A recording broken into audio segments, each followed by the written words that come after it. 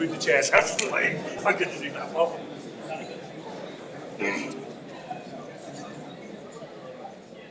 Yeah, if it's lit up, we ready. Oh no.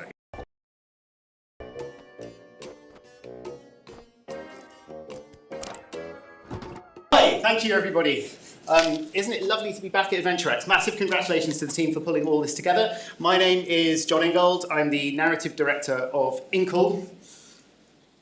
We made a bunch of things over the years, so hopefully everybody has heard of at least one thing. We actually have a new game coming out in January, which we stealthily teased in the brochure for the event, and then I just put on the slide anyway, which you can wishlist on Steam now. So if you're viewing this live on the stream page, you can pause it now, go and wishlist it and come back, so I won't wait. But I don't want to talk about that game today, partly because we're being all secret about it, but partly also because that would be strange when you haven't actually played it. So I want to talk about something I've never heard anyone talk about before, which is story generation. So starting from an initial concept to a full outline of a plot in 20 minutes with jokes. So I better get a move on. So, picture the scene. It's 2027. Climate change has been solved thanks to the discovery of a carbon-guzzling algae, which dries into a really good fake hamburger patty and also can be used as wall insulation. Donald Trump is out of office. He's running around the garden in a nappy saying goo goo gaga, and we're all fine with that. Vladimir Putin has returned to cryogenic suspension because Austin Powers has finally caught up with him. But this has obviously broken the telepathic communication with the reanimated corpse of Nigel Farage, who has now been returned to the Victorian cemetery that he was dug up from in the first place. Meanwhile, Greta Thunberg is bored, so she's released an album with Sabrina Carpenter, and frankly, it's pretty sick. And best of all, narrative designers are everywhere. The game industry has healed, the sun has come back out. And all of us, including you, yes, you, have been hired. And you are working with an indie studio. It's day one on a brand new project. You've got an open brief, a secure budget. They ask you for a Zoom call. So you settle down, you put on a t-shirt which is just nerdy enough. Not too nerdy, you don't want to seem intimidating, but nerdy enough that they believe that you know what you're talking about. You put a pen behind your ear because your flatmate tells you makes you look like Tolstoy and not like Bob the Builder. The Zoom call starts and the team say, hi, it's nice to meet you, and we're going to present you with their design document, their beloved crafted document that outlines their vision, the vision that has secured millions of dollars of funding from Ubisoft, assuming they still even exist in 2027, and they want you to be the person who realizes that dream. So they hand it over to you and it looks like this. You say, okay, have you got anything else? And they say, no, it's perfect. You say, what kind of game is it? Is it an RTS? Is it an FPS? Is it a card battler? And they say, no. Darling, you're overthinking it. You write the story, we'll design the game to tell that story. So it's a wide open canvas. It's a blank sheet of paper. And what do? Everybody knows that a blank piece of paper is an incredibly intimidating thing to see. So as writers, as narrative designers who have been bursting for this opportunity, we do the only sensible thing for our starting point, and we go straight to existential doubt. What even is a story? Who are we as narrative designers? Why are we doing this? What is it for? What does it mean? Well, okay, story has an enormous number of definitions. People are constantly arguing about it. It has almost as many definitions as the word narrative, and sometimes those definitions even overlap, but not always.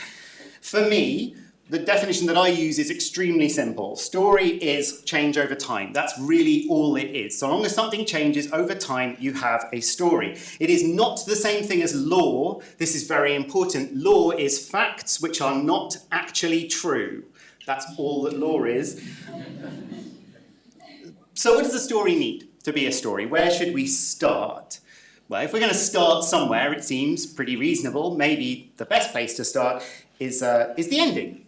Okay, it's a pirate game. What do pirates want? Well, we know they want treasure. They're after treasure, aren't they? That's okay. But treasure is just money, and money is a means to buy other things. So that's not a very good ending. Okay, what might a pirate buy? Well, they might buy a big ship. They might buy a big hat. They might buy a sandy desert island. But unfortunately, we know that only really, really bad people buy desert islands. And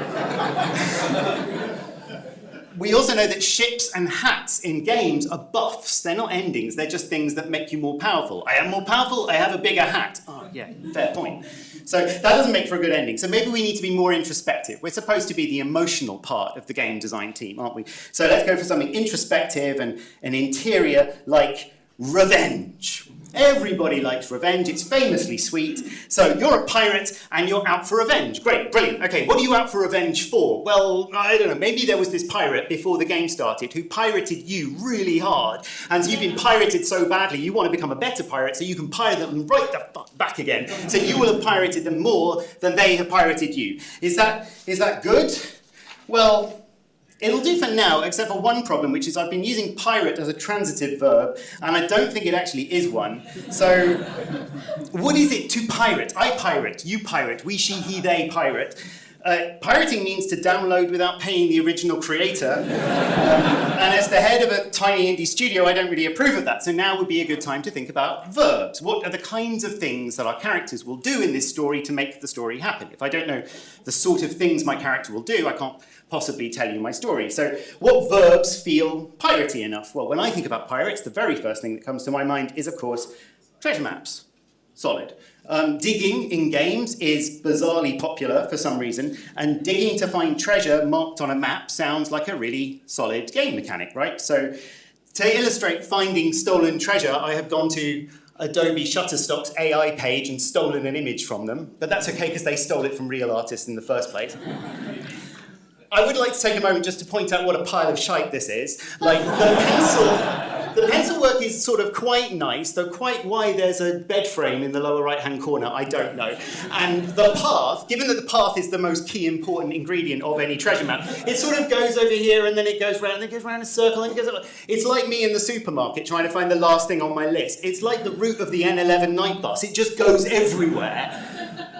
But to be fair, this is what the player will actually do. They'll wander around your island looking in all the corners in case you left a collectible or a pickup, and they will wander all over the place before they finally find your treasure map. So if you do this, you'll do the playtesting, and then you'll have to add yellow paint and seagulls who mysteriously point the way to the treasure. And you'll probably have to put a flipping great big X on the ground at the point where the player is supposed to press X to dig on the ground. So, no, actually, I don't think maps can possibly work except in a Highland Song by Ingold Studios.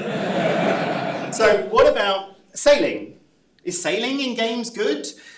You sort of point and go when you sail in games, don't you? Which isn't how boats actually work. Boats actually tack and reach into the wind in quite subtle and complicated ways. Obviously, driving in games is famously fun. There are turnings and navigation, there are obstacles, there are people to dodge, there's other cars, the background goes past you at speed, so you get a feeling of progress, but the sea looks like that. And as anyone who's read Moby Dick can attest, it takes an enormous amount of skill to make this interesting. So no, I don't think sailing in games can work, except in Heaven's Vault by Ingold Studios. So what about swashbuckling? Is that even a verb? Do you have a button to buckle your swash? Is it like a button you hold down, or is it a toggle? Do you buckle your swash and then unbuckle it again? Is there some societal reason why you should walk around with your swash buckled or unbuckled? And why is this suddenly sounding obscurely filthy? Things are getting in a muddle. So it's a good time to go away and do some research. Research is the secret tool of good writers, as I'm sure you all know. A really good writer knows about absolutely everything. But we're in the games industry, so we only need to be strong yet mediocre. Which means we should know simply more than you might reasonably expect about most relevant things. That's fine. And the way that you achieve that is very simple. Every time a question comes up where you don't immediately know the answer to, you go and look it up. That's fine. It's as simple as that. It's, whenever anything comes up that wasn't already in Pirates of the Caribbean or already in Treasure Island, and that's what, if you discover this thing, that's what makes it feel to people like your story is 100% original, when it's actually only 10% original, and 90% of it is just Monkey Island again. And the great thing about research is it doesn't matter what you research, whatever you stumble on, whatever rabbit holes you go down, if it's interesting to you, it's fairly likely it will be interesting to your eventual readers and players. There are no bad ideas, there are no bad questions, and there are no bad topics of investigation. Research is really just going on a random walk towards any shiny thing that catches your eye. So, for example, did you know the word buccaneer comes from the French boucanier, which means to smoke meat? This is not because pirates had massive blunts the whole time, it's because they used to be journeymen who hunted their food and cooked it immediately. And swashbuckling comes from the 16th century noun to swash, to swish your sword, or rather to swash your sword against a buckler, which is a small shield. So it's sort of, basically, swashbuckling describes using a sword against someone who is basically carrying a small metal dustbin lid. So it's bullying, basically. It's attacking someone who isn't adequately armed to defend themselves. Computer games are full of that. It's like, I've got an Uzi and there are 4 guys and they are gone. That's standard computer game mechanics, so let's keep it. So what's our story so far? Well, we are on a mighty quest for revenge that involves limited use of treasure maps, a boat fighting poorly armed people, and a boat that largely goes where it does automatically. This all suggests that I, the player, am not an ordinary seaman, but some sort of lofty position of command. So I guess I'm a captain. I'm the captain. Who am I? This is all backwards. Surely I should have started off, hey, for all the Babylon 5 fans in the audience, all 3 of you. Surely we should have started thinking about the protagonist. Where do you come from? What sort of person are you? What do you want out of life beyond treasure and buckles to swash? If you're the captain of the ship, are you a good captain or are you firm but fair? What sort of characters do we even have in our story world? What sort of people do we want there to be? Are they shocking? Are they goofy? Are they heroic? Are they grey? Are they gay? Are they easy to cosplay? We can't design a character until we know what sort of world the characters are allowed to be. So fine, okay, a good way to interrogate that, to interrogate who the people are, is to think about their names. Names are impossible to get right, so it's worth trying out bad ones really early on. So, for example, the most famous pirate in computer games for everyone outside of this room is this guy. Not the guy you're thinking of. His surname is Kenway. Ken means to know, so his name literally is Edward, I know the way, or Edward, good sense of direction. And that's why he comes across as a trustworthy character, because on some level you know this. He's a ruthless pirate, but you sort of believe in him because he knows the right direction. So what sort of name should our captain have? Well, let's check out some options. Let's look at things we've seen in the past, right? So you've seen Pirates of the Caribbean, of course you have. So I'd now like to introduce to you Captain Barnabas Caravaggio. He's a romantic, but a rogue. Or you've seen Hornblower. Maybe you've seen Hornblower. I'd like to introduce to you Captain Julius Yardarm, who wears extremely tight trousers. You've played Monkey Island, so meet Captain Chomp Finwhacker. You've seen Star Trek. Meet Captain Max P. Trousers. You've probably read Treasure Island once. Treasure Island is all about geology, right? Have you noticed that? It's all about geology. There's Captain Flint, there's Long John Silver. So I'd like to introduce Captain Pyrites the Pirates. You've seen My Little Pony. Meet Captain Feisty the Pet Shop. You've seen Carry On Jack, if you're as old as me, so that's like, again, 3 of you, it's the Babylon 5 fans in the audience. So meet Captain Whoopsie Dervish, that's what humour was like in the 60s, everybody. Okay, all right, there aren't actually that many great pirate references, it's a fairly underused genre, bizarrely, so let's cast our net a little bit wider to other great leaders. So you've seen Dune. Everyone in Dune is called Colin or Jeff, but has a really extravagant surname, so you've seen Paul Atreides, meet Bob Euripides, his best name. You've played the games of Hideo Kojima. Now, Hideo Kojima loves names that tell you exactly what the character does. So this is Sam Bridges, who builds bridges. So meet Captain Boaty McSailface. You've read Pride and Prejudice, so meet Captain Annie Braithwaite. Wait a minute, that's a girl's name. Were there female pirates? You ought to know this. If you don't know this, you ought to know this. And if you don't know this, it's a very good time to go away and do some historical research, which actually we should have done ages ago, but I thought I'd leave it as late as possible to piss off the historians in the audience. So here are some true and interesting pirate facts. Firstly, the most successful pirate of all time was a woman from China called Zheng Yisao, but I don't know the pronunciation because I got it from Wikipedia, obviously. She didn't last very long, but she commanded the largest pirate fleet that has ever existed. Obviously, a game about Chinese pirates is a brilliant idea that someone absolutely should do, and kudos to Megna Giant, who told me that 10 years ago, and I still haven't done it. Fact 2, the golden age of piracy, which is what we mean as Westerners when we talk about pirates, lasted for a disappointing 30 years, from 1650 to 1680, and was characterized by Anglo-French seamen based out of the colonial ports of Jamaica, Martinique, and Tortuga, who worked for corrupt governors of those ports, harassing and attacking Spanish treasure fleets sailing out of the Spanish colonies in Mexico, Panama, Colombia, and Bolivia. They were essentially mercenaries, which is not quite the romantic ideal. However, they did have women aboard, they even had women captains, and they also operated voting democracies aboard their ships. And that's really interesting, because if they operated voting democracies aboard their ships, that opens us up to a completely new and unthought of verb, which is voting. Voting as a game system is really interesting. Obviously not because voting is interesting. Where I cast my individual vote clearly does not matter. The last 20 years of my life have proved that to me repeatedly. But what does matter is how many of you, Zebes, I can convince to cast my vote for me. That's the real meat of all voting democracies.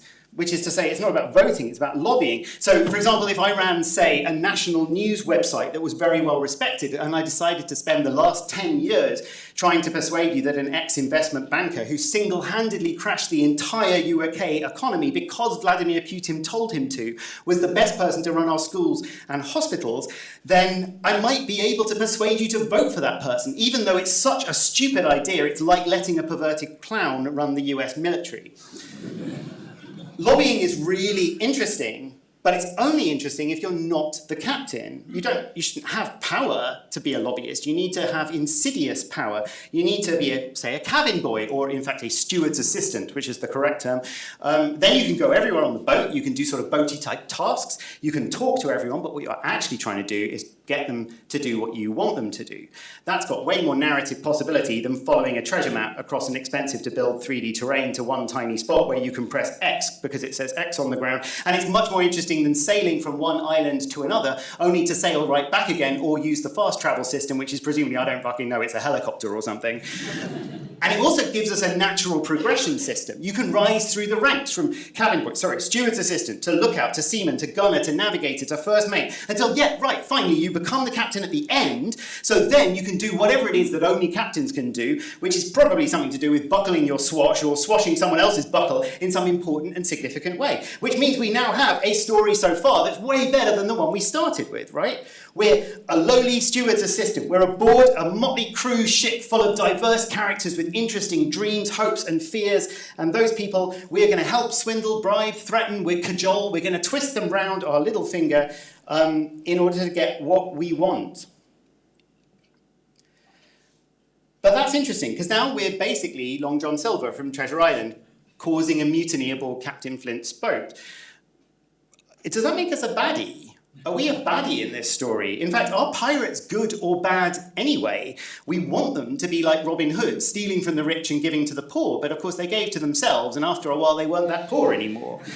Most of them, as I said before, were in fact mercenaries, if you actually look at the history. So do we really want to say that pirates are honest and brave and true, like they do in the Muppet film? Or do we want to say something darker and more true to life than that? What, in fact, is the moral universe in which our story is going to operate? What even is a moral universe? It's not a very fashionable idea right now, but the truth is that every story has to exist within a moral framework that the author is either promoting or satirizing or just documenting. That's what stories are actually for. They show us how things are, or else how they should be. Stories that pretend not to have a morality actually always do. So Game of Thrones pretends to be uncompromising and truthful and edgy, but like all edgy bullshit, it's just nihilistic. It's like a miserable drunk sitting in a corner of a bus station at night muttering to itself that everyone's a bastard, especially women. Harry Potter, similarly, claims to be about the power of love, but what it actually tells us is that public school educated people are born to leadership roles. Twilight pretends to be about female empowerment, but is actually a deeply conservative lecture about original sin. Good stories do better. Marvel, they're not amazing storytellers, but they're pretty solid on this one. They tell us never to give up hope. Every single film is telling us that every time. Doctor Who, slightly more sophisticatedly, tells us that evil is defeated by imagination, which is the root of all empathy. Tolkien, a far better writer than both of those series have, tells us with every single character arc in The Lord of the Rings that being good is really difficult, but the alternative is utter damnation. Every single character in The Lord of the Rings is either good or damned. There is no middle ground in Tolkien's world. Alien tells us that corporate systems eat people alive and that resistance is survival. So a moral universe is kind of the bedrock of what you're doing as a storyteller. It defines how providence and justice works within the narrative. It's not an endorsement of a particular moral code, because it can obviously be satirical, but it does deliver the meaning of the story. You need to be careful with this, because if your morality is unconscious, if you haven't thought about it, then it's probably bad. It usually is. And finally, without a coherent morality, stories feel arbitrary, especially the endings of stories. That's why the ending of Game of Thrones didn't work, because they were so busy saying that nothing matters, that by the end of it, it didn't matter. And they can't solve that problem, because they've been building that problem for themselves for 5 years solid. So, what about us? What do we want our story to say? What do we want to say about pirates, but more importantly, about the world? Well, I think time's up. The studio call a meeting and they say, okay, we're back from the pub, you've had loads of time, let's hear it. We're super excited, everyone's on board, we've already been phoning Hollywood agents, we're going to cast some major Hollywood talent, we just need to know your story. Okay, go, it's your turn. And you look at your pile of notes and verbs and names and goals and research and realise with a terrible sinking feeling in your stomach that you've squandered it. Your one opportunity to create something both strikingly original and yet comfortingly familiar, that both meets and exceeds the original brief, and you're about to turn and leave the room knowing that while 2027 is fantastic, you don't deserve it. When you realise you are in fact 100% ready. Picture the scene. It's 1660. Your name is Annie Braithwaite. You're a young woman alone on the island of Tortuga. No, wait, better. This is better. You're the daughter of the governor of Tortuga, a cruel and vicious man and a really terrible dad who's just executed your fiancée on a spurious charge of piracy. You run away to sea, disguising yourself with a big hat as a boy, and sign up with Captain Barnabas Goes the Right Way. No, Captain Barnabas Go Rightly. No, Captain Barnabas Godright. A firm but fair captain, with a varied crew of diverse types drawn from across the Caribbean. At first, you're shipbound, able to talk to people, but you begin to influence the decisions they make, subtly at first and then in larger ways, until your ship builds up a fearsome reputation and an arsenal to boot. Then we raise the stakes. After landfall, Captain Godright is imprisoned, and the first mate takes over, a mad sadist by the name of Julius Finwhacker. The crew despise him, and so you plot a mutiny, eventually forcing him to walk the plank. No, better, this is when you get your sword. You swash your sword at him until he lands in the drink by pressing X repeatedly. Then you turn and you pull the hat from your head and reveal yourself to be a woman. The crew cheer and vote you in as captain. There and then you turn your sights on Tortuga to go and take down your own cruel father, but you don't kill him. Oh no, that would be too good. Instead, you strand him on a desert island like the bad man he is, with only a treasure map with a really long-winded dotted line that points to where you borrowed the one bottle of fresh drinking water. And then you sail away, the most feared, the most respected pirate in the whole of the Caribbean, and the only thing you need is your captain name. You are no longer Annie Braithwaite. You are now Anne Throw Your Hat Away. You are, no, you are Anne Go That Away. No, you are Anne Hathaway.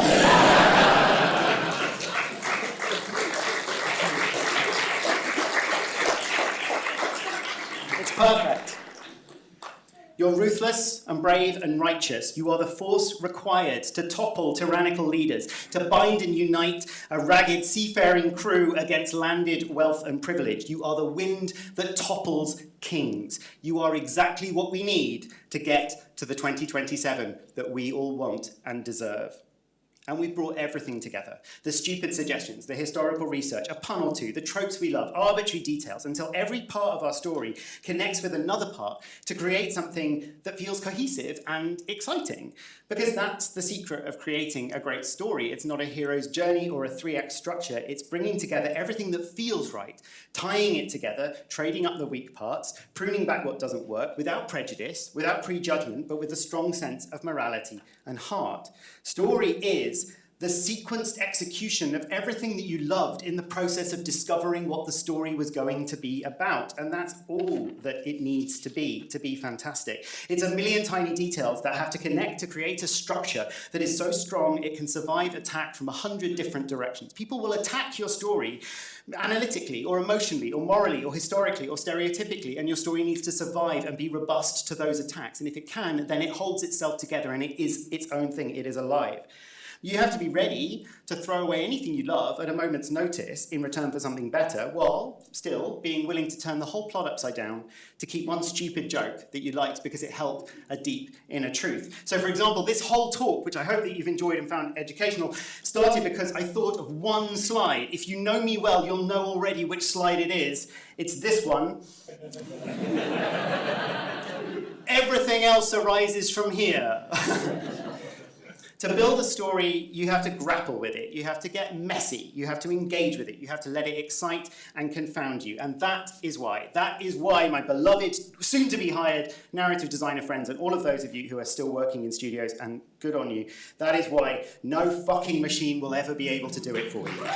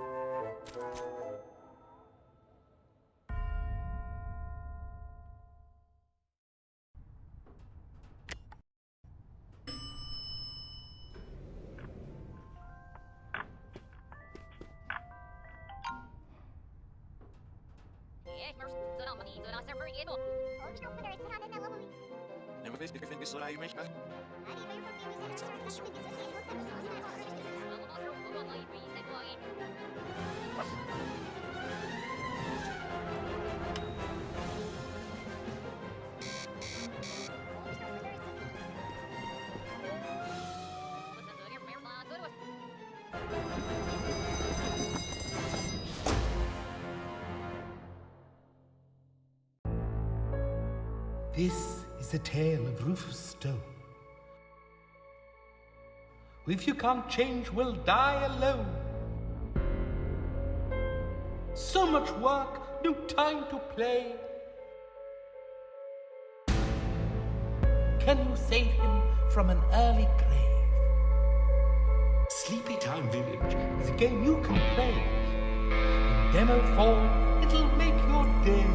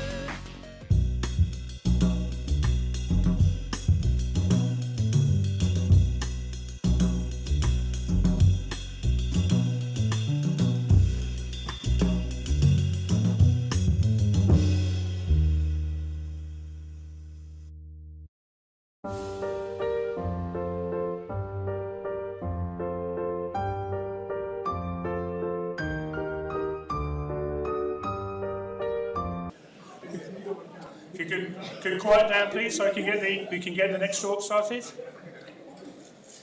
Thank you. Whilst not a requirement, having voice acting in a game can enhance the game experience, but for smaller studios, getting decent voice acting can be difficult. With multiple commercial and game credits under her belt, Kathryn Vinclaire is an accomplished voiceover artist. Today, she will offer some ideas to help smaller studios add voice acting to their budgets in her talk, Casting Actors for Indie Games, How to Get AAA Results on an Indie Budget.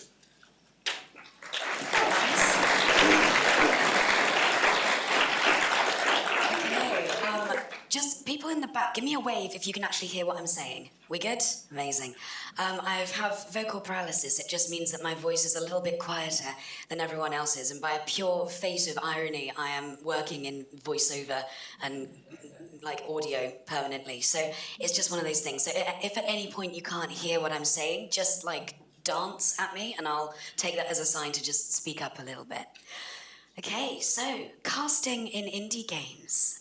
Let's jump to the next slide. Thank you, Steve. If we can. Right, okay. Oh, dramatic pause. So the thing with casting in indie games is it's a little bit of an oxymoron. Casting is something that is notoriously expensive any which way you look at it. But at the same time, indies are always restricted by budget. It's always money that gets in the way of a lot of progress being made on an indie scale, just because you're working within the limitations of the realistic wages that you need to be paying people who are kind enough to join you on your creative venture. By their very nature, voices are seen as a bit of a luxury. Not only have we got things like AI creeping in to kind of change the landscape, but we're also in a position where just purely by the very nature of where voices come into a production, they're often one of the last things that you bring onto a game. So if there's any time when you're going to have run out of budget, it's towards the end of your production. So many productions will begin thinking that they would ideally like to have voice actors in their production. But by the time they get to the point where they're ready to cast, things have run over time, they've run over budget, and they're not in a position anymore to bring actors on. So this is why I wanted to create a casting service that is aimed exclusively at indie games. So I am not here to work with AAAs. You will never see me working on a massive production apart from perhaps a little runaway success that starts out as an indie, because I truly do believe that indies have the opportunity, as we're seeing, to have enormous creative impact on the industry, even on a smaller budget. I made this slide on my laptop, and I was not expecting that to be quite so big, so apologies for the massive ego boost there. If you don't know about me, I'm Kathryn Vinclaire, not Kathryn Vinclaire, as I was introduced. My apologies. No, that's all right. I might keep it, actually. It's quite cool. So yeah, casting director. I do a bit of voice work as well. You might know me from BAFTA Connect. Anyone in from BAFTA Connect today? Hello. Lovely to see you, and I'm sober. So, that was a bit... Okay, people know things in this room. So, yeah, I've been a judge at the BAFTA Young Game Designers Awards just this year. I'm also an ambassador for Yuki and the Minicat Studios' inaugural neurodiversity and disability cohort. So that was just a fantastic group of people that were brought together to embrace diversity within the industry. Okay, so what you might know of my work is indies, I think, are quite well exemplified in these 4 games. We've got things like Albion Online. I'm the voice director, casting director for Albion, and that's me sort of joining a team that have been around for a damn while, and I'm joining an IP that is well established, already has a strong fan base, and I'm there to bring voices onto their production. It's already very well established. You might recognize from the artwork for AdventureX this little duck. This is Duck Detective. So this was one of the first games that I was lucky enough to join as the casting director and bring voices into for their sequel, Duck Detective, The Ghost of Glamping. But I want to stress that indies are equal in their validity for bringing voice actors onto their productions, regardless of whether they are a runaway success like Albion Online or Duck Detective. they might be something a little bit smaller that perhaps not everyone's heard of. So Amelia's Escape and Influence are two indies that are made by micro teams where I came on board and brought voices into the game and gave them a full comprehensive casting process because they all deserve it. And it isn't just about being a team that's already got a few productions under your belt and what are you going to do to add another Jenga to the tower for your next bigger production. It could be one of your first productions, like Amelia's Escape. This is just one guy looking to make something creative with a fantastic idea who found me at just the right time. This is why I love talking to people at expos and conferences, because I do feel like everyone is looking to make those connections, and just having someone in your corner who can help share the creative load, that's kind of what a lot of this talk is going to be about.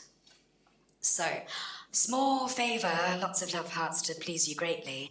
I'm going to have about 5 minutes at the end of this to take questions. Please take a second to think of a question and don't wait for the most confident person in the room to magically have the best question going. I just think the best conversations will come from discussions around what I'm yapping on about today. So take a minute to have a think, bookmark something, write it down, and then I'll come to you at the end. All right, so why is casting for indies hard? It kind of boils down to three main caveats. Money, know-how, and time. Obviously, the financial implications of an indie kind of speak for themselves. You're working against your budget. It's boring. The know-how is an interesting one. Most people that end up making indies are juggling a lot of different roles. So you'll end up with people who are developers, suddenly tasked with bringing out the most beautiful emotional performance from an actor in a really pivotal scene in their game that's been so beautifully written, except they've never worked with actors before. And it's all very new. So you end up with people who are trying to sort of stretch themselves to do things that are totally out of their wheelhouse and very fresh and very new. Now, that is exciting, and that does mean you can end up with some really interesting and unique perspectives on these different areas of your game. You don't need to be a casting director to cast a game, but it does help, and hopefully this talk's going to exemplify why that might be useful. The other thing is time. So if you've got less money and you've got a bit less know-how, you're a bit greener to the industry, and you haven't just got the option of throwing money at every problem that you come up against, every creative challenge, sometimes just having a bit more time on your side can be really useful. But at the same time, if it's your first game, the pressure is really on. You're trying to build that audience, and you don't always have the time to be thinking about casting, simply because even if you've got a healthy, let's say, year in which to complete the production of your game, you're doing about 1,000 different jobs at the same time, which means that you've got automatically far less time to dedicate to the casting process. So you end up kind of tying yourself up in knots, even if you're doing an exceptional job and being super efficient. So some of the pitfalls that come into casting, especially from an indie perspective, with those three caveats in mind, is this idea that it's just about voices. But casting is more than just being friends with voice actors. There's a pretty comprehensive process behind it, and I think it's important to just shine a little bit of light on that, which I will do later. Audition overwhelm is real. I've got a few stats to share later in the talk about just how much audio you get presented with that needs to be reviewed when you get auditions in from actors. The very nature of that process is incredibly time-consuming, and audition overwhelm is a very real thing that I don't think anyone talks about. Not really enough.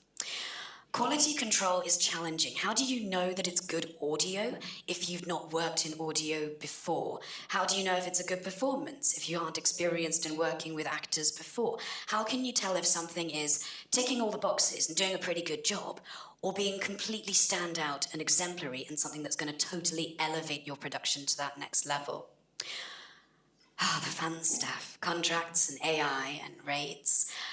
It's a bit of a Wild West.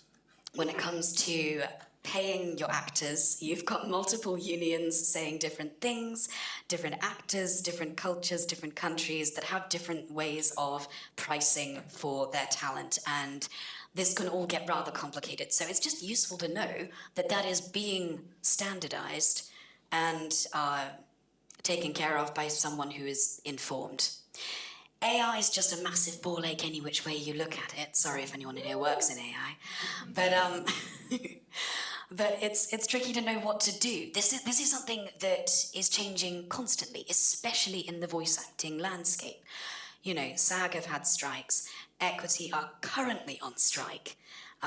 You know, there are really significant changes that are taking place. So what you might have researched 6 months ago at the start of your production might not be the lay of the land right now. So having that up-to-date information is something that, again, takes time, but it's important to, you know, to consider and be up to date with. And contracts are just one of those things where putting things like the right rates and an AI clause in is just the beginning. It is a bit of a Wild West, so most voice actors that you work with are going to have their own kind of boilerplate contracts that they send out.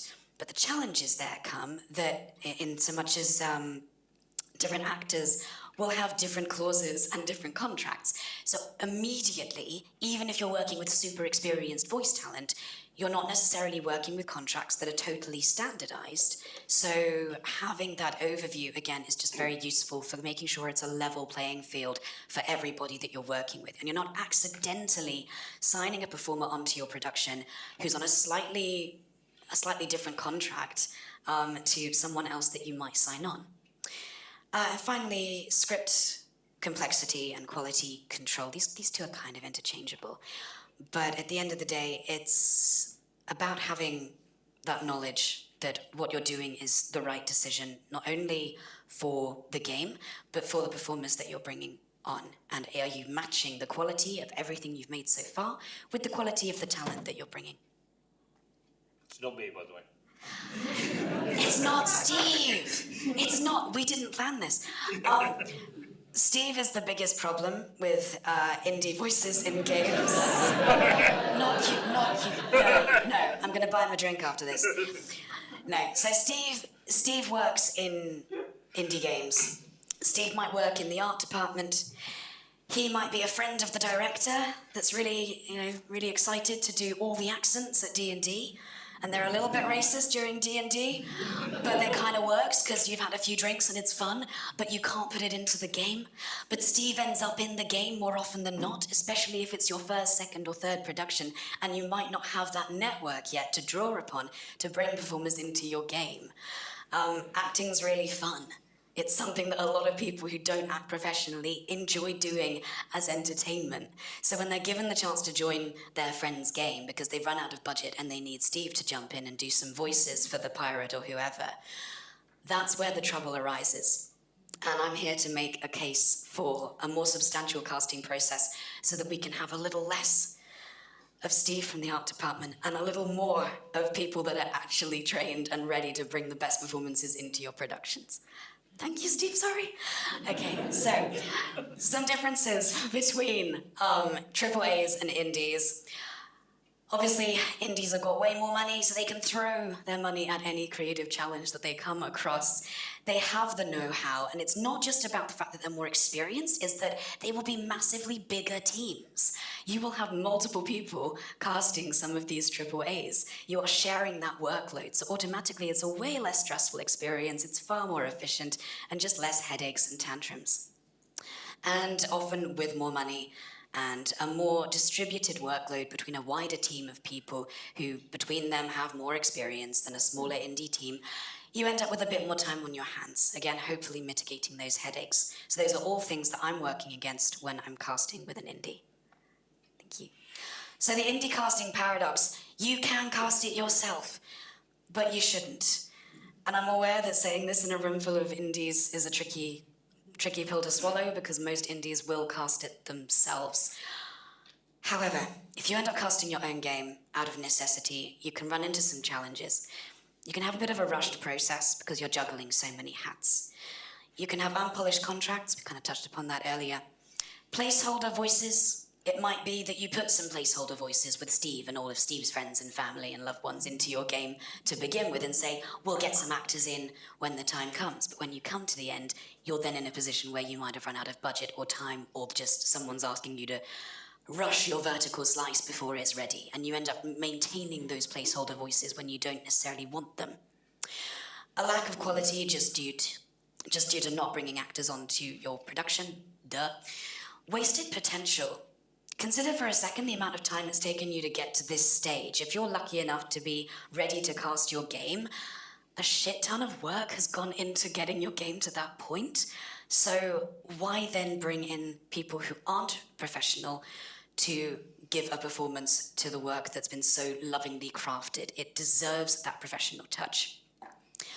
Lack of diversity. This is something that I think is probably one of the most important things I want to dispel today.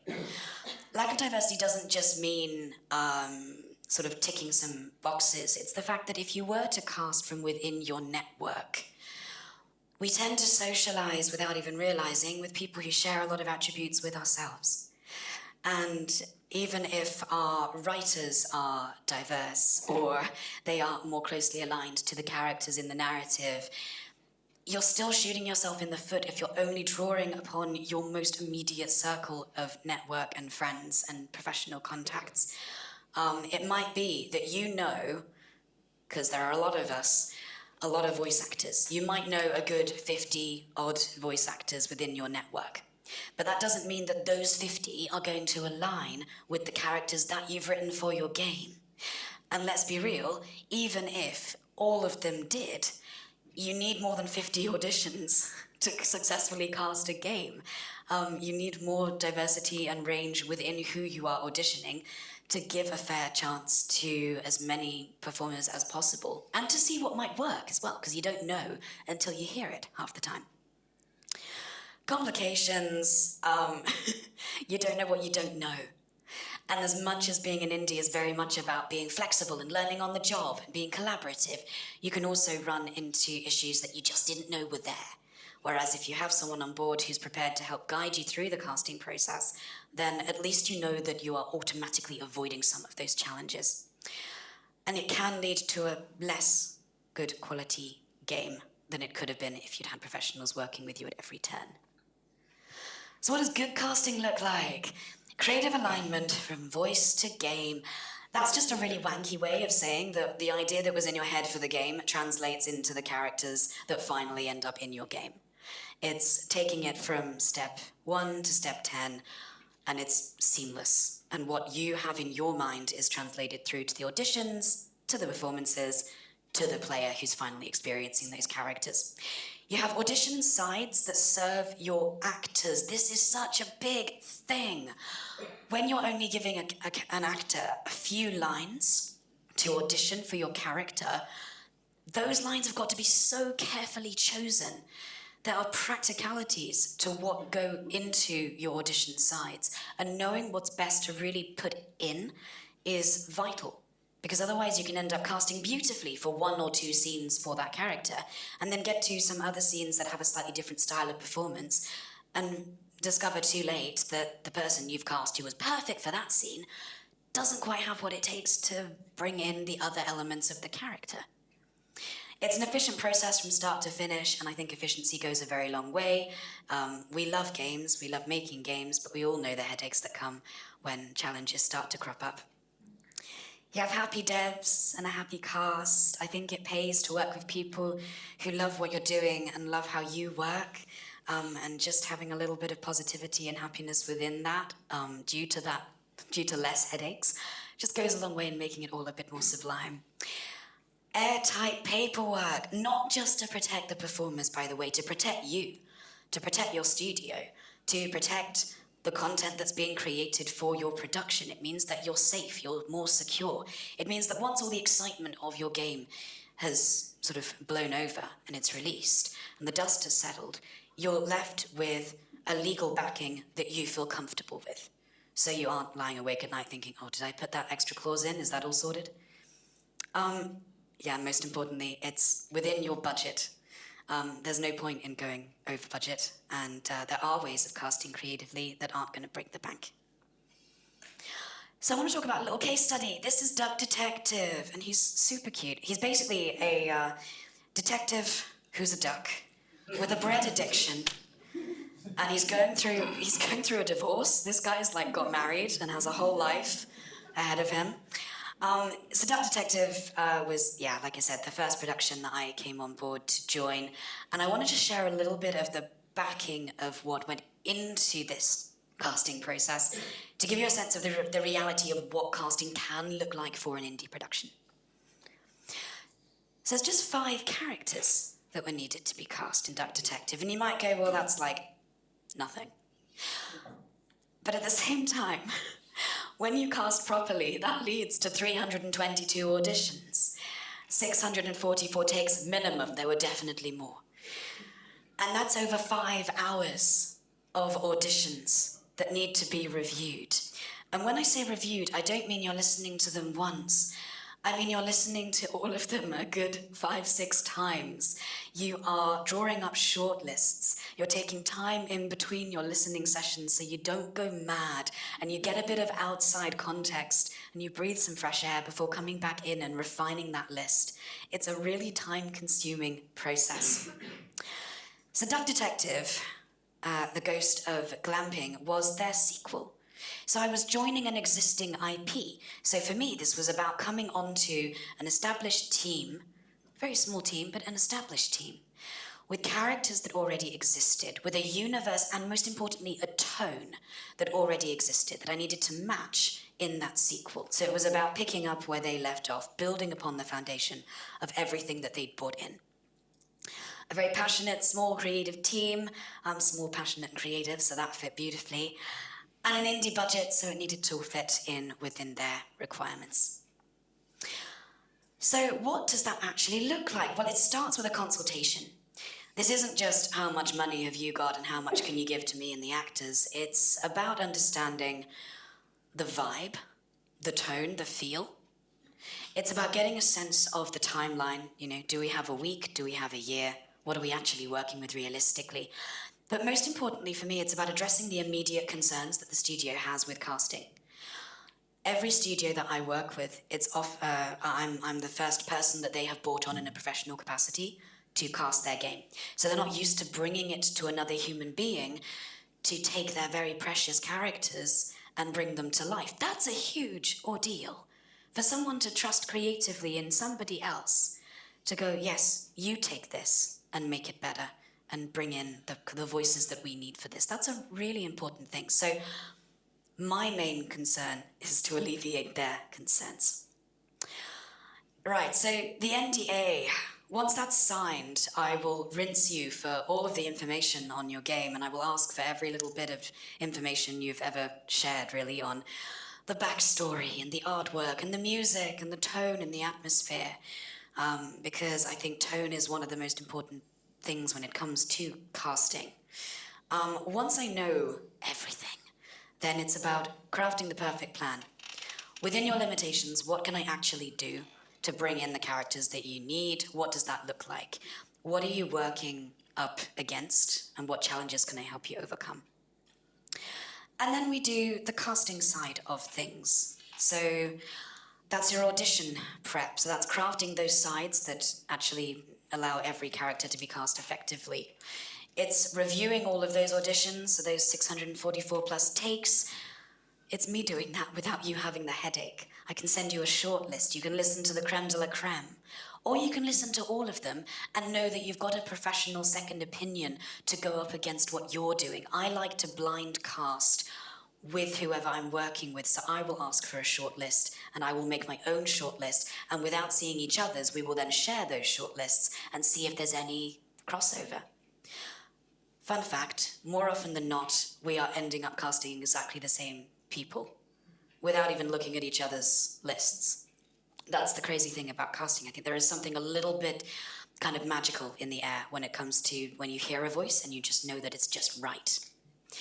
And then the final casting, so I'm there to liaise with the actors. I'm there to mitigate any of their concerns and help them feel comfortable and excited and happy and grateful to be joining your production. So, I want to finish up with just talking about working with actors, because I also work in the voice directing side of things where necessary, and regardless of whether you are casting your game or you're bringing someone else on to cast your game, it's just nice to know how to work with actors and to get the best from them. Actors perform best when they feel safe to play.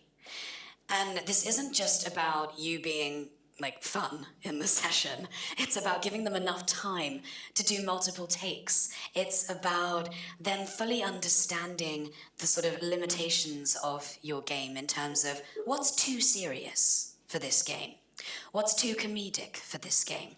Like, where are the parameters that fit the atmosphere and the tone of what you're creating versus anything that falls outside of those boundaries. Actors need trigger warnings. They need trigger warnings in auditions. You can't just be throwing stuff out there at actors and going, well, you know, we're all of age and we've watched 18-rated films and we've played 18-rated games and we can handle anything. You don't know what an actor is going to be triggered by. We're all human, and that really should be respected. So please, if you do nothing else from this session, just bring trigger warnings in to your production process from the audition stage. AI riders are a must. I don't care who you are. I'm not going to work with you if you're not signing an AI rider for every single talent that is used on your game. And there's an agreed rate of pay. There should be some important brackets under this. An agreed rate of pay that's based on an industry standard. You're not just throwing the remnants of what you have left in your budget and sort of partitioning it up against among the actors that you have to cast. It's something that is reflective of their time and their talent and their skill. You have sessions that feel collaborative because they are. You know way more about your game than the actor does. The actor knows way more about what they can do with your script than you do. So let that collaboration come naturally. Allow for those conversations to happen in the booth. It's not just about bashing through the script, getting through the lines, and then job done, well done, here's your paycheck. Let it be collaborative. You'll get so much more out of the experience. And encourage their interpretation of your character, of your script, of the tone, because that is something that AI cannot do. And even though in the next 5 years there will be, inevitably, companies that are going to be advertising a sense of interpretation of scripts within AI voices, what that is, it's just another trigger, it's another input from a director. So what that really is just directing, not interpretation. So use the actors for everything that they are on a human level, because that's ultimately the most important thing. Just about time, so. Perfect. Okay, so how to level up as an indie. Get your quotes early. So that means if you're working with someone who is casting, you can get a quote before you've got your funding. And that means that you can then build your cast around your budget. Not every character in your game needs to have a voice, but it's important that if you're working within a limited budget, that you are making those decisions creatively so that the characters that you are paying to have a voice are the ones that are going to bring the most to your game. Bring in an expert. If you can't afford someone who works in casting, talk to those people who you know from the world of performance, so at least you're getting a bit more of an informed consensus on the decisions that you're making. Widen your network beyond your work circle. That means getting onto LinkedIn. I'm sorry. That means getting into expos like this and meeting people. Brilliant news. Consider how and why you're using voices, because just because a character speaks doesn't mean they should be heard. Doesn't mean your budget could allow for it. And make the most of your actors' creativity. That's all I wanted to say, really.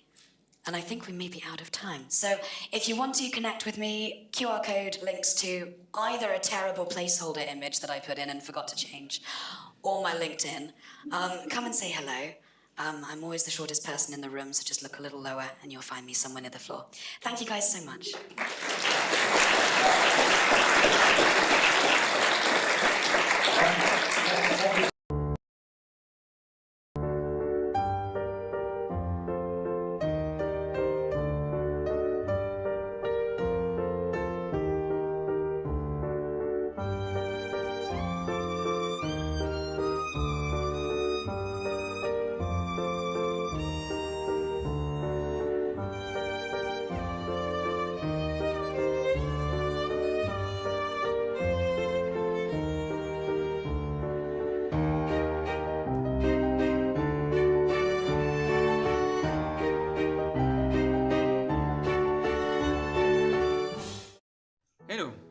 Mathieu Lombard, CEO and co-founder of Dolos Incorporated.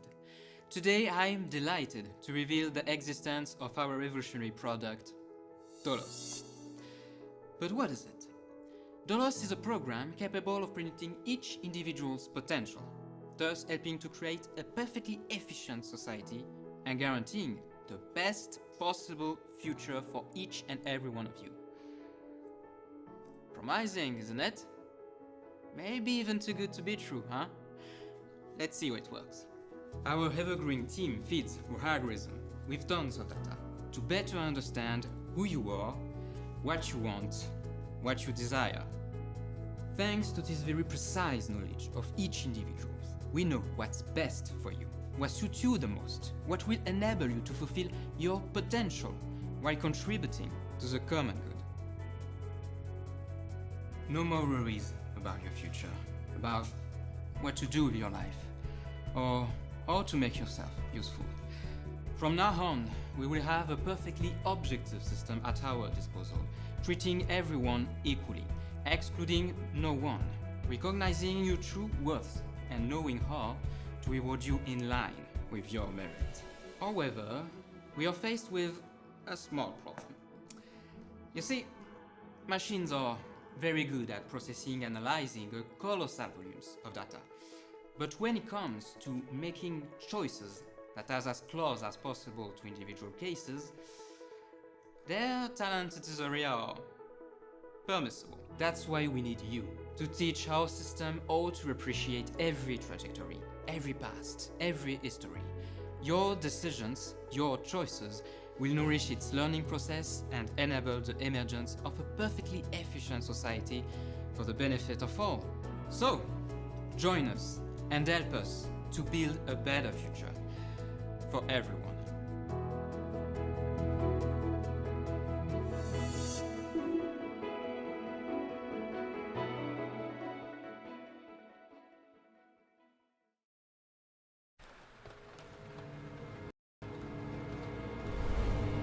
What if death was just the beginning of an extraordinary journey?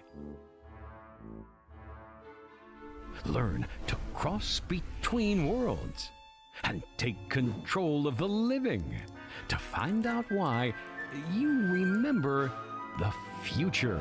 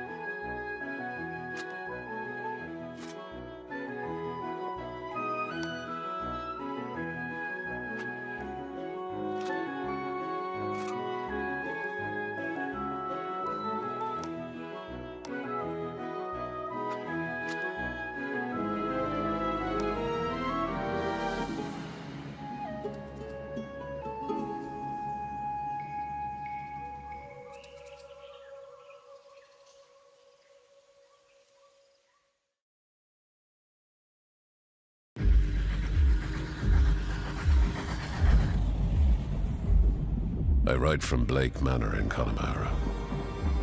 Yesterday, a guest went missing.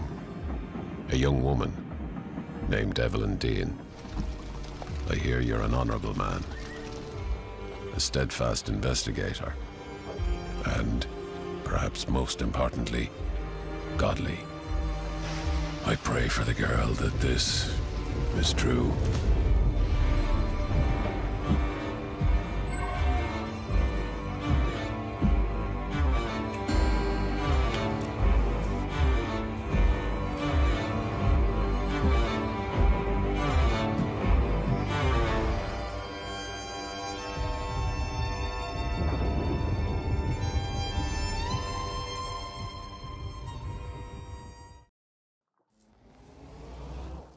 Sebastian, what is going on?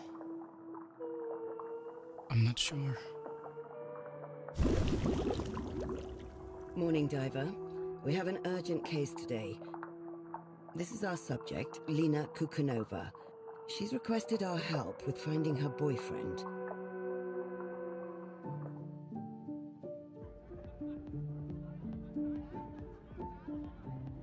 Her memories are disintegrating fast.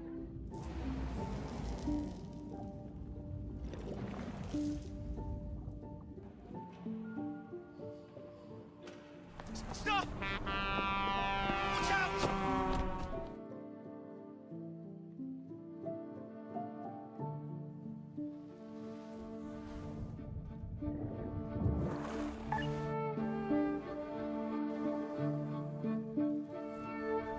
I can't just leave her. I don't know how to live without her. So, Diver, do what you do best. Help Lena remember.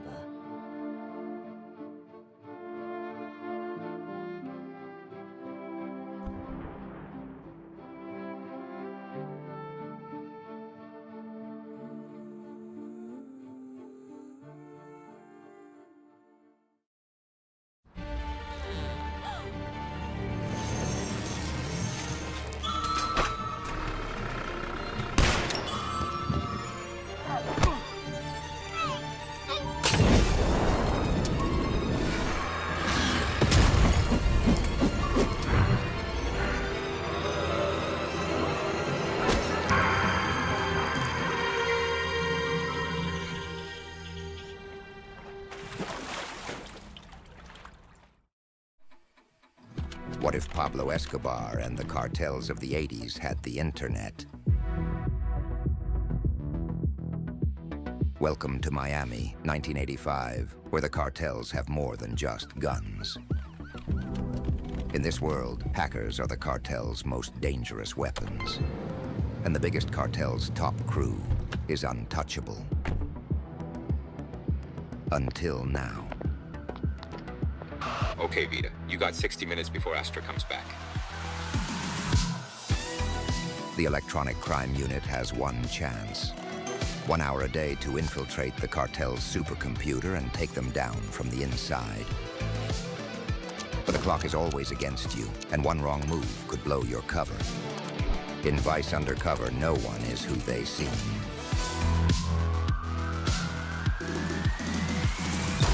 Coming soon to a computer near you.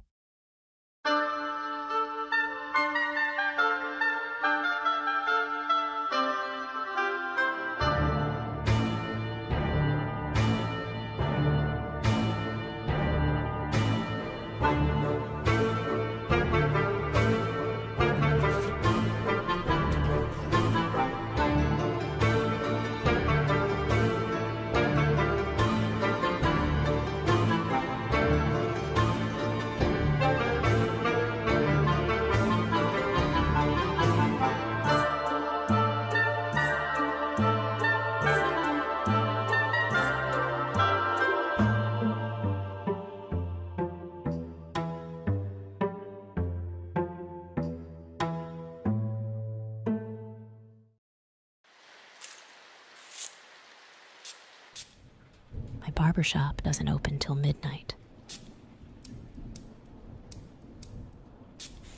I don't have many clients. The enchanted, those who hide their nature, that look for a place to belong.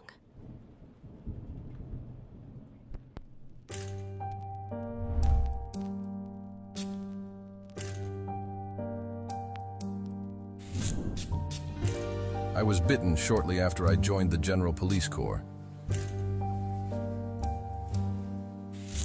Blaze had his eyes on this building, always full of guards, private security. We have our reasons, but I'm afraid that's classified.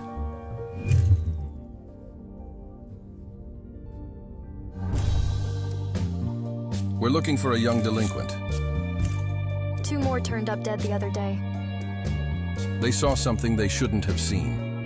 Drugs, they said, but I saw the bodies. Fucking bite marks. Something that dangerous people would very much like to stay hidden. I know she's here.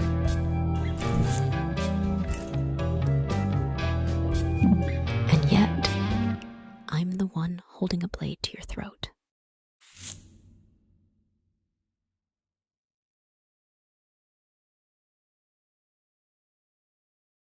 My name is Laura Tanner. I'm writing an article about the people here and about the comet. The meteor? Like that's our biggest problem? Anyway, welcome to Laburnum Creek. Oh, you write? That's awesome. I'm an artist too. I'm not so much an author, more a journalist. I just want to know what's so great about this place that people will stay here despite the threat of it all ending. You shouldn't be asking why Laburnum Creek is so nice and why everyone wants to stay. The question is, why did you come here? I don't know if it's the altitude or the way the wind shudders through the pines. Maybe it's cosmic rays. I couldn't tell you, but Laburnum Creek does something to people. I get the feeling you're not talking about the comet, but I don't understand.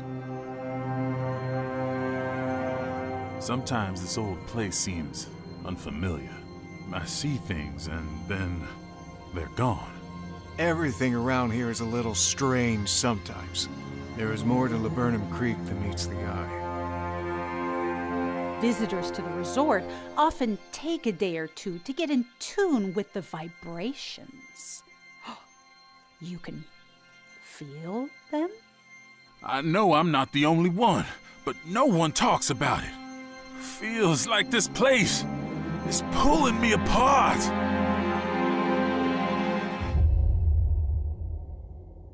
I've got my eyes open. I see what's coming. Do you, Miss Tanner?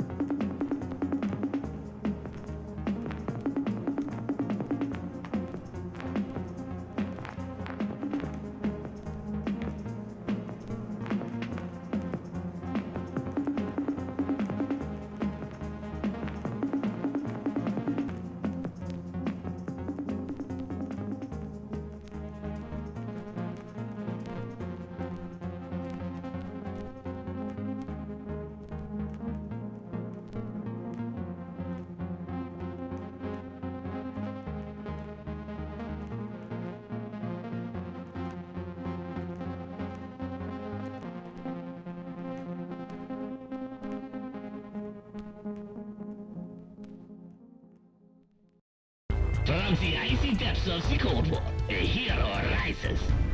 In a world on the brink of annihilation, only one Soviet soldier stands between salvation and total destruction. He must save the world, twice. Fear not, for he is not alone. Take control of Stalin, a fearless feline ready to claw his way to victory in Red Star. The sensational, action-packed, and absolutely free update for Seoirse. The call for help has been sent out. Will you answer? Or face your doom? Coming soon, comrade. Don't miss it.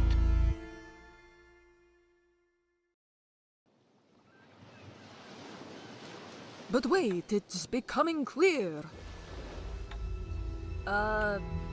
Theodora Green, you shameless grifter.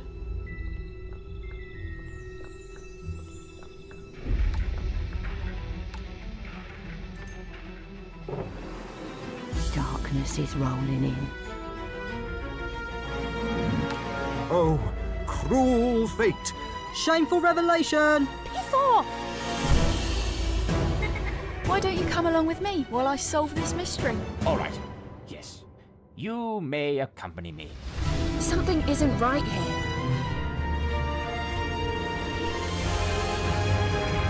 Under this moon where magic entwines, grant me the power to decipher minds. Did it work?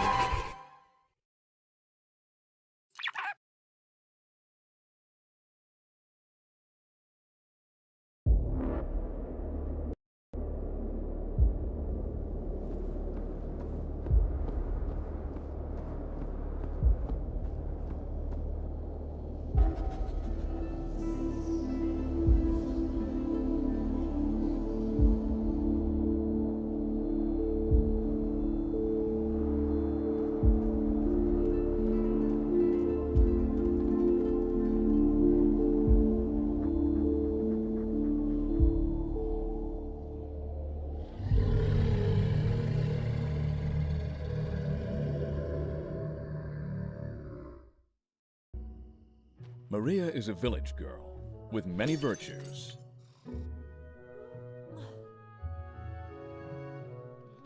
Okay, I'm up. I could have slept all day.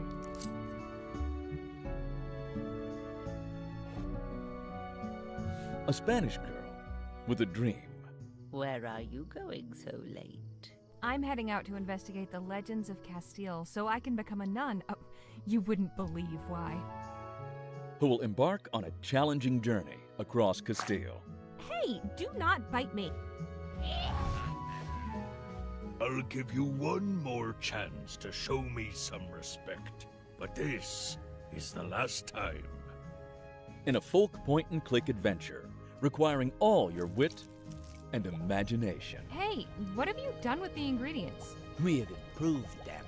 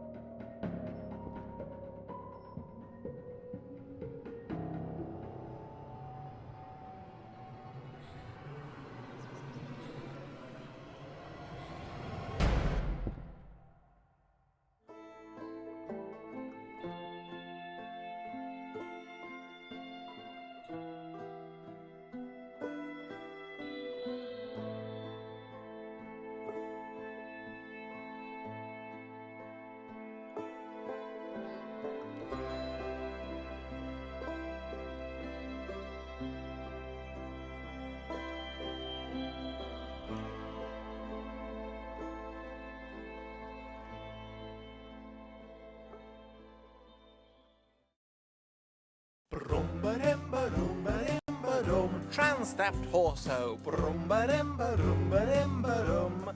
Ha-ha! The world is short of hormones, so you travel to the west. The kind of thing that curls your beard or makes you grow a breast. The game is not a musical, the trailer is a song, and if you've heard it all before, you sing along. Trans theft horso. Trans theft horso. All wests are wild, but this one's even more so.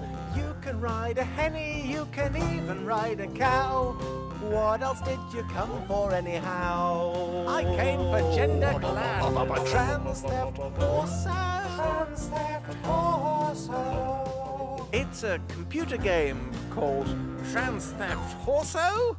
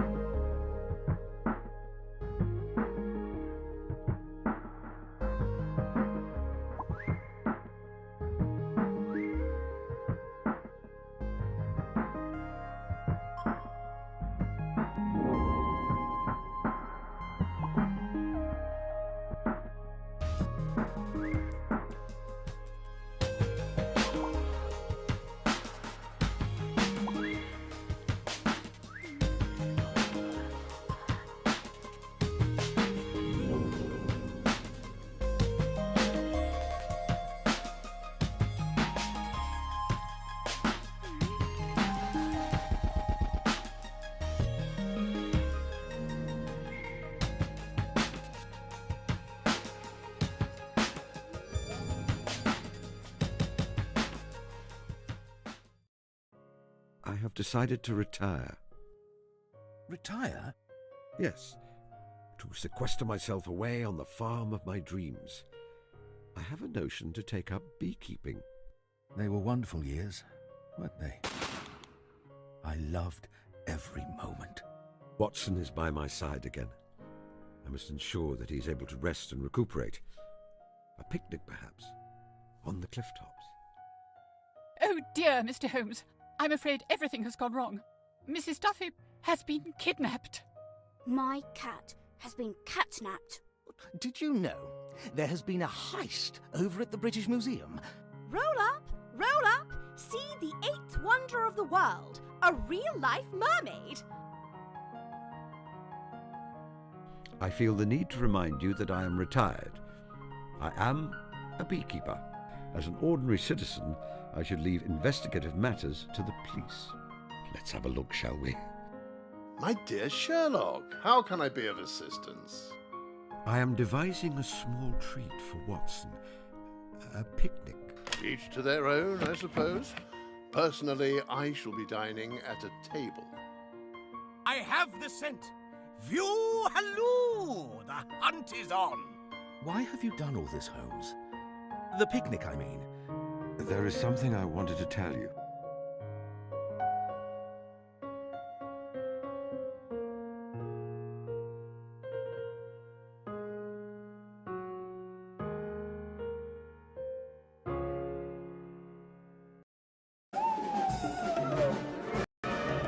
I've always been a good girl. But someone just pushed a prefect out of a window.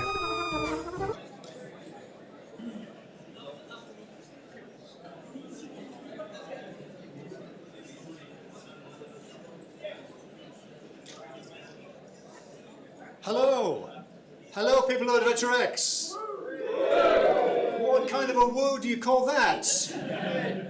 A proper one this time that doesn't make me feel dead inside. Hello, people of AdventureX! That was too much, actually. Can we knock it back a little bit? Welcome back to the main lecture theatre. Welcome back to the talks of AdventureX.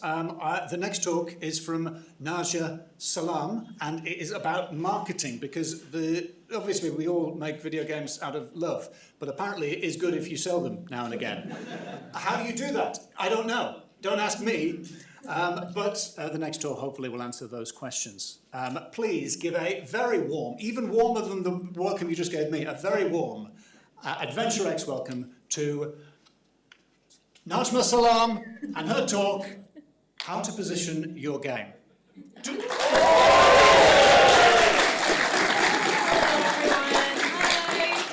you so much. Now that is woo. All right. Okay. Excellent. Hi, I'm Najmah Salam. Thank you so much for attending my talk, How to Position Your Game Like a Pro. I am the pro in question. So let's see if this is gonna work. Oh, sorry. If you use the down arrow key, it should take you to the next. Oh, perfect. Okay. Yes. So, like I said, I'm Najmah Salam. You can call me Naj. I call myself a creative artificer and marketing alchemist, which is just a nerdy way of saying I do creative production and marketing for games and tech. I have over 16 years of marketing experience in branding, product, and life cycle, which means email and CRM if you're nasty. So I directed a visual novel called The Ouroboros Express. It's free, which is the best price for a game, I think. And it's on Steam and itch.io, so you can go and play it today if you want. I'm the ex-head of brand at Into Games, and most recently I've been a producer at Panda Cat Games. Check out Spirits of Heartwood.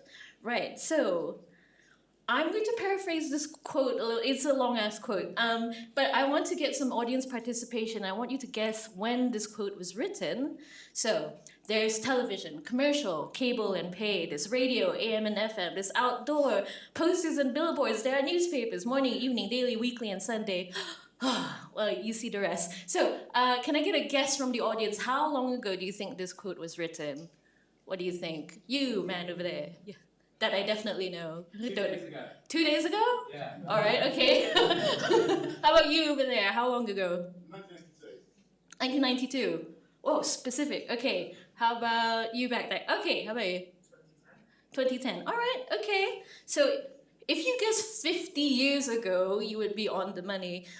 Two mad lads named Al Reese and Jack Trout, advertisers who recognized that society was being barraged with communication, even back then. And if you think about it, this was even before home computers as we know them, let alone, you know, Facebook, Instagram, WhatsApp, all the different ways I forget to reply back to my friends. So they literally wrote the book on positioning, which is a way to cut through the noise. April Dunford wrote a book called Obviously Awesome, and she expanded upon this work in a modern context. And it's a great book. I definitely recommend checking this book out if you want to learn more about positioning. I adapted a lot of her work for this presentation. And I really like her definition, which is positioning is the act of deliberately defining how you are the best at something that a defined market cares a lot about. Ooh, okay.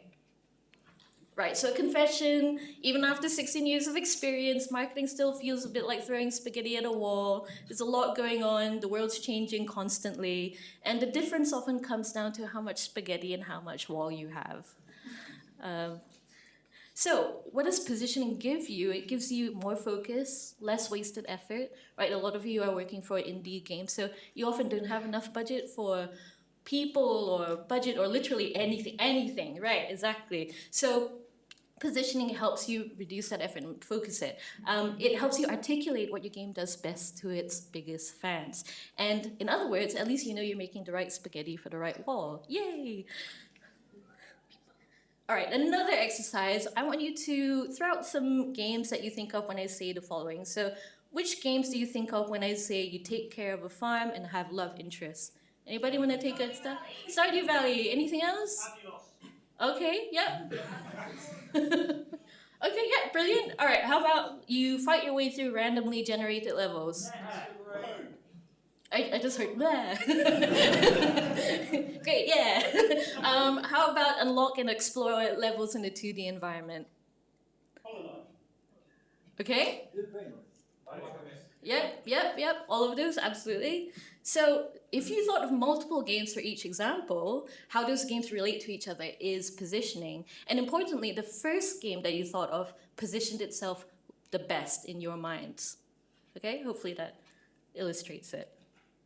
Cool. Now, without positioning, people might say the following: oh, it's just another cozy game. Or, which roguelike game was that one again? Or, is that the game with the thing? Which is something that I'm saying more and more now as I age. So your game will be positioned whether you want it to or not by your players. And it's really important for you to do it deliberately. Take control of that narrative. You're all storytellers in here, right? So yeah.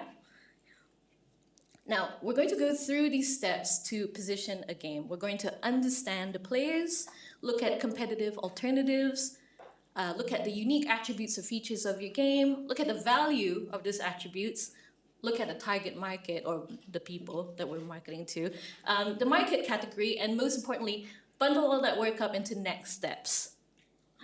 Now, before you begin, you want to form your positioning team, the Avengers of positioning, if you would. So it's a mistake to just leave this to your marketers. You want everybody in the team who make key decisions about the game, your directors, your producers, your writers, your narrative designers, people who have a say in what the form of the game should be.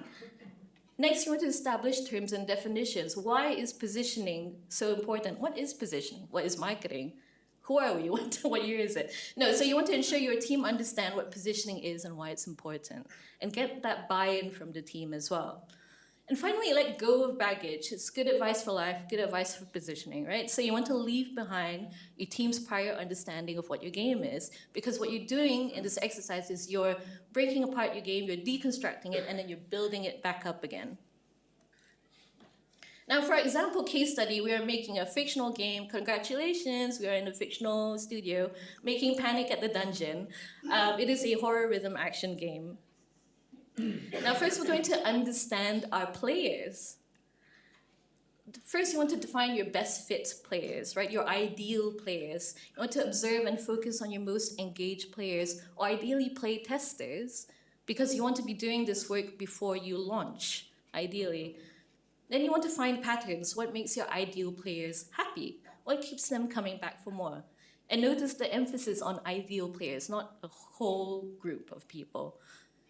And finally, you want to create a player persona, which is a profile of a singular, fictional person that best represents your ideal player. Now, thankfully, someone out there a lot smarter than me has already got a really great resource. I highly recommend it. Go to gamesuserresearch.com. They have a resource called Define Your Players, and it even comes ready with a template that you can use to make a player persona. Right, when you've got that, we're going to look at competitive alternatives. If your game didn't exist, what are your players doing instead? So you can look at our cool game. They will look at the direct competitors, which are similar games with same genre, features, price, quality, a lot of overlap, a lot of similarities with your game. You'll also want to look at indirect competitors as well, which is probably games with different features, maybe different gameplay altogether, but you can imagine the exact same player base playing their games. Now, note, just because I use the word competitors doesn't mean you have to fight them to the death, right? You don't have to fight your competitors. There are actually really fun opportunities to join forces and do some cross-marketing. And what could this look like? Well, it could look like maybe game bundles, maybe social media takeovers, character cameos. Maybe you can draw each other's characters in each other's games, very cute. Maybe there's streaming events that you both can do where you stream each other's games. I really think the world is your oyster when it comes to thinking of fun cross-marketing opportunities. Now note, I said if your game didn't exist, what are your players doing instead, and not what are your players playing instead. Because, feel free to boo me when I say this, video games are not a necessity to human life, the same way food, water, and shelter is. I'm sorry. So not only do you have to look at your direct and indirect competitors, you have to look at the other things taking up your ideal players' hard-earned disposable income and attention, right? So films, TV, books, music. Looking at this crowd, probably LARP, right? Warhammer, pondering their orbs, literally anything else. Basically what I'm saying is that have some self-awareness about the importance of your game to your players' lives, okay? All right, so let's take a look at unique attributes. What features or capabilities do you have that alternatives do not? Is it something about the mechanics? Is it something about the art, the narrative? Is there something interesting about the enemy, big lady? Is there something interesting about the gameplay loop? You want to isolate these key features and make up a table that looks something like this. Don't worry about the empty columns for now, we'll get into that. And you want to take a look at the unique attributes your competitors don't have as well. So for Panic at the Dungeon, I made executive decisions, sorry. So we have an enemy that stalks your character, we have couch co-op, and we have rhythm action. Disclaimer, I originally put these things together as a bit, as a goofy bit, but my friend Jonas pointed out that Crypt of the Necrodancer exists, so yeah. So you want to take note of the attributes that make your players say, wow, I've never seen that before. Now we're going to look at the value of these attributes. Remember the table from 5 seconds ago? So we're going to look at the features, benefits, and values. I'm going to break these down really quickly. So a feature, we know, something your game does or has. A benefit is what does the feature unlock for your players? And the value is how does this benefit map to a player's desire? So let's say for Panic at the Dungeon, one of the things is couch co-op. Awesome. This unlocks the ability to work with other players and screw them over to win. And the value is that you can win as a team or be the last player standing, get bragging rights, have that chaotic play that we love with our friends. If any of you have played Overcooked, you probably have fallen out with people over it. So there you go. So you have feature, benefit, and value. Then you go into target market. Or in other words, who cares a lot about the value your game offers? Now we're going to look at the value that you have extrapolated or pulled out from the features, benefits, and values table. And you're going to think about who cares a lot about these values, right? So we're probably looking at people who love horror games for Panic at the Dungeon, people who love that chaotic play with friends, and people who love that flow state you get into when you play rhythm action games. And probably a really great soundtrack as well. Next, you want to draw connections and find themes. If I'm looking at this now, I think there's probably something really cool around like balancing focus, chaos to survive. There's something there. But let's park this for now because we're going to talk about the market category. Which context will your game stand out in? Which category will your game's features, benefits, and values shine? So we've already established that Panic at the Dungeon has this like horror twist and there's chaotic play with friends, very cool. Balance of focus and chaos, rhythm games of getting that flow state to a banging soundtrack. But is it a horror game? Is it a rhythm game? Is it a co-op game? There's different vibes and slightly different target audience depending on what you decide to lean in on in the marketing. So a horror game, first and foremost, with some rhythm action and co-op play, sounds kind of different to a rhythm action game, first and foremost, with some horror flavor, and also there's co-op play. Or how about this is first and foremost a party game, a co-op game, and it's got like horror flavor to it and some rhythm action, right? There's going to be slightly different people who are going to be attracted to these different ways of phrasing your game. Uh-oh, it's time to showcase Panic at the Dungeon. That came quickly. So we're going to choose the best way to communicate our game in the right context. At the Uber Mega Blood Gore Fest Showcase 2026, I'm going to assume that this is a horror showcase, right? So what we're going to lean in on is the rhythm action bit, because we know all the games here are horror. We don't need to belabor that point. Let's focus on the stuff that makes the game shine in this particular context. How about the Indies Are Cool showcase? It's probably a wide, broad variety of games across many different genres. So we might decide, okay, well, we think our game is a horror game first and foremost because there's expectations that come with horror and we want to attract the right audience. Brilliant. And the Cozy Game Showcase, why would you? Don't do that. That doesn't make any sense.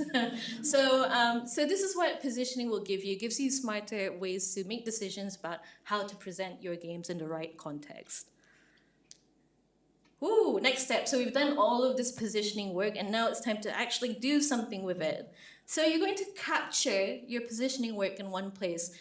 This is called a positioning canvas. It's meant to be really easy, really digestible, that your whole team can take in, right? It's not meant to be a 100-page of mice and men endeavor. So for Panic at the Dungeon, it might look something like this.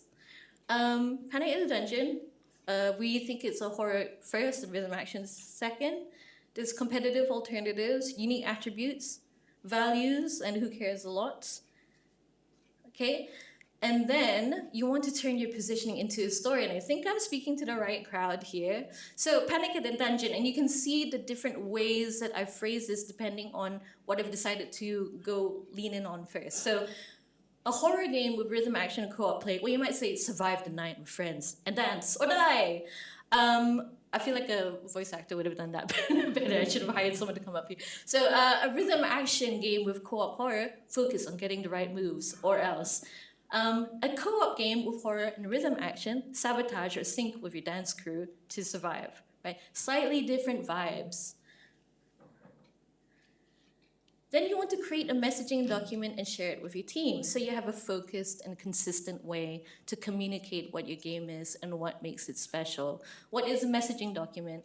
Includes things like your target audience, tagline, short blurb, long blurb, features, values, basically everything that covers like every bit of marketing messaging you have. And that should cover you across things like writing for a pitch deck, writing for a press kit, writing for like being on Steam or itch.io or all of these other platforms. It makes sure that you are really consistent across all of these different touch points.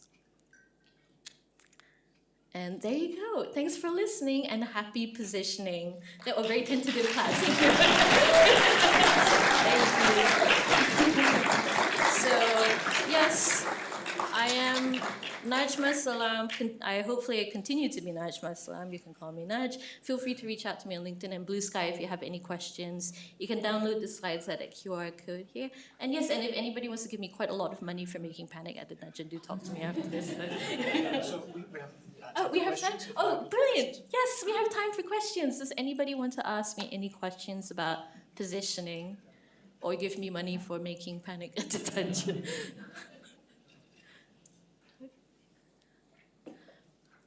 When you see others doing positioning, what do people get wrong most often? Oh, that's a great point. I think it's not taking into account the context that the positioning should happen in. So people might say, and also being too generic with it, because the amount of times where I've seen games say, we're a cozy game, it's Ghibli-esque, it really doesn't tell you enough information. So I think when you're specific, push it more, be more specific, because I think people are often scared of scaring away people, and I think actually the more targeted, the more niche and more focused you can get, the better. Hi, thank you. You had a slide about getting impression of, I never saw something like this. But how far can it go? Because sometimes you can get off the limit and, scare people. So, it's something, adventure game, but it's with dynamics and mechanics that do not fit. So it's not for me or something like this. So how far you can go? Yeah, that's what I was referring to earlier when I say leave behind all your preconceived notions about what your game is, because with a positioning exercise like this, you might think your game is an adventure game, but it actually is a different kind of game. And maybe if you're getting that kind of feedback, maybe that's also letting you know that actually we should be going to a slightly different audience than we thought, right? So I think, letting go of that baggage is really important for when you go through this process. Yeah.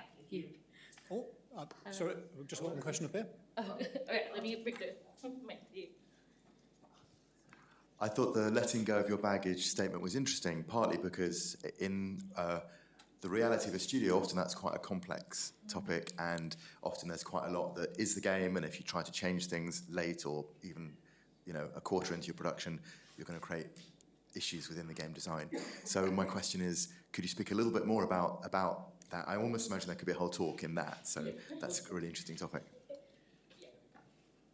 Yeah, I think if I've got your question right, you're saying that things change a lot in a game studio, and there's often a lot of baggage that comes with a game, and it can be hard to let go of that baggage. Just for some. It could be entrenched. Yes. Once design is entrenched, you can't. There's certain things you don't want to shift that would be quite too fundamental. So how you fit the needs of your process and the needs of the studio.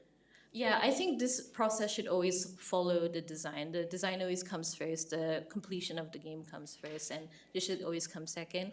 That being said, I think once you've done the positioning exercise once, it doesn't mean you can't do it again.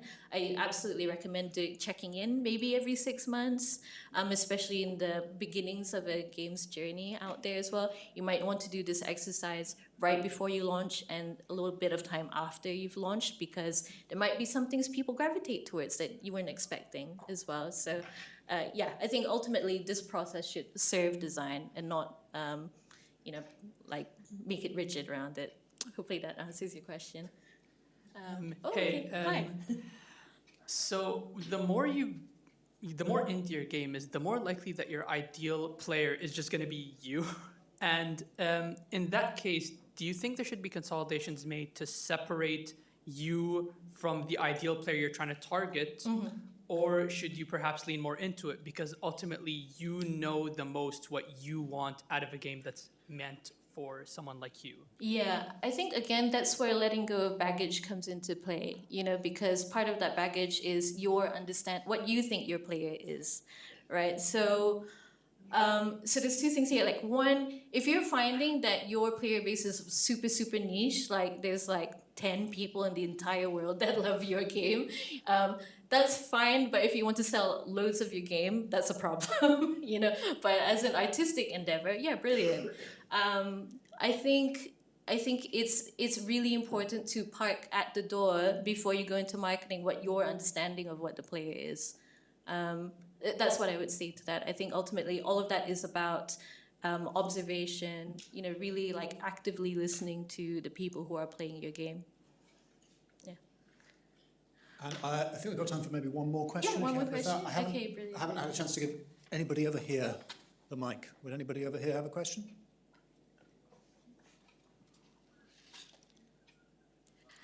Hi. So I was wondering, this is maybe too specific, when you're doing the, trying to reach out to people to do collaborations with or to stream each other's games or, say, reviewers, How did you go about finding them for things like the Ouroboros Express and other things you've worked on? Oh, so for the Ouroboros Express, it was really easy. We looked for other games that were also free.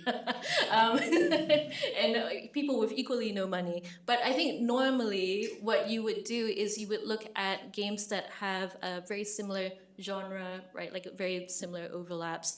And that's pretty easy, especially on something like Steam, where you can take a look at the tags as well, and you can even look at the design identity of the Steam capsule. There's like usually some sort of like visual cues as to what kind of game this is, right? A horror game is going to look very different to a horse girl visual novel game.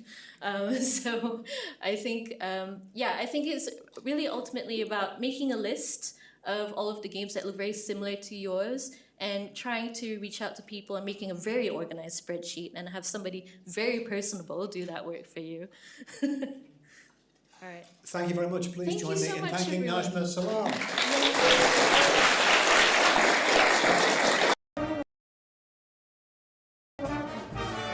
And everyone says it was me.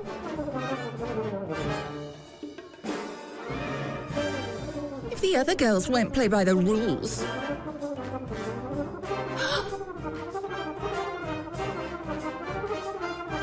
Then it's time to break them. Someone has to take the fall.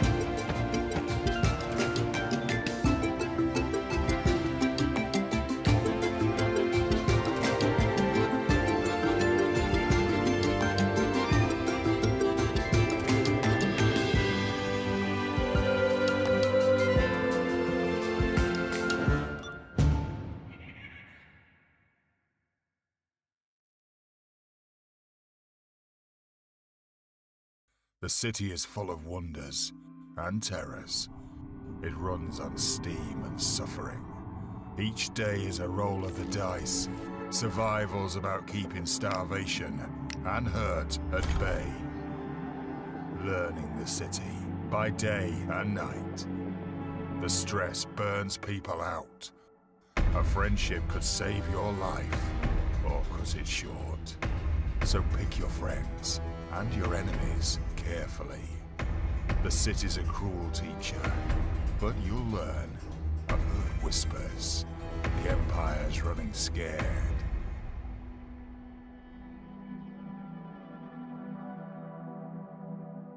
Unions rising up. Revolution in the air. The city's on the brink, soldier.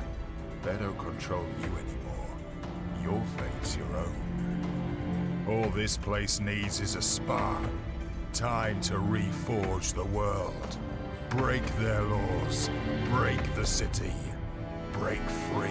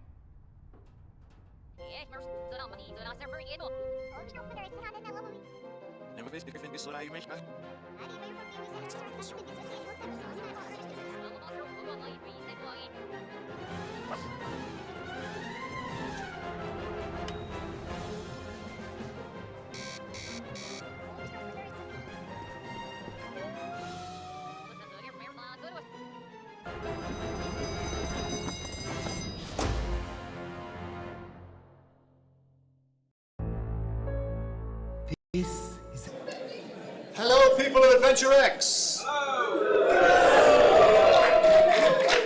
Give me a round of applause for doing absolutely nothing.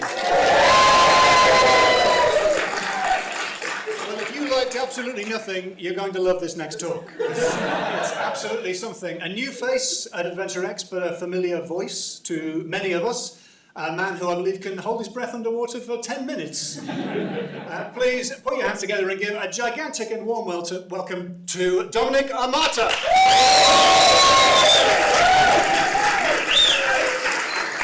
Hi, everybody.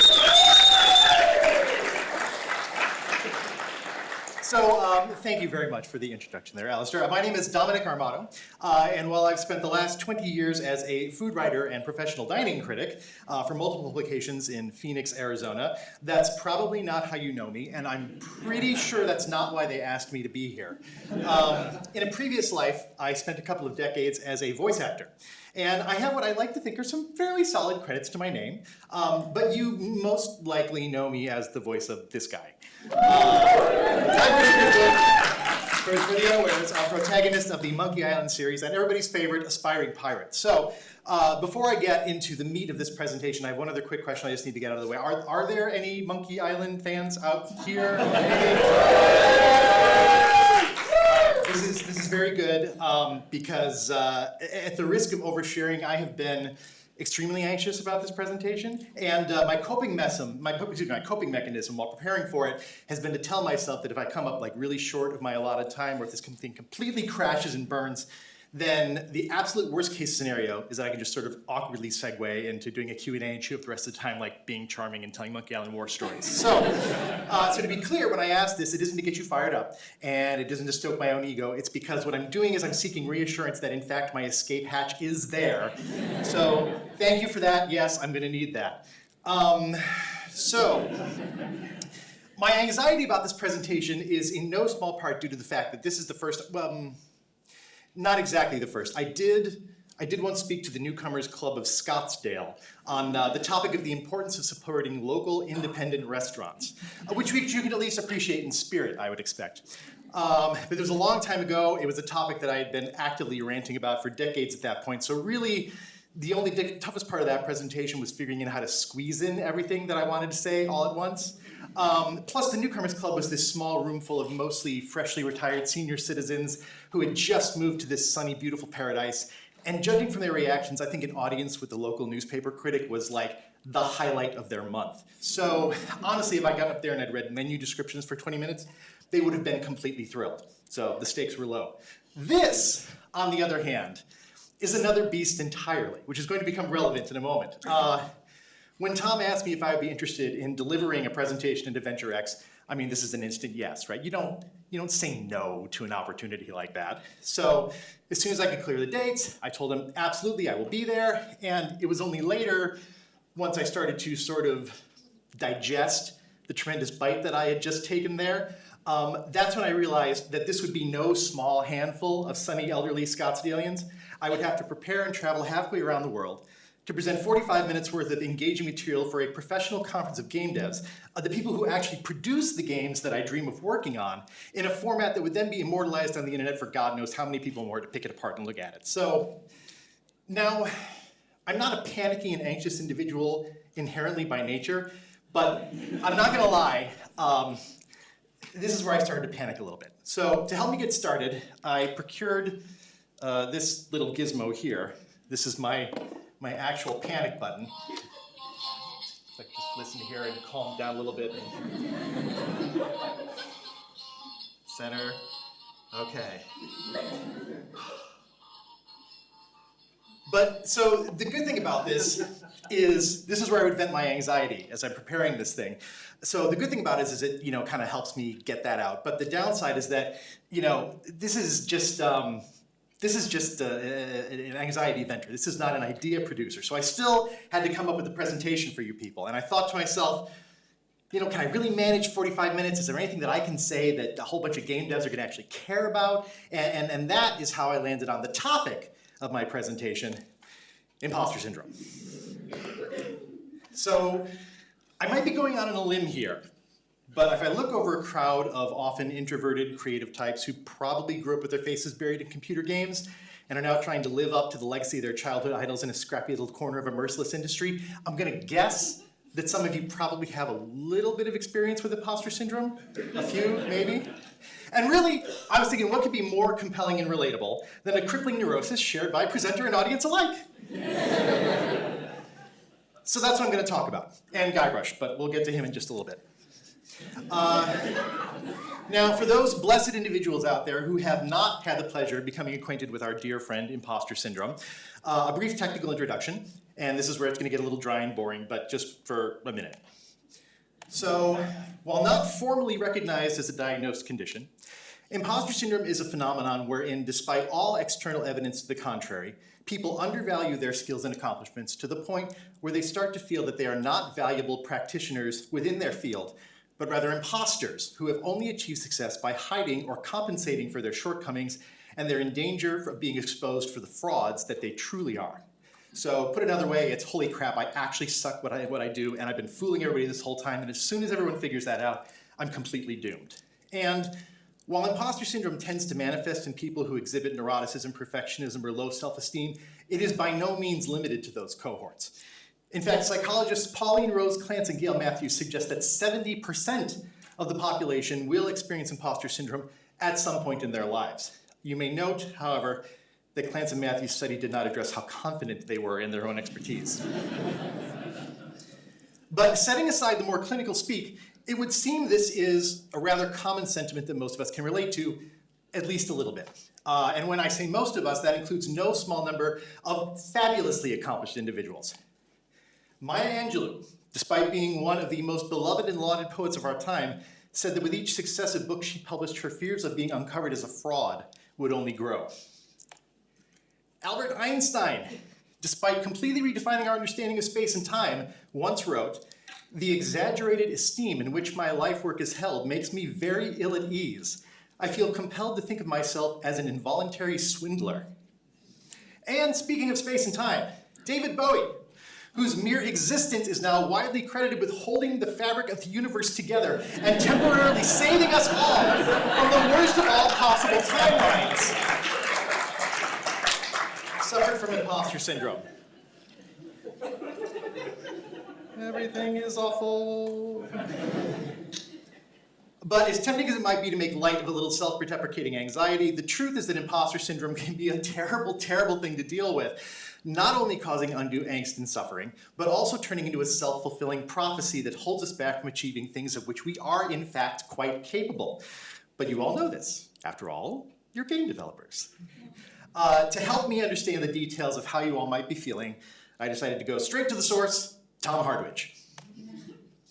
Now, most of you know Tom as the pretty swell fellow behind Tall Story Games, who released Lucy Dreaming to great acclaim, and then he promptly buried himself in not one but two more games, not to mention helping to organize the convention that we are all attending here right now. All which is to say is that his Google profile has increased markedly over the past few years. So I asked him about that experience and what it felt like to suddenly be an indie darling of a scene in which he'd previously been an outsider. With indie devs, so many independent developers don't ever get to the point where they're actually in a position to ship their game. Right. So as soon as you've shipped one, you're suddenly kind of in a whole nother tier of like, okay, this is a developer who's actually made a game, finished it, and shipped it in whatever state it's in. It's out there, and that puts you in the kind of top sort of few percent of indie game developers immediately. So then you're surrounded by a lot of much more talented, much more respected, much more experienced people than you, but you're sort of in kind of thrashing around in the same bucket. So you get people, people like you'll end up like on a panel. I was on a panel with Tony Warrener and Dave Gilbert, and I'm like, what? Exactly. And even though I think Tom kind of relishes his role as outsider a little bit, he was deliciously candid with me about the times when that can definitely make for some awkward moments and some awkward feelings. I knew another developer that I met at an event there, and he's like, "Oh, like, we should go out for a drink." So, okay, fine. Went out for a drink, and some other guys kind of walked in. He's like, "Oh, yeah, you come over," and they were chatting about stuff, and they were talking about whatever. Again, games industry word salad. I was like, "Oh, okay, they're obviously working somewhere," and they started telling me about their game, their company that they worked at, which was a place called Rockstar. Now, yeah, I had never heard of Rockstar. This is only a couple of years ago, but I'd never heard of it. And I didn't make a point of that. I didn't kind of. Right. I was, and I think they would have thought I was just joking if I had. But I'm there and going, oh, kind of. Oh, well done, you've done. Oh. And they're like, oh yeah, and we did. We've done this and we've done that. I was like, oh. Yeah, I think I've heard of. Oh yeah. And then, but it was sort of straight, and that's where the kind of the imposter syndrome definitely sort of rears its ugly head. Is that it's not that I feel like I'm. That's where I feel like I'm an imposter. I feel like I'm sitting like I've walked into the wrong meeting and I'm there and I can't leave because that's just awkward. And I've just got to kind of smile and nod and pretend that I know what I'm talking about. So, okay, but it's only natural, perhaps, that an indie dev in the middle of a rapid rise might feel like a fish out of water a little bit. So I also kind of wanted to discuss this with a dev who has a little more experience. So I called up an old friend of mine, Jake Rodkin. Now, Jake is, by any objective definition, a tremendously successful game developer. I met Jake shortly after I first voiced Guybrush, where he and a ragtag crew of these geeky teenagers were running the International House of Mojo, a LucasArts fan site back in the day. So we met up at E3. I invited them over to my house for pasta. We ended up going out to Disneyland. It was a good time had by all. And it is no exaggeration, in all sincerity, to say that one of the little joys of my life has been watching him go on to do some of the coolest shit I've ever seen in video games. Jake started his professional career managing marketing and online fan communities for Telltale Games, where he eventually wheedled his way into his first development role, including co-project lead on Tales of Monkey Island. So then he and Sean Vanman left Telltale to launch Campo Santo, where they made Firewatch, which I love, one of my favorite games of all time, and for which he won a flipping BAFTA, by the way. Jeez. And now he's over at Valve, and I have no idea what he's working on, so don't ask. and we will all find out about it together when they announce it in 2037 or what. But the point is, Jake has had the kind of career that most aspiring game devs would absolutely kill for. So I asked him how he feels about his success. There are times when my brain completely is corroded by my belief that I am nothing and that I'm a piece of dirt. But there are also times when that's totally not the case, and it's sometimes surprising when one is or one isn't. And with apologies to Jake, this is a little mean of me to lead with him at his most self-deprecating. He's extremely good at being self-deprecating. But the point is, yes, tremendously talented, successful people deal with these feelings. You are not alone. And that bit highlights one of the things that to me is so fascinating about imposter syndrome is that how two things can be true. You can know on one level that you're pretty good at what you do, and yet you can still experience these waves of those feelings even long after there's any question about your skill and your value. So here's a little bit more from Jake. For me, I don't know that I'm ever going to somehow feel, what's the exact word? It's not good about myself. I think I'm pretty good at my job, but I don't think the route that I've taken in my life to have the job that I have means that there are just objectively going to end up being weird holes in my experience, and I am nothing but the sum of my parts. It is a situation where, I think a lot of people who would describe themselves as people with some degree of imposter syndrome or whatever else. Their adjacent bubble in the imposter verse is, I think most of those people do believe they are good at what they do and that they have all these skills that they are pretty proud of, but then it is sort of the quantum undermining of it.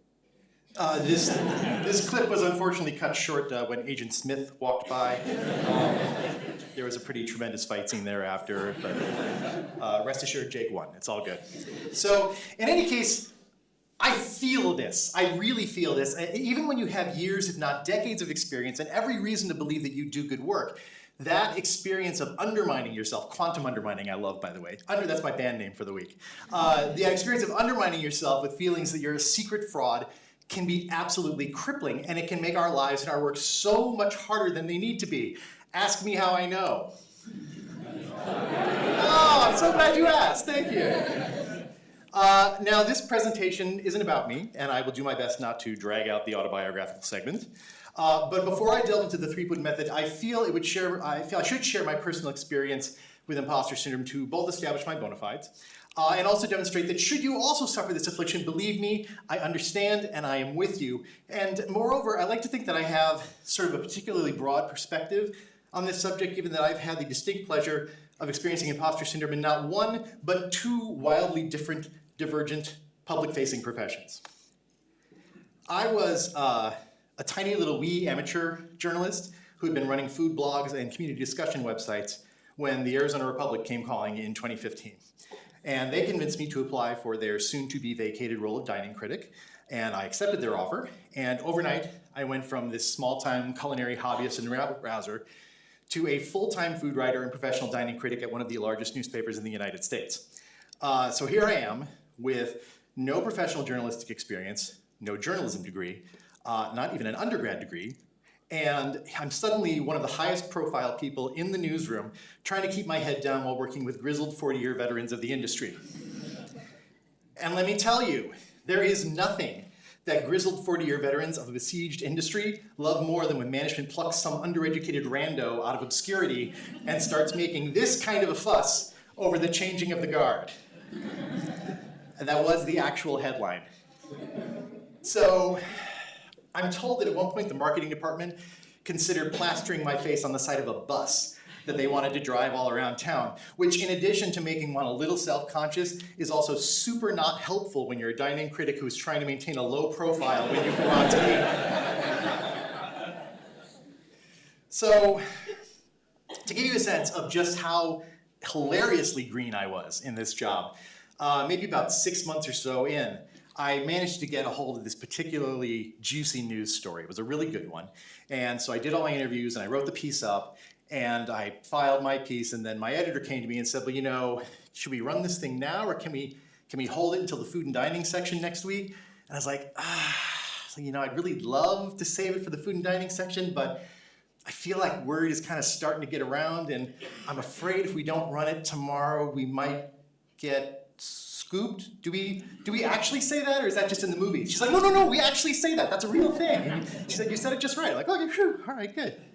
So looking back at my time in the newspaper now, I think I did a pretty good job of it, but it was terrifying. And let me also say that if you're someone who is prone to suffering imposter syndrome, dining critic is the role for you, because when you're a dining critic, merely being competent is wildly insufficient. You are expected to be the expert, the authoritative voice of God from on high about everything.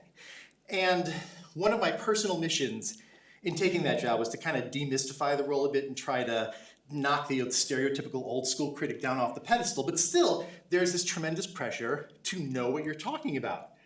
And that's when you get into problems of overcompensation. So I started getting a little obsessed, and I started keeping a log of every single dish I tasted. And I was working 60 plus hours a week, not because the newspaper demanded it, but because that was how much time I had to put in to feel like I was doing the right amount of research to make up for my own perceived shortcomings. So in the 5 years that I worked for the Arizona Republic, I want to make sure I get this right, I tried 12,718 restaurant dishes. And I have a spreadsheet with every single one of them, which I maintain to this day, but we're not going to talk about that. And that number would have been a whole lot higher if it weren't for the pandemic lockdown. And my biggest issue was that the newspaper insisted on having tons of top 10 lists. And I became obsessed with this fear that I would miss someplace, you know, and people would be like, oh, you don't know what you're talking about. How did you miss this incredible restaurant? So again, the overcompensation, I started maintaining this massive list of all the places I had to go, and it just grew and grew and grew. And for every one that I'd visit, I'd end up adding 3 more. So by the time I left the Republic, this was the short version of my to-do list. And this is a teeny, teeny, tiny fraction of the number of restaurants that I actually visited. And the point is that when you're suffering from imposter syndrome, you can be crushed by this compulsion to overcompensate. And it can crush you in other ways too. Pardon me a second. So it may or may not come as a surprise that I have felt at times over the years deeply unworthy of my place as the caretaker of the role of Guybrush Threepwood. But to understand my anxiety surrounding this, you have to understand the context. These days, now, it's completely second nature. I've accepted and gotten comfortable with the fact that Guybrush is part of me and vice versa, and it only took me about 30 years to get to that place. But that wasn't always the case. Of course, you recall that the first 2 Monkey Island games, originally they weren't voiced. So by the time I stepped in, it was already a beloved franchise with a rabid fan base, of which I was a member. I was one of those hugely rabid Monkey Island fans. And I had grown up with and developed this personal attachment to the series, and I understood a little too well, you know, the pitfalls of stepping into a role like that and the expectations of putting an unfamiliar voice on a character that people have already spent weeks and months and years within their minds. So I knew the stakes, and they were terrifying, and I wish that I could say that I attacked this role with Guybrushtian bravado, but the truth is that it was really, really scary. And it turned out well. Most of you seem pretty much okay with my work, and I appreciate that, and I can't express the amount of relief that that brings me. And you would think that getting a role like that when you're 19 years old, and by most accounts doing it justice, would instill some confidence and like make you feel like you're squarely on the path. But just a couple years later, when I was working on another game, I had this encounter with imposter syndrome that shaped me, and not for the better in any way. While we were working on Escape from Monkey Island, one of my sessions was booked back-to-back with Tom Kane. I don't know if that's a name that people still recognize, but he was tremendous, especially in the 90s and the aughts, did a ton of stuff for LucasArts, and he was a legend. And after my session was done, they invited me to stick around and listen for a while he did a number of random, droids roles for all the games they were working on at the time. And watching him work was at the same time, it was inspiring and it was crushing because it showed me just how talented some of the voiceover greats are. But what I found so amazing is that Tom could do anything. It was like they give him a little character description, like a little physical description, a little bit of background, and then he'd kind of sit there in front of the microphone for like 10 or 15 seconds with this furrowed brow. Okay. All right, yeah, okay. And then as the moment the engineer said, okay, we're rolling, bam, and he'd nail it. And it was like first take, perfect take every single time, and it just blew my mind. And occasionally he'd be like, make him like 6 inches taller, put a little hair on his chest, and he'd do it again, perfect, every single time. And what I felt watching him in that moment wasn't, wow, I want to get that good. I am a little embarrassed to admit that how I felt was more, holy shit, I can never be that good. And as a young actor who is still relatively new to character work in LA, I had a really hard time shaking that for a very long time. And it made me question whether I belonged as someone who had a future in this profession. And the shame of it is that this sense of doubt was so completely needless and completely self-inflicted because I hadn't made it. I was actually there in LA, starring in a LucasArts game. I'm playing Major League Ball, and I'm feeling like I can't do this because I'm not Mickey Mantle. And that's a feeling it's hard to shake. I'm sorry. Oh my God, I collect myself here. Very sorry.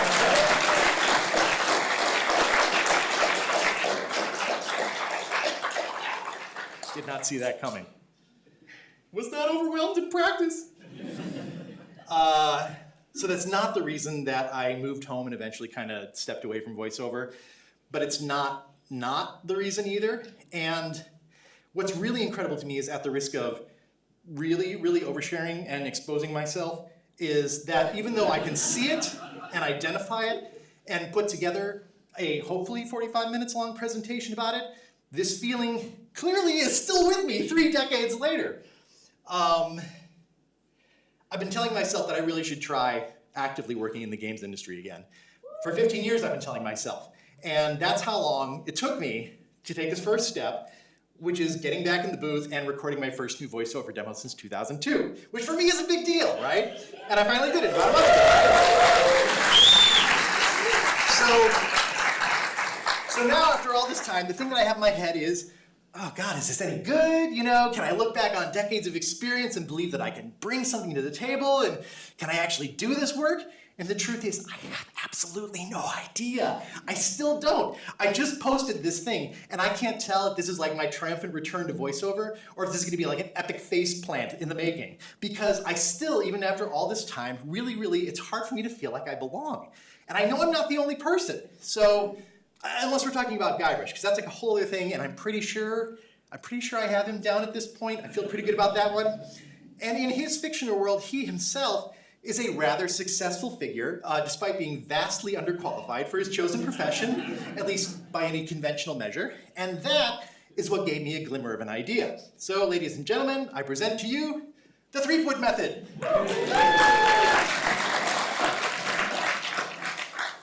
The Threepwood method is, put simply, a collection of strategies for setting aside self-doubt and pushing through imposter syndrome, inspired by the greatest bungling buccaneer of all time, your favorite pirate and mine, Guybrush Threepwood. And I chose Guybrush to use as an example, not just because I have long since forgotten where he ends and I begin, though that has become an occupational hazard over the years, but because, and I absolutely do not say this to diminish him in any way, Guybrush is the ultimate imposter. When we first meet him, I want to make sure I get all this. When we first meet him, he washes up on the shores of Melee Island with no history, no pedigree, no money, no prospects, no map, no ship, no crew, and no discernible skills other than a penchant for smartassery and possibly some specialized knowledge about flooring construction, but we aren't even 100% certain about that.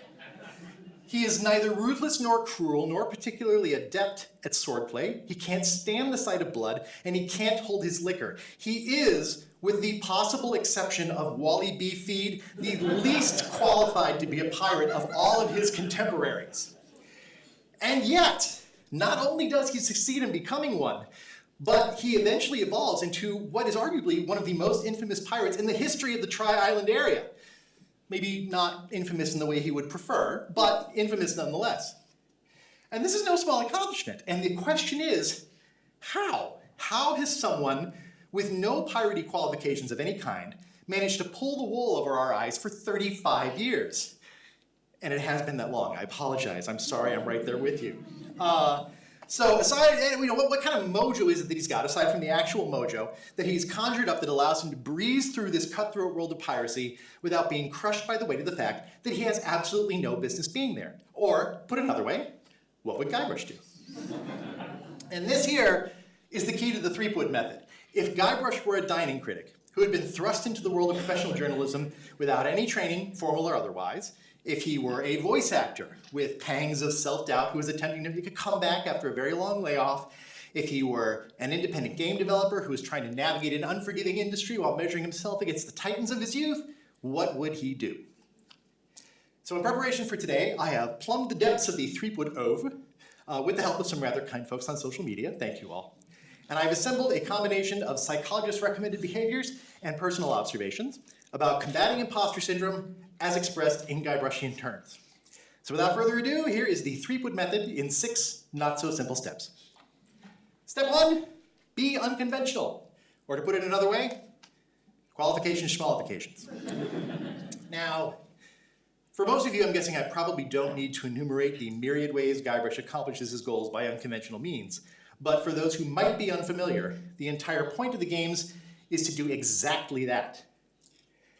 He makes up for his questionable swordplay skills by demoralizing his opponents with withering insults. He banishes an evil ghost pirate with a spray bottle of root beer. He steals another pirate's golden tooth not by socking him in the face and taking it, but by giving him a jawbreaker to eat, which knocks out the tooth, giving him some gum so he blows a bubble with the tooth inside, popping the bubble, picking up the lost tooth, jamming it in a wad of gum, inhaling a helium balloon, blowing the gum into a bubble that floats the tooth out the window where it falls into a bubble, and he can pan for gold with a pie tin. And before anybody accuses me of spoiling puzzles, I dare anyone who has not played the game to come up to me tomorrow and repeat this. I worked on the game for 3 months, and then when it came out, I had completely forgotten how to solve this puzzle. Guybrush's shtick is that he achieves piratey ends by decidedly non-piratey means, which is to say that the images we construct in our heads of how somebody who does what we do should or should not do it are usually bullshit. Plundering and pillaging and skewering people who get in your way, that's one way to do about it, sure. But the world is jam-packed with people who came to their work by unconventional paths with unconventional trading and who succeed by doing unconventional things. And the bottom line is, if you're doing the thing, nobody cares how. Just keep doing it. Because your methods are unconventional, that doesn't make them invalid. And sometimes that's precisely what makes your contribution so unique and so valuable.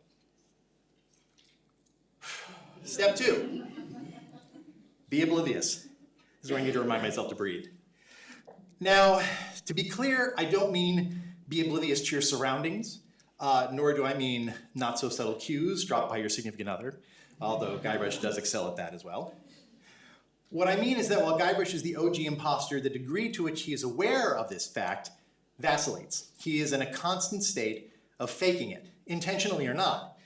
And while he has his moments of clarity and self-doubt, he succeeds, I think, largely because he forgets that he is an imposter. Put another way, while he's often brimming with his ebullient bravado, Guybrush isn't confident in his abilities so much as he is oblivious to his limitations. And I realize that's a very subtle distinction, but I do think it's an important one. There is a trope that I'm sure you all know that younger creative types will sometimes do these amazing, fantastic, groundbreaking things simply because they haven't yet learned that they aren't supposed to be capable of them, right? With huge air quotes around supposed to. And even when you don't feel it deep down inside, I think there is tremendous value in trying to actively cultivate that vibe and create, how to describe this, sort of like a compartmentalized ignorance within yourself, like a virtual machine where you can role play and make pretend decisions as though you are the kind of person who believes you can do anything, and then step outside of that box and actually make those decisions, which is admittedly a hard thing to do. And despite your best efforts, sometimes you're going to be overwhelmed by feelings of inadequacy, which brings us to step 3. Be honest. Now, I realize that when we're talking about Guybrush's character traits, honesty is not usually high on the list. Excuse me, sir. Yes? Aren't you Guybrush Threepwood? No, my name is Smith. Herman Toothrot. Biff from the polo team. Jucius Maximus III. P. Hamilton Good Soup. Andrew LeChuck. No relation. Loogie. Captain Loogie. I'm Bobbin. Are you my mother? But what I'm actually... That was like 80% of the time I put into this presentation, was finding all those clips and playing through the games and then cutting them together. But what I'm referring to is being honest about how you feel, both to yourself and to other people who you trust. And this can get kind of rough. I can't compete with LeChuck or Madison, let alone both. They've got crews. They've got ships. They've got supernatural magic powers. I've got some crackers and 2 monocles. And your charming personality. Might as well just lie here and starve to death. Narrative gaming is at its best when it hits a little too close to home.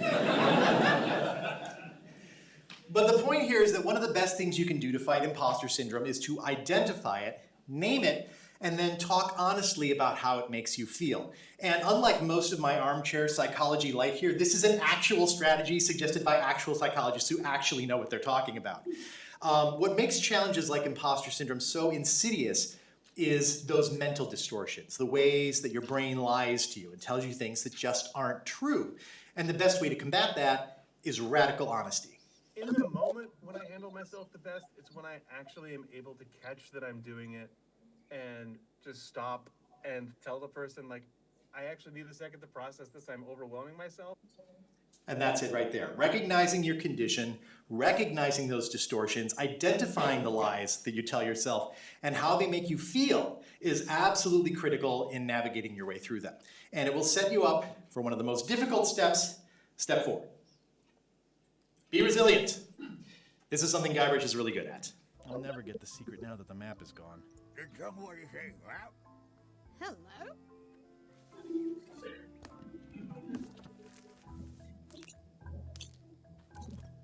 Mairi, is that the map to the secret?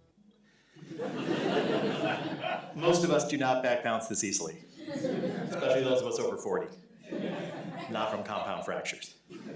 But I think one of the key parts of being resilient is giving yourself permission to suck. This is important. And if you have trouble giving yourself permission, please allow me to do so right here and now, ladies and gentlemen of AdventureX. It is okay to suck sometimes. First, because if you are somebody who suffers from imposter syndrome, what you consider sucking is probably not actually sucking. But secondly, and even more importantly, because everybody sucks sometimes. That'll teach you to mess with the slayer of the ghost pirate LeChuck. What's that? You killed LeChuck? As a matter of fact, I did. Quite an interesting story, actually. The fortune teller said she did it, LeChuck. She did she? Does she have one of these? Is that? Yes, LeChuck's beard. Still alive and wriggling. Let me see that. Oh, it is alive. We've been looking for a living piece of LeChuck for years. Now we can bring it back to life. Look out, world! The most fearsome pirate of all time will soon sail the seas again. Whoops. Have you ever been so busy bragging that you failed to realize you're enabling the reanimation of your arch-enemy's shambling zombie corpse? No! Congratulations! You have probably never sucked that badly. But even if you have to give yourself permission to make those mistakes and then bounce back and then move on. I have voice work out there that was published under an alias and that I hope none of you ever discover, and I'm just going to leave that at that. But while it's important to recognize and put our failures into perspective, it is just as important that we do the same with our successes, which brings us to step 5. Step 5, be proud. Here's something that Guybrush is, of course, very good at. Elaine, I'm a man of action, a swashbuckler, a rogue, a wanderer, a man who can hold his breath for 10 minutes. I have no ties and no regrets. I sail with the wind and go where adventure takes me. Now, I realize that telling somebody with imposter syndrome to be proud is a little like telling somebody who's suffering from depression to just be happy. But the point is, do what you can. Take baby steps. It's okay if your pride manifests less like Guybrush and a little more like this guy. Now, the point is that I want you to take time to identify and bask in your successes, however small or large they are. You got to take a victory lap, hoist a mug of grog, celebrate however you prefer to celebrate, but the key is to recognize and remind yourself that you do, in fact, do good things. Because not only do you do good things, but at the risk of repeating myself here, they are probably much better than you think they are. And your friends and colleagues will tell you so. But that kind of reinforcement doesn't even have to come in the form of explicit praise. We'll still talk to each other. None of us work at Telltale anymore because that version of Telltale has been gone for years. Right. But, you know, whatever all of us who did that job around that time, we all still talk to each other and ask for advice and talk about what each other's projects are. They ask me questions, so I have to assume intellectually that they believe that I am capable of this. Newsflash, community is good. Never stop reminding yourself that you are part of your community for a reason. And the fact that they value you and what you think, even when you're struggling to see the value in yourself, speaks volumes. And for what it's worth, I will tell you, I have seen your games and they are endlessly astounding to me and I desperately want to be in all of them. And the only thing I don't like about them is I'm so busy dealing with my own neuroses that I don't have enough time to play them all. I own them all, but I haven't played them all. So when you're suffering from imposter syndrome, your natural tendency is to wallow and obsess over your defeats while conveniently ignoring your victories. And it's critical that you're aware of that impulse and resist it and find some balance by allowing yourself to be proud of your wins. And one of the best tools in your arsenal to help you do that is the subject of our final step. Step 6, be funny. Guybrush is funny, both intentionally and unintentionally. And some of us are naturally better at this than others, but find what you have, whatever it is, and use it. For 2 reasons. First, because people notice your perceived inadequacies less if you are making them laugh. It's true, there's an entire profession completely devoted to this ethos, and we call it stand-up comedy. When my kids were small, one of the lessons that I drilled into them was, if you're gonna get in trouble, try to at least make it funny. Because if you make it really funny, there's a chance you might get away with it. So, a few years later, after imparting this lesson, my son is in his mid-teens and he was seeing a counselor on a weekly basis who was really big on mindfulness. So she would do these mindfulness exercises with him, and she had these little props that were supposed to help. I guess they were these sort of these meditative aids. There were these weights that were black and silver, and they sort of vibrated gently, and they had these really nice quality speakers built in, and they would play like these Zen water chimes or something like that. So there was one week where she told him that he could take them home, kind of practice his little mindfulness exercises at home with the water chime weights. And being mechanically inclined as he is, he decided to pop them open and figure out how they worked, which he did. And he discovered that the chimes were just MP3 clips that were stored on an internal SD card. And there were about 30 clips, and they were each about 3 minutes long, and the speakers would just shuffle them and play them at random. So before he gave them back, he deleted one of the 30 MP3s, and he replaced it with this.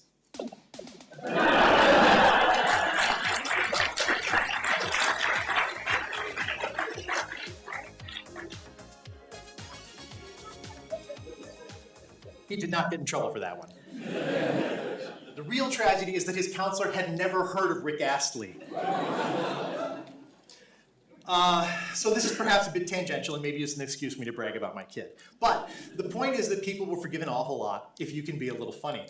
Now, not all of us are that funny. I'm pretty sure I'm not that funny, and that part of being funny is like, that's kind of a part of my job.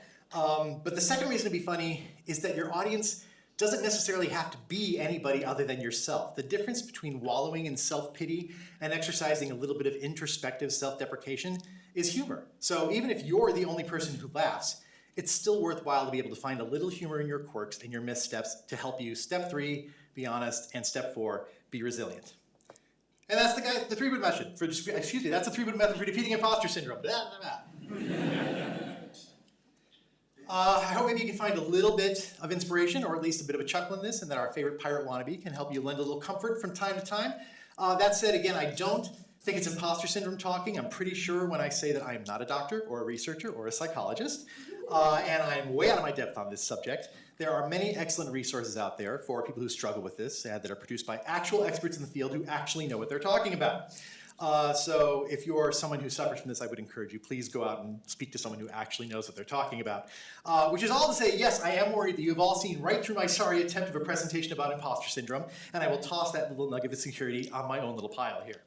So I think what I'm really hoping you take away is that those of us who struggle with these feelings are legion. You're not alone. You're not unique. Many, if not most of us, feel the exact same way. And ironically, that's maybe the strongest argument of all, that you're not the imposter you think you are. You think you're special? You think you're the only one who feels this way? We all feel this way. You think everybody else knows what they're doing and you are the only one who's actually the imposter? You're not a special, unique flower. You are just as talented and capable and valuable as the rest of us. So deal with it.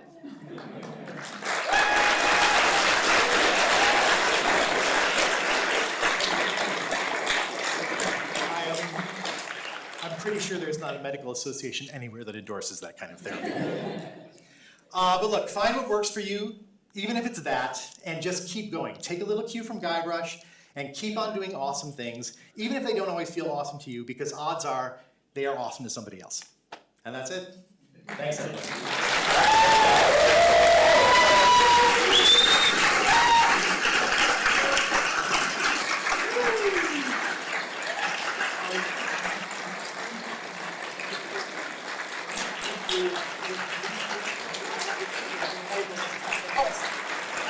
Keep going.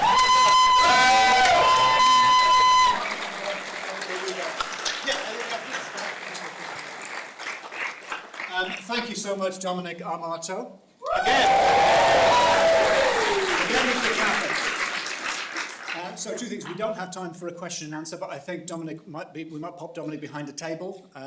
Yes. And you might be able to sign things if you want things 30 signed. seconds to breathe. I think there may not be time for breathing. No. After maybe a little break for bathroom. We only have 10 drinking minutes to work water and with. things. The other thing to say is that it's now lunchtime. And you guys big fans of lunch in the room? Yeah. Let's hear it for lunch. And what that means is you can help AdventureX out if you like it by buying a meal in the canteen, which is all the way along there and down there, because there's a minimum spend. Woo! Minimum spend. And so if you like AdventureX and you like eating lunch, and I think I know that you do, please consider the canteen when you. And apart from that, that's it. So just join me once again in thanking Dominic Armato.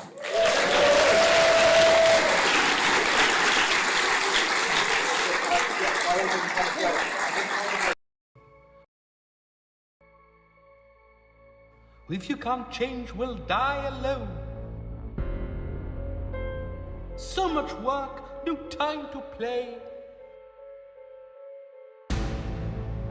Can you save him from an early grave? Sleepy Time Village is a game you can play.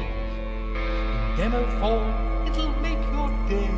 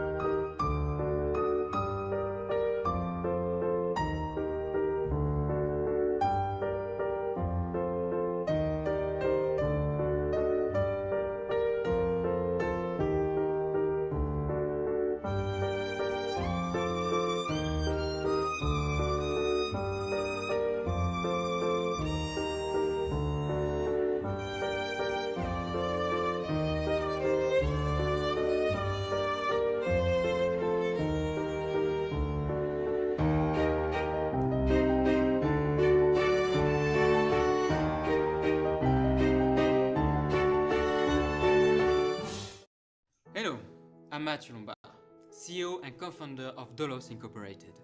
Today I am delighted to reveal the existence of our revolutionary product, Dolos. But what is it? Dolos is a program capable of presenting each individual's potential, thus helping to create a perfectly efficient society and guaranteeing the best possible future for each and every one of you. Promising, isn't it?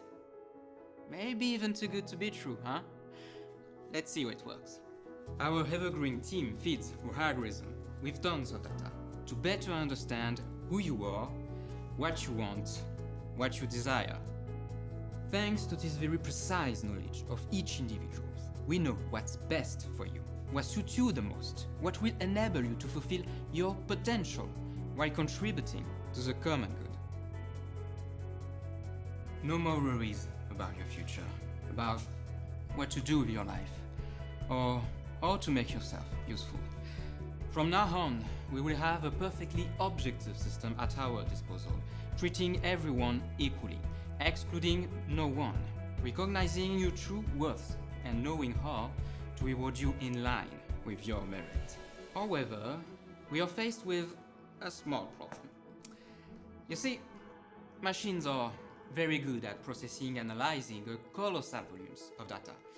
But when it comes to making choices that are as close as possible to individual cases, their talent in this area are permissible. That's why we need you to teach our system how to appreciate every trajectory, every past, every history. Your decisions, your choices, will nourish its learning process and enable the emergence of a perfectly efficient society for the benefit of all. So, join us and help us to build a better future for everyone.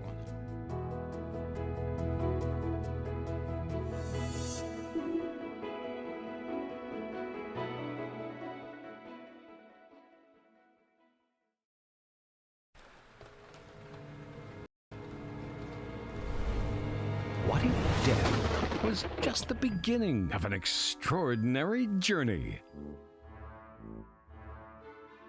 Learn to cross between worlds and take control of the living to find out why you remember the future.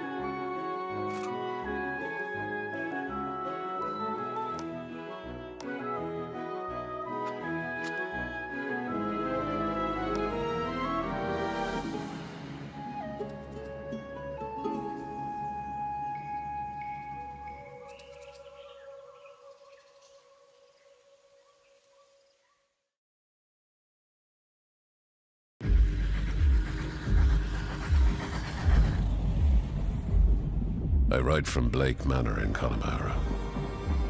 Yesterday, a guest went missing. A young woman named Evelyn Dean. I hear you're an honorable man, a steadfast investigator, and, perhaps most importantly, godly. I pray for the girl that this is true.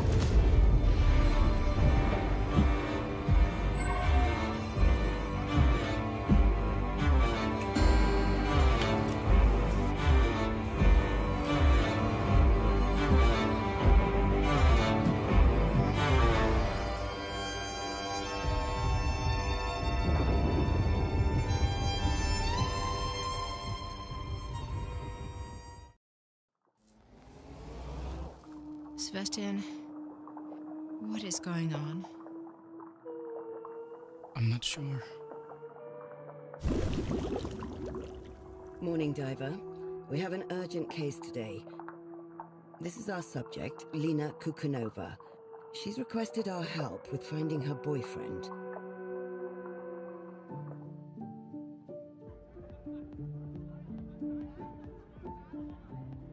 Her memories are disintegrating fast.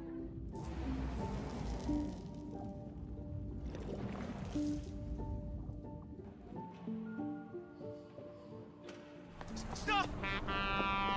Watch out!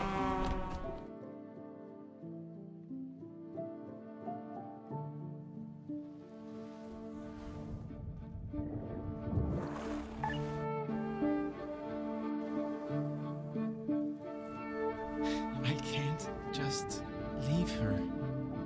I don't know how to live without her. So, Diver, do what you do best. Help Lena remember.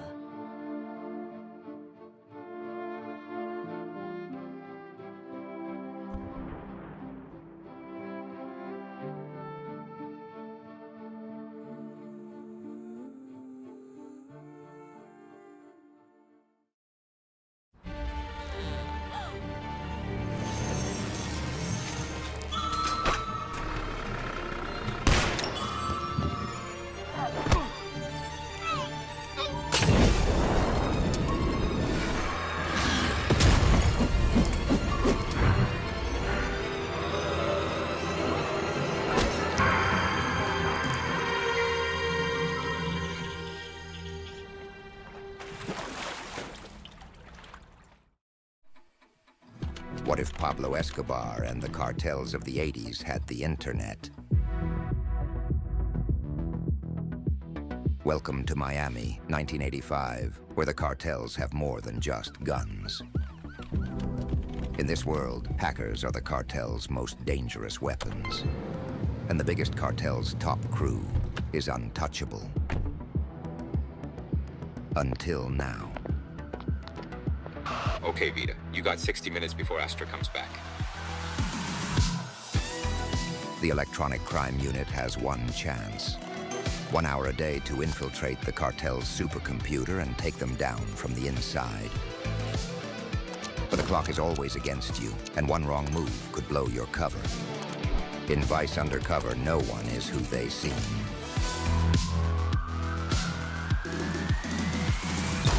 Coming soon to a computer near you.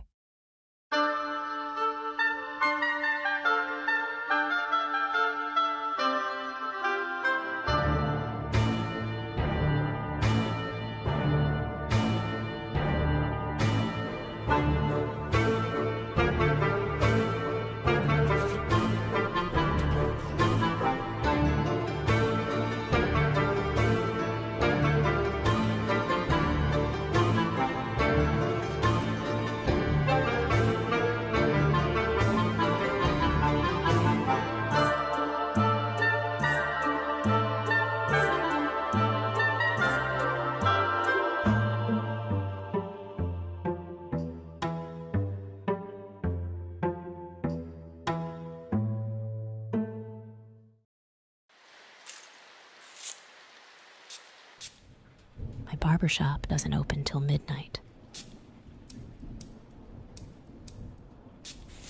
I don't have many clients. The enchanted, those who hide their nature, that look for a place to belong.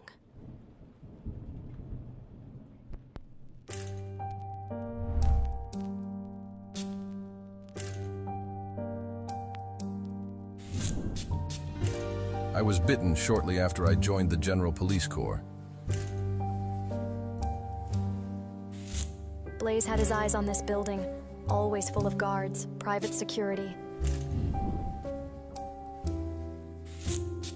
We have our reasons, but I'm afraid that's classified.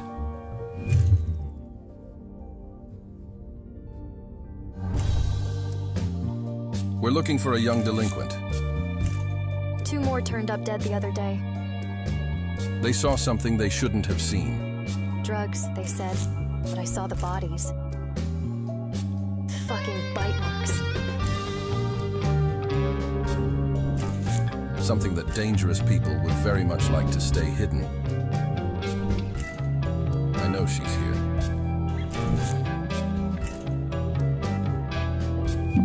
And yet, I'm the one holding a blade to your throat.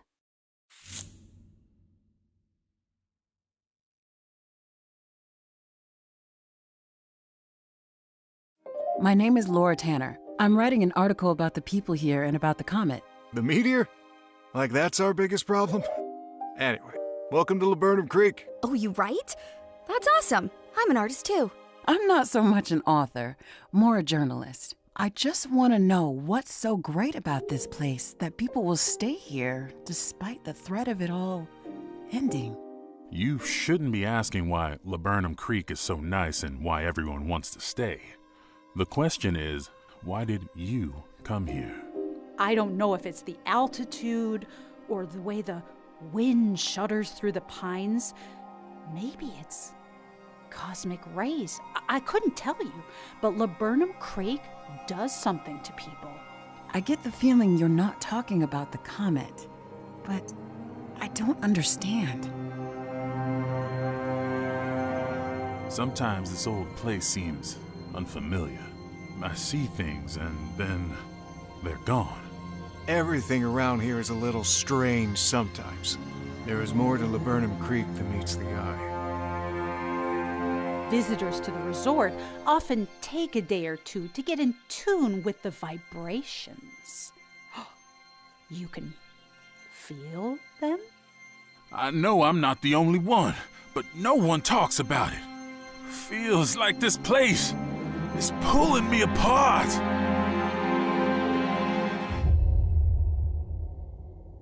I've got my eyes open. I see what's coming. Do you, Miss Tanner?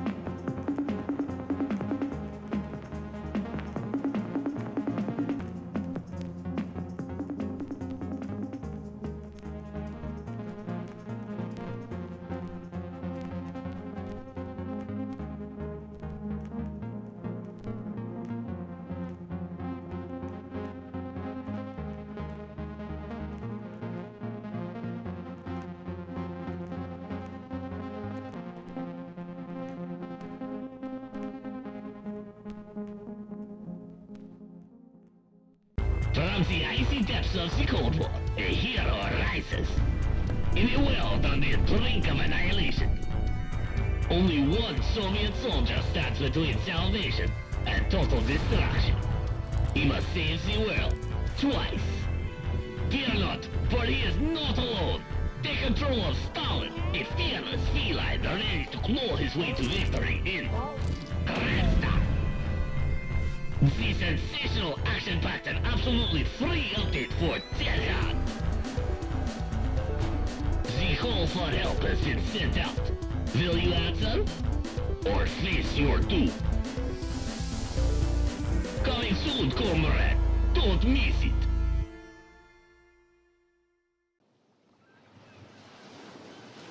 But wait, it's becoming clear. Theodora Green, you shameless grifter.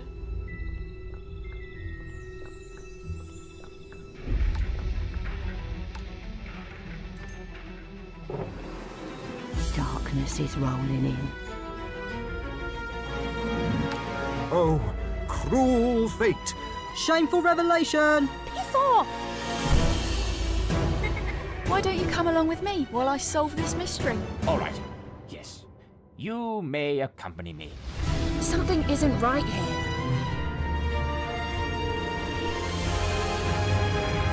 Under this moon where magic entwines, grant me the power to decipher minds. Did it work?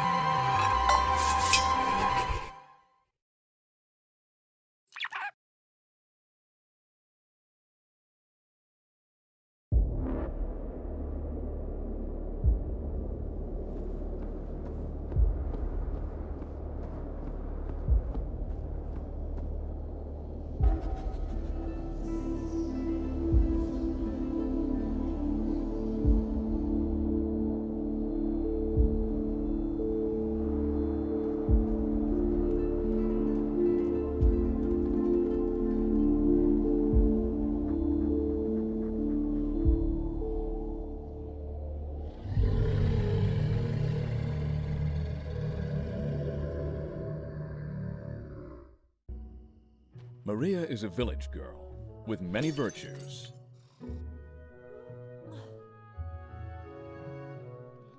Okay, I'm up. I could have slept all day.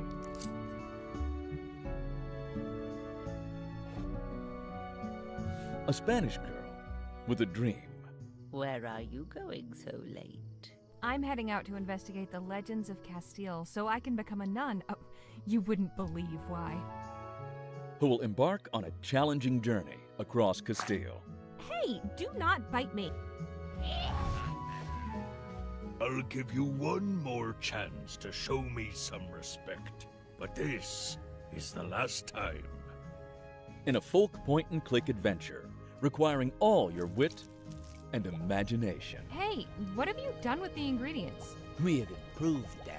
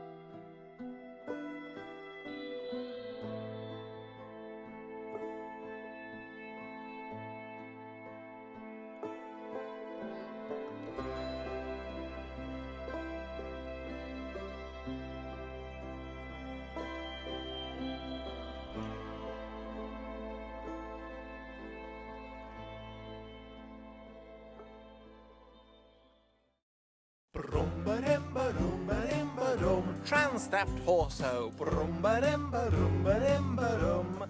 Ha-ha! The world is short of hormones, so you travel to the west. The kind of thing that curls your beard or makes you grow a breast.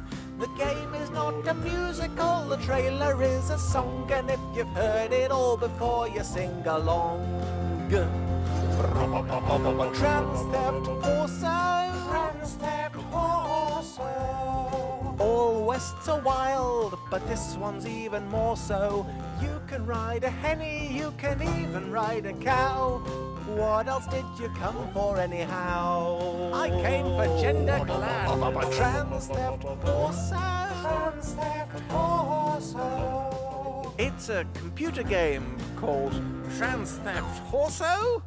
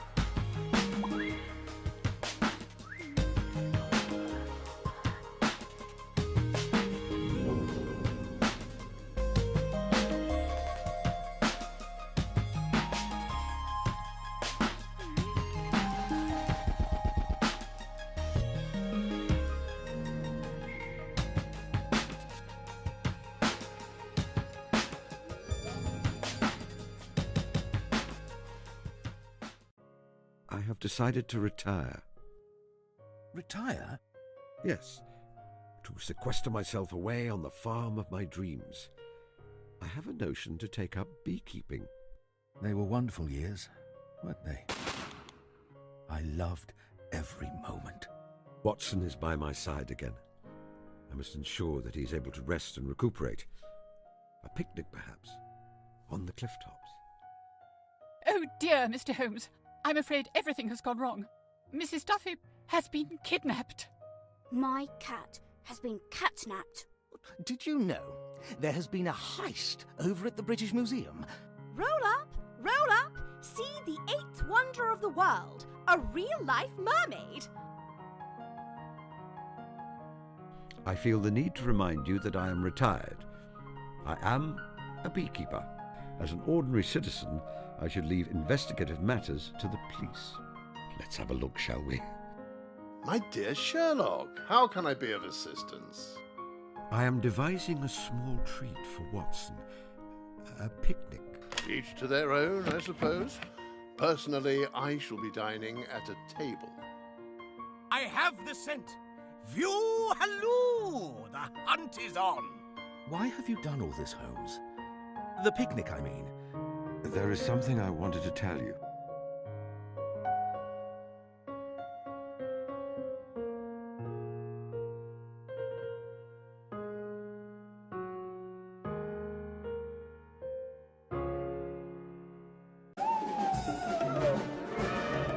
I've always been a good girl. But someone just pushed a prefect out of a window.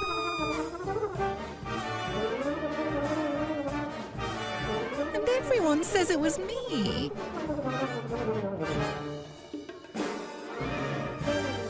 If the other girls won't play by the rules...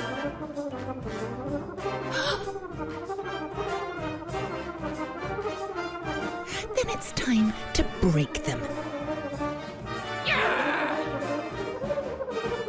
Someone has to take the fall.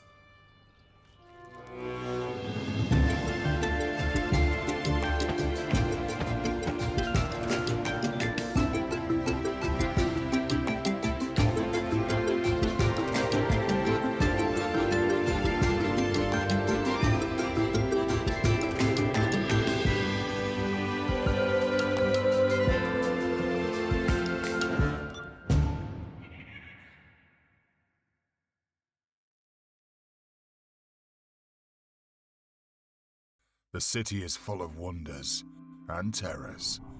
It runs on steam and suffering. Each day is a roll of the dice. Survival's about keeping starvation and hurt at bay. Learning the city by day and night. The stress burns people out. A friendship could save your life. or cut it short. So pick your friends and your enemies carefully. The city's a cruel teacher, but you'll learn. I've heard whispers. The Empire's running scared.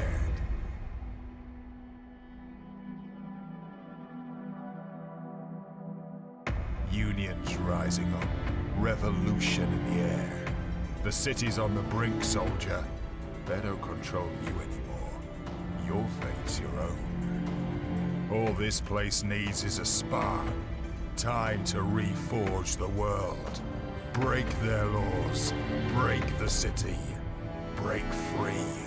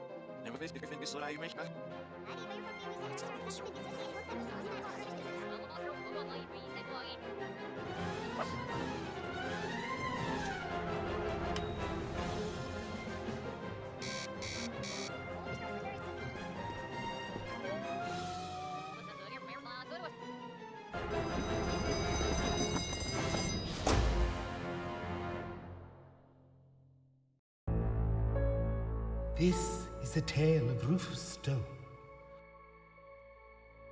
If you can't change, we'll die alone. So much work, no time to play.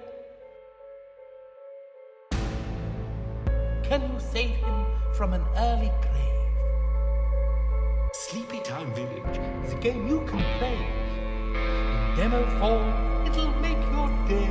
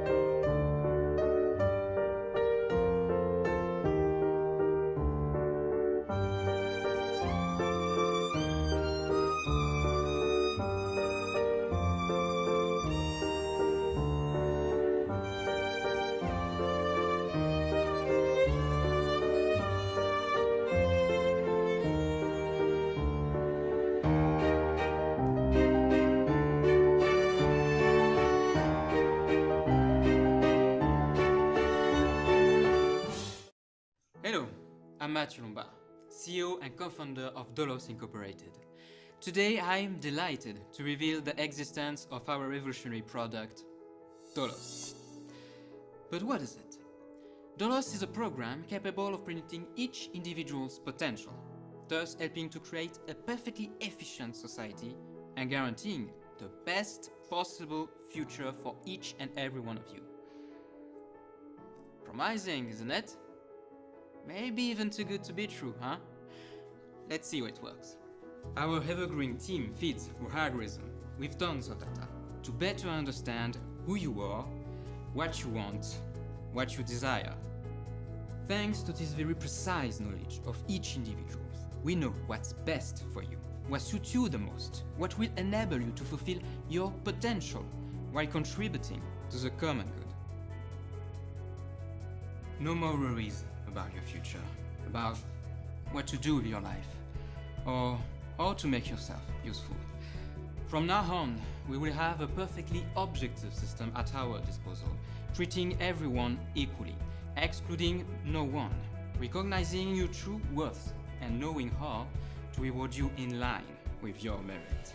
However, we are faced with a small problem. You see, machines are very good at processing and analyzing a colossal volumes of data.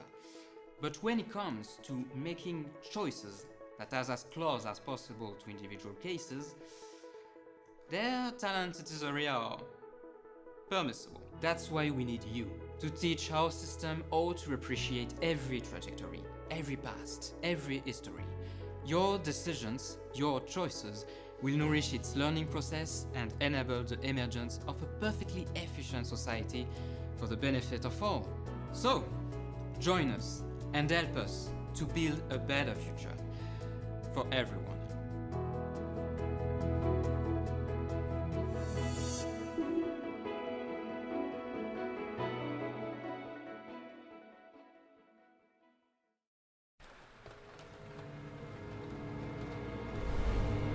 What if death was just the beginning of an extraordinary journey?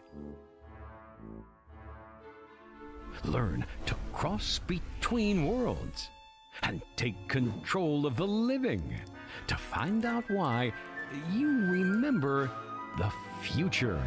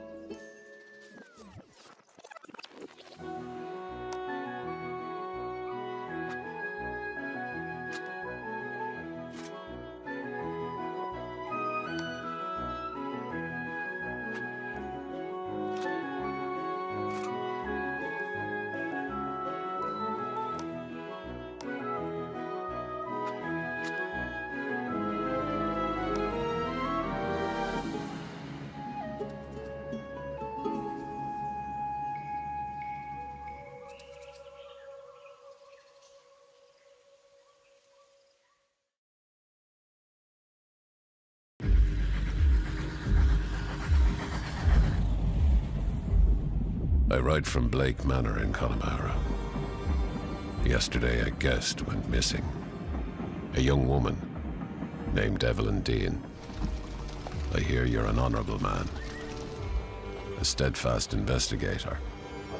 And, perhaps most importantly, godly. I pray for the girl that this is true.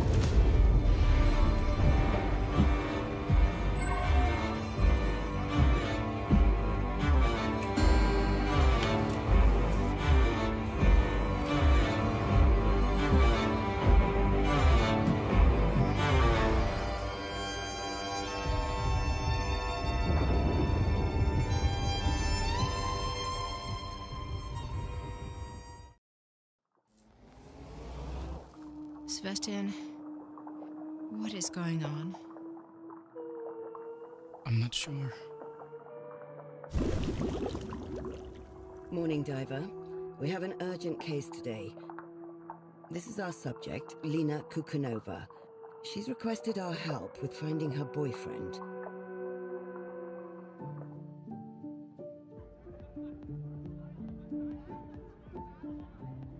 Her memories are disintegrating fast.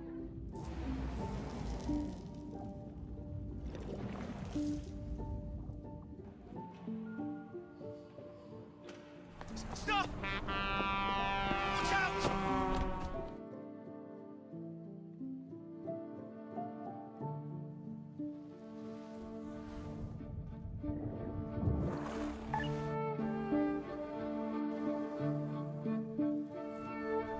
I can't just leave her.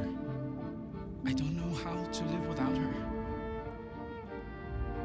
So, Diver, do what you do best. Help Lena remember.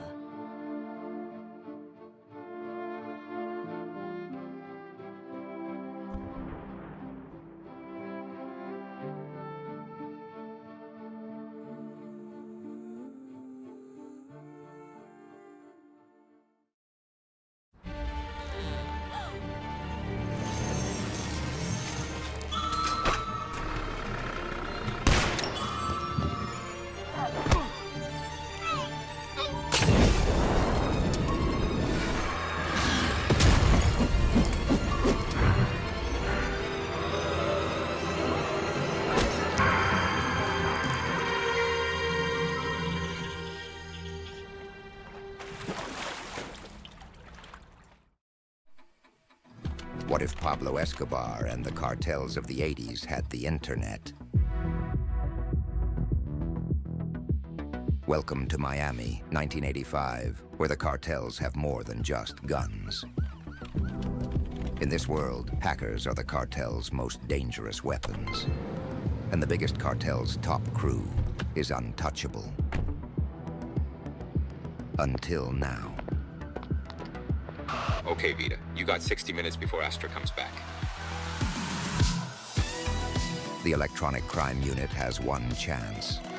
1 hour a day to infiltrate the cartel's supercomputer and take them down from the inside. But the clock is always against you, and one wrong move could blow your cover. In Vice Undercover, no one is who they seem.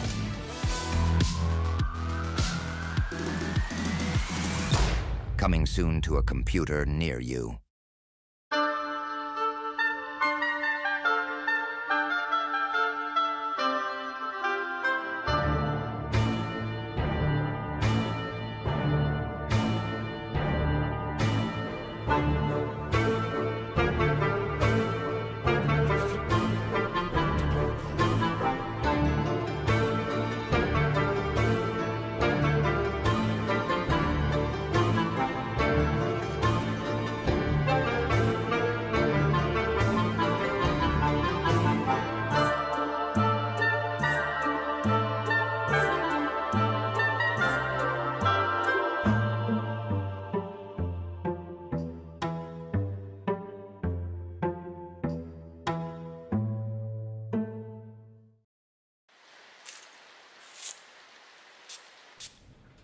Barbershop doesn't open till midnight.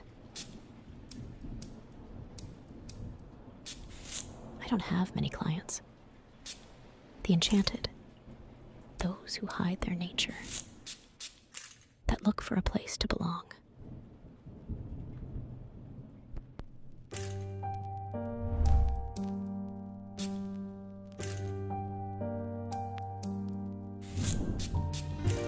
I was bitten shortly after I joined the General Police Corps.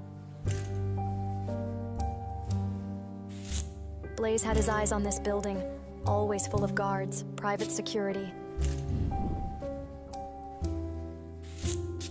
We have our reasons, but I'm afraid that's classified.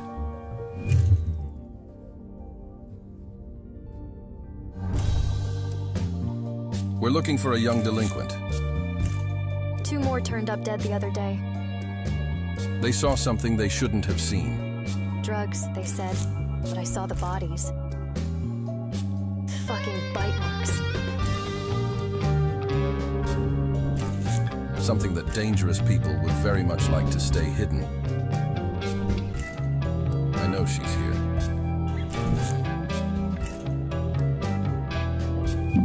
And yet, I'm the one holding a blade to your throat.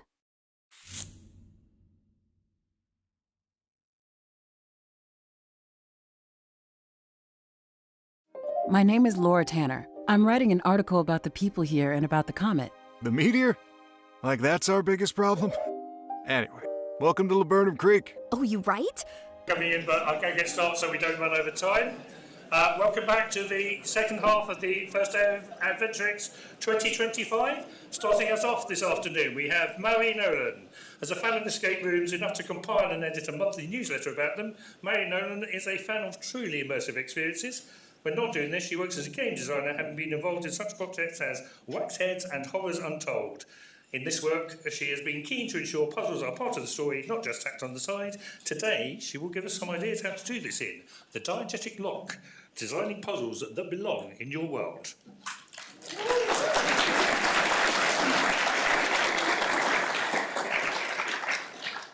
Thank you so much. You'll hear me? Is this good? Closer? Yes, amazing. Hello, everyone. Super lovely to be here. I thought I'd put this slide up first to show what I'm not talking about. So in this short talk, I'll get immediately to the point. I'm here to talk about puzzle design, specifically puzzles that really, really belong in your world. So picture any game when you go down into an old dungeon and discover loads of AK-47s. Not that. We're going to talk a little bit more immersive than that. So who am I? Very, very quickly. Thank you. My name is Mairi Nolan. Actually, my full name is Mairi Spaceship Nolan. That is my real middle name. You can ask that at the end if you want to know more information about that. And I am a puzzle designer. So I work in physical escape rooms, I work in board games, I work in immersive experiences, and video games as well. Basically, any possible game that could have some kind of puzzle in it, probably work on it. And if I'm not working on it, I want to work on it already. So yeah, puzzle design first, medium second is what I do. Next slide, please. So these are some of the games I've designed puzzles on. If anyone has any more questions about them, can answer at the end. But as well as designing puzzles, as Steve says, I also write a lot about puzzle games. So I compile something called the Escape Industry Newsletter, which is a monthly newsletter about escape rooms.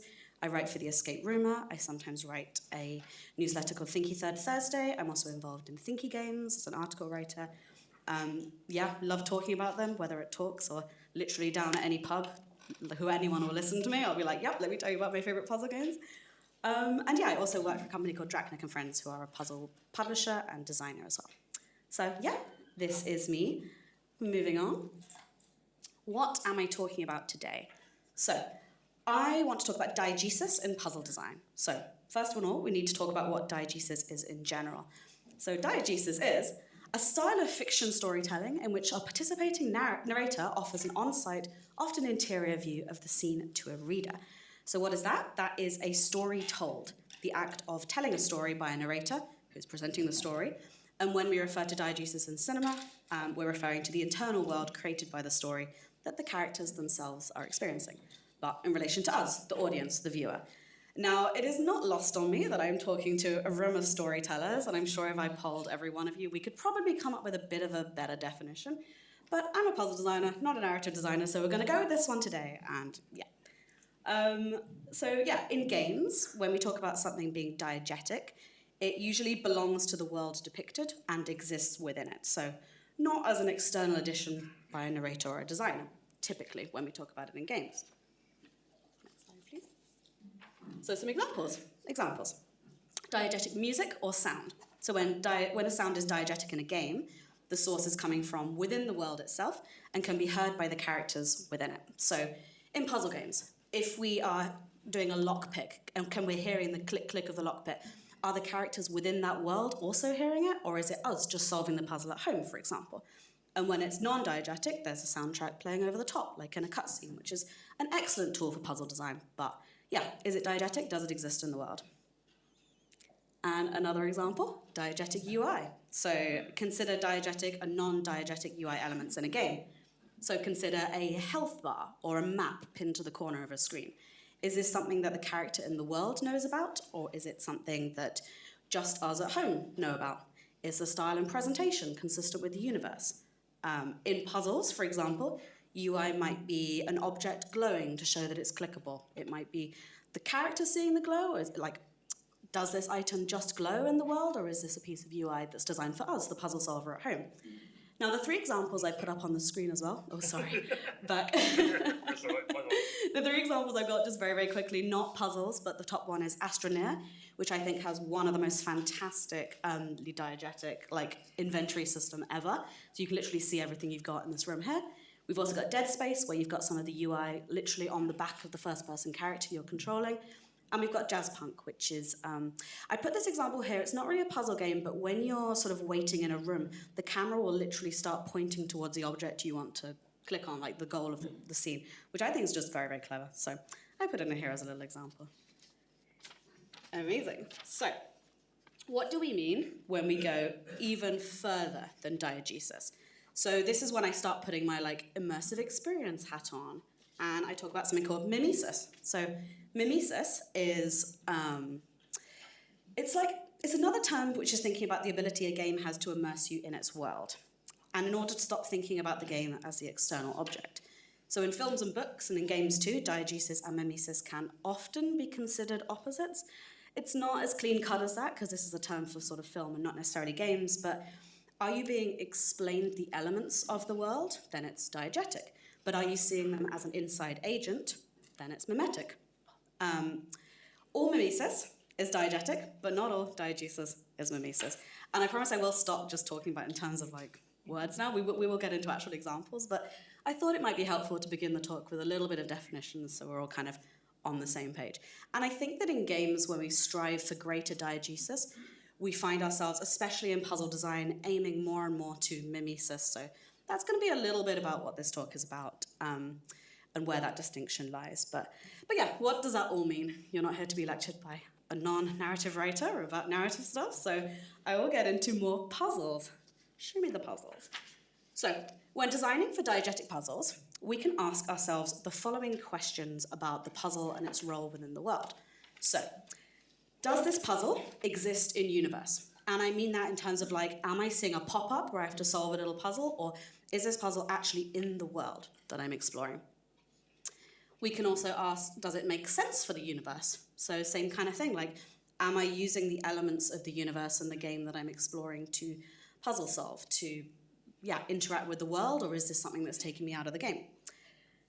Is it at least similarly themed to the other elements of the game's world? I'm in a Lara Croft themed underground place. Am I at least handling realistic items, or am I handling AK-47s? This kind of question we can ask ourselves. And more importantly, consider the puzzle setter as well. So as we push more from diegesis into mimesis, we can ask ourselves things like whether the person or the individual or the situation that set the puzzle exists in universe. Who made the puzzle? Why did they make the puzzle? Who did they make the puzzle for? And more importantly, who is the player in the context of the puzzle? So in a nutshell, diegetic puzzles fit the world, they advance the story, and they're often perfect metaphors for what you're doing. So the logic and their answer are perfectly bounded within what the player sees at home. It's part of the story. They don't need external information. They're all within that world. And in particular, I love this example where What I'm solving happens to be perfectly and entertainingly solvable within my character's abilities. So like a jump in a platformer game that is exactly perfectly the jump that I can do, and that next level, it needs a double jump, but I haven't unlocked it yet. That's what I mean. And I mean that with like the biggest respect in the world, like Chef's Kiss. It's diegetic, maybe not necessarily mimetic, but it's a great example of a diegetic situation. So here are some examples. Uncharted. Let's take Uncharted, for example. 1 second, I'm going to sort my notes out. Let's take Uncharted. You solve puzzles in an ancient temple in order to descend further into the temple. In this particular game, A Thief's End, which is great, by the way, you encounter this ancient secret wheel in the middle of the space with a very simple match the images lock, which is entirely unrelated to the language of the time and can be solved by just about anyone. It's amazing. It's diegetic. It's really fun. Fits the world. Great. No notes. Next example. Paper Mario, Origami King, also a great game. I've only put my favorite games in this slide, by the way. In this, the castle of my antagonist is perfectly suited and filled with puzzles that can be solved by someone of my very, very specific paper-based abilities. Why? Because it's a game. It's fun. And this is a great diegetic, well-themed puzzle that fits within the universe. And sure, like if this was a mimetic world, maybe that the castle would not be perfectly suited to my abilities. Maybe my enemy would have tried a little bit harder to keep me out. But that would be suspending disbelief, and it wouldn't be a very fun game. Next example, one of my favorite games of all time. Oh my God, masterclass in puzzle design. The Rue Trees Are Dead. So this is probably one of my favorite games from the last few years. And you have to piece together a family tree through research in documents and an in-game online search engine. This game is so, so satisfying. It is diegetic in all of the ways, but very unmimetic in the way that rather than, so you get access to this search engine and you have to figure out, well, who's related to who dated who had a secret illicit love affair with who, and they give you the internet. But it's not the real internet. There's an internet with a very limited number of pages you can go and search, because if you were given access to the, 10 billion, probably 1 trillion web pages now, that would take you such a long time to solve. So it completely fits within the constructed universe of the game, and it makes it fun. You're given the snapshot of what you need to solve the puzzle. It's a very, very fun logical deduction game. Next example, BioShock. Then there's games like BioShock. So I could have pulled from many, many games, but I chose BioShock's hacking minigame. So in this game, you have to hack terminals. So you go into the terminal and you fiddle around with pipes, and these pipe hack moments sort of gently increase in difficulty across the game as your ability goes up. So I connect the pipes, I hack, and it serves the game. And it's actually so much fun. I love these kind of puzzles as well. But it's a total metaphor. It's not mimetic because no hacking system in the world would ever use like green goo traveling around pipes. Like it's even the fact that there are little like boxes with question marks. Like, I don't know, if anyone in here is hacking, please tell me I'm wrong, but I don't think hacking looks like this. I don't know. But yeah, this is the thing. Like, it's halfway to mimesis because you can see you are kind of holding the hacking terminal. You can have like, you've taken the panel off, you are looking inside, but if it were a real hacking puzzle, I think that would probably be insurmountable to most people. Like, BioShock is not a game about learning how to hack. It's a fun game, and this is a very small mini game, and so the puzzle serves it very well, very diegetically. And the very last example is not a game, it's a film, and this film keeps me up at night. I love Stargate, by the way, it's absolutely fantastic. But it has a puzzle in it, which drives me crazy. There's a moment in Stargate. That's my Letterboxd review. You can add me on Letterboxd if you want. There's a moment in Stargate where they have a giant cipher wheel, and in order to turn on the Stargate, they say you need to put 7 symbols in. And this whole team of scientists is like, yeah, we've got 6 of the 7 symbols in order, and it's taken us 2 years to figure out the 7th symbol, and they have 36 possible options, and it takes them like 5 minutes to fire up the Stargate machine. And I'm watching this at home as a competitive escape room player, like, oh my God, please solve an escape room. Just please take you on a team building, just go to an escape room. It's a greatly diegetic puzzle for this moment, and I love it, but it's not a mimetic puzzle. And so, yeah, like, what does this mean then for like striving towards greater mimesis? If I'm gonna gatekeep, which I'm not, I would stand here and say there are no mimetic puzzles, but that would be both untrue and very unhelpful.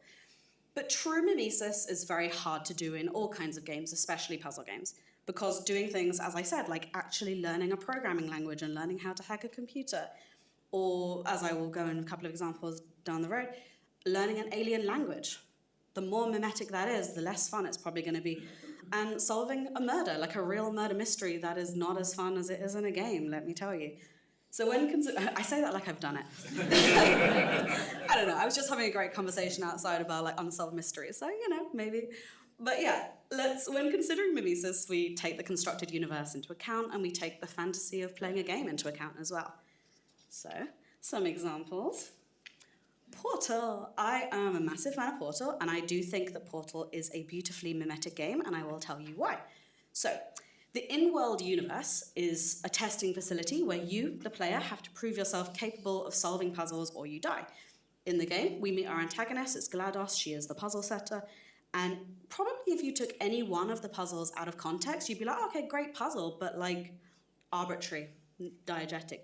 But I think it's a pretty mimetic puzzle because from every aspect of the world, from the portal gun to who you are, to the source of the sound, to the source of the layout, to every single thing, it's so diegetic, it's basically mimetic. It's like almost as close to a mimetic game as you can possibly get. And it's not just Portal. There's a big genre of like test chamber kind of games, especially that's arisen in the last sort of 5 years and become very popular. And I think they're all pretty mimetic. Like when you have a clear view of who the setter is and who you are, it gets towards that. But this one's a great example, and I could not give a talk about puzzles without mentioning Portal. So there you go.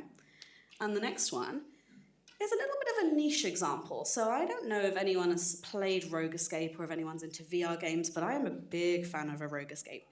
And I swear by the mimesis of this game. Unlike Portal, I find its mimesis very challenging, like it's not an easy game, but it's based on the original called Nauticrawl, I believe, and then they made a VR version of it. I don't know, maybe the designers are in this audience, maybe I'm making a fool of myself, but yeah, great game if you're a designer.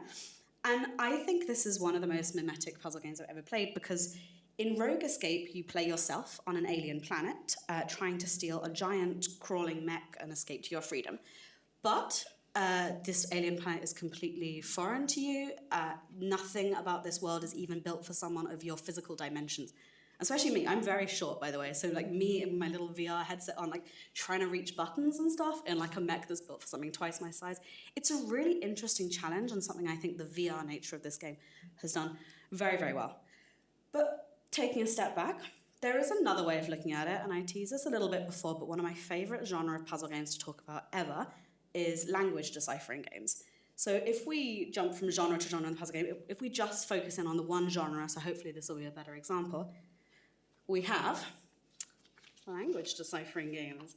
So in the big old graph of diegetic sort of on the left, it would have been really helpful if I'd actually labeled this, but diegetic on the left, no, non-diegetic on the left, diegetic in the middle, and mimetic on the end.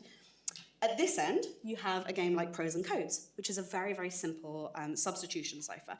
So every letter of the English alphabet has another one-to-one letter with another, or a symbol or a letter or whatever it is. But in Prose and Codes, you're just using basically a Caesar cipher to decipher famous quotes. It's a great game. I play it all the time. Love it. Not very diegetic. Then moving up, you get to games like Chants of Senna and Heaven's Vault in the middle. Shout out to John's talk earlier today. And yeah, the games like that, they're much more deep. They are ciphers. They fall into that category broadly, but they're much more deep. It really evokes the feeling of solving a language because you get to kind of go up against really interesting rules about it. You get to kind of like think like, well, this is syllabic. This part is like different sentence constructure. Like the rules about like gendered words and stuff like starts to get really interesting, but it's still very much a game. You're having a lot of fun. It's not as punishing as actually solving a language. It's very much the fantasy of solving an alien language. Then recently, this fourth game I added quite late to this presentation because I played it and I was like, oh, this is a really interesting example and I want to talk about it. It's called Sethian and it is a, how can I describe this? It's basically, it's not a puzzle game. It's a sci-fi language deciphering game about talking to a computer in an alien language. It's not perfect, but it's a very interesting use of like how to kind of do that language deciphering. And I would put it a little bit further up towards mimesis than, for example, Chants of Senna and Heaven's Vault, but it's a very interesting one. And then right at the end, We have a game called Epigraph, which, oh my god, is one of the hardest games I've ever played in my life. I still wake up in a cold sweat thinking about this game almost every night. It kind of asks the question, like, is this a gamified representation of decrypting a language, or are you literally doing the thing? This game has like 3 screens and will take you about 40 hours to solve. And there's, like, it's just impossible, but it's a great alien language deciphering game. Cannot recommend it enough. It'll ruin your life. I'm so sorry. You should try it. But yeah, incredibly mimetic. To the point that I'm like, am I even having fun anymore? I don't know if I am. So yeah. Next slide. So what does this all mean? What am I even actually talking about? What is my point? This should be the part in the talk where I make a very big sweeping statement about games, but as I kind of touched upon, like, games are a fantasy of an activity, and a puzzle game is no different. What I mean is, just like in a game like Cooking Mama, you don't have to wait 30 minutes for your oven to preheat before you cook. The game conveys the fantasy of cooking. It's the same in puzzle games. The fantasy is us, the player, is smart and overcomes an appropriate intellectual challenge for their skill. And yeah, we get that feeling when we play and solve puzzle games. But most puzzle games are not actually, as I said, us having to learn like complex programming languages. Like Bioshock, no one wants to learn complex programming language there. We're not deciphering an ancient language, unless you're playing Epigraph. Great game. We're not like going through the billion web pages to try and like solve a murder mystery that's hidden somewhere. Because all these things take a lot of time and effort and will probably not be fun. And I come back to the murder mystery example.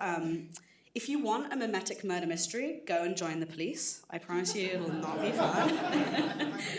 And actually, take it from me, out of university, I did join the police and I worked on a major investigations unit, and it was the worst job of my life. I'm sorry if anyone with the police is in the audience, but it was not mimetic, it was not fun. It wasn't the fantasy of solving a murder that I thought it would be. So there we go. And that sort of brings me-ish towards my conclusion. So I could talk about this for hours, but this is just a half an hour talk, a bit less. We'll have Q&A at the end. But, so I will make it snappy. Yes. In puzzle game design, I'm thinking about diegesis and mimesis constantly. So if anyone here in the audience is designing puzzles as well, I do strongly encourage you to think about it as well. But picking one and being like, I'm going to make the most diegetic puzzle in the world, I'm going to make the most mimetic puzzle in the world, also has its limit in how helpful that can be for designing a good puzzle. I hope I've communicated that often the most mimetic puzzles, maybe not the most fun, and the most diegetic puzzle could be picked apart very easily as being a very silly application of a puzzle. So yeah, hopefully if I can impart anything, it would be to share those things. And up on the screen, we've got a few tips that I would generally take away. So I do a lot of mentorship in puzzle design, and these are some of the things I get people I mentor to think about. The first one being to consider your world. So more specifically, like, that's such a big question, consider your world. Like, what is the world we're designing puzzles for? Are you designing something within the environment of this constructed world you've come up with? Or are you designing a puzzle on top to, like, sit in a box, to, like, be a delay, like, whatever that is? More than considering the world, though, consider the player's role within that world. Like, how do you get your player to care about this? Why are we solving the puzzle? Like, is it literally just an arbitrary gate, or is this part of the greater mystery? And yeah, whatever, depending on the genre of puzzle you're designing, if you are designing something, you maybe don't have all the answers, but this is one of the most important questions to think about when coming up with a puzzle. I would also say consider the puzzle setter. So whether the puzzle setter is an individual character in the game, maybe it is the universe itself, maybe it's a situation. Like, yeah, why is this puzzle being presented to the player, and what does it mean for the player to be solving this within the world? I also say design from the world around you. This is a very, very obvious one, but if you are designing a diegetic or mimetic puzzle in your world, go into that space and see what the things are happening in that space and where that puzzle might come from. Again, don't literally mean like if you're designing a murder mystery, go hang out with the police. Don't do that. But, you know, like kind of immerse yourself in that space. Go to the space that you are designing for, if you can, unless you are designing one that's like an alien. You can't do that, but do something close. And my last thing is maybe actually don't worry about it too much. Like, it's a great lens for thinking about how to set up a puzzle, but I think so long as you design a fun puzzle, your players can suspend a lot of disbelief. And yeah, I think we should be chasing the fun more generally. Like, at the end of the day, with enough set dressing, no player is going to question why the supposedly natural cave is perfectly suited for their character's body, or why these rocks in my path happen to be arranged in a way that I can perfectly push them into a path to traverse this thing. I'm thinking about soccer band games. But yeah, you know, people will suspend their disbelief when they're playing the game. We are, after all, playing a game, and it is the fantasy of playing the game. We want to be entertained, and in the very specific case of puzzle games, we want to feel smart, we want to have fun. So I will leave you with one very quick story. So I've been a puzzle designer for about 10 years, and I actually think I finally designed my magnum opus, like my best puzzle game ever, and it is so silly, but please hear me out.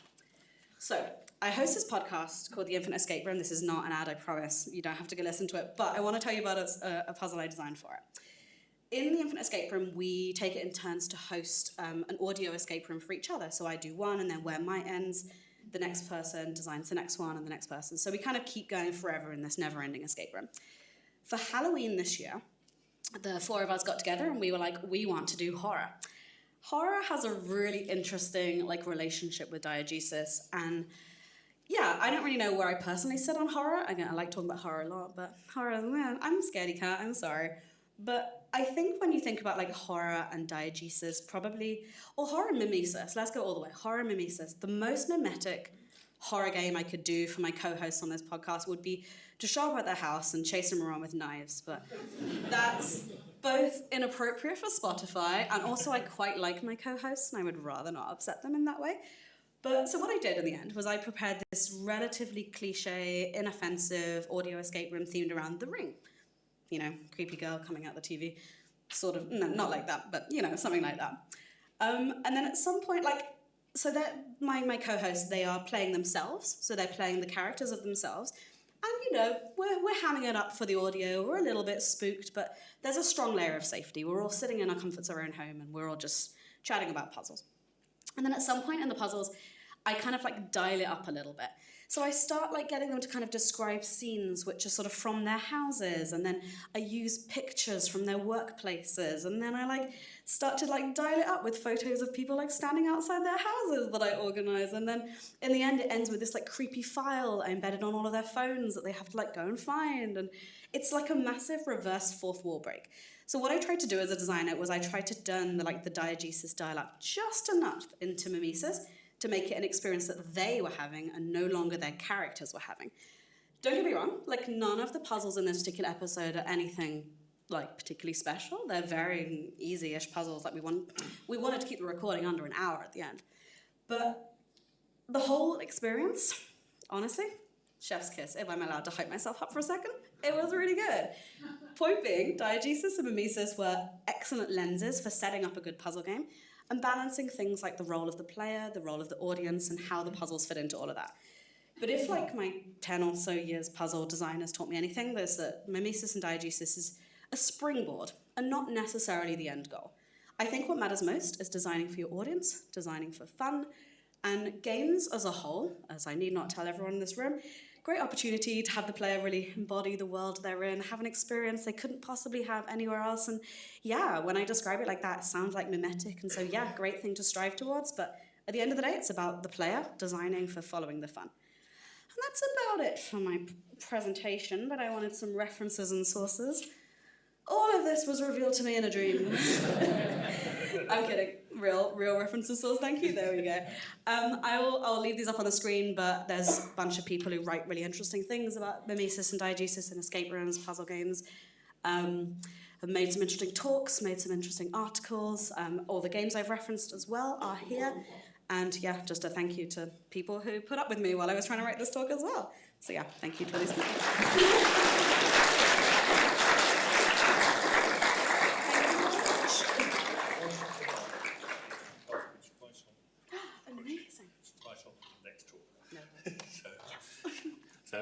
We are Not so much an author, more a journalist. I just want to know what's so great about this place that people will stay here despite the threat of it all ending. You shouldn't be asking why Laburnum Creek is so nice and why everyone wants to stay. The question is, why did you come here? I don't know if it's the altitude or the way the wind shudders through the pines. Maybe it's cosmic rays. I couldn't tell you, but Laburnum Creek does something to people. I get the feeling you're not talking about the comet, but I don't understand. Sometimes this old place seems unfamiliar. I see things and then they're gone. Everything around here is a little strange sometimes. There is more to Laburnum Creek than meets the eye. Visitors to the resort often take a day or two to get in tune with the vibrations. You can feel them? I know I'm not the only one, but no one talks about it. Feels like this place is pulling me apart.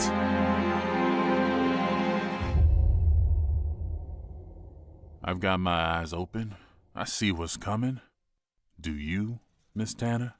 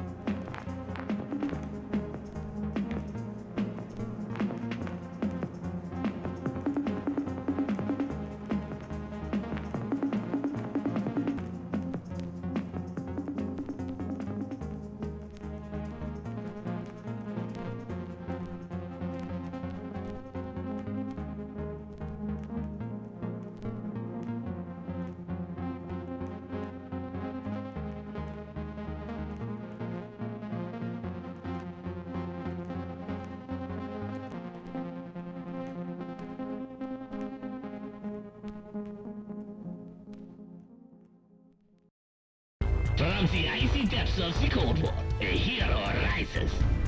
In a world on the brink of annihilation, only one Soviet soldier stands between salvation and total destruction.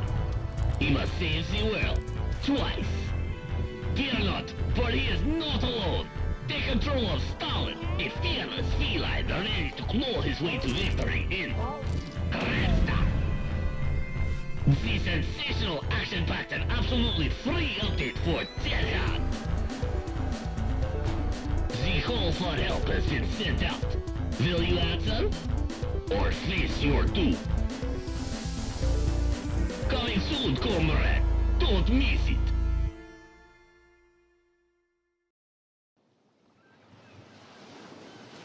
But wait, it's becoming clear. Theodora Green, you shameless grifter.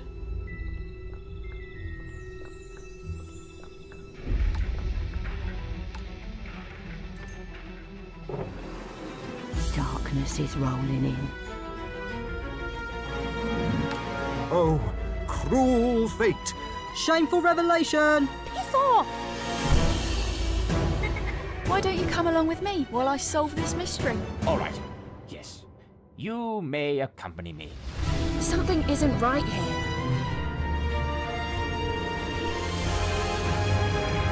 Under this moon where magic entwines, grant me the power to decipher minds. Did it work?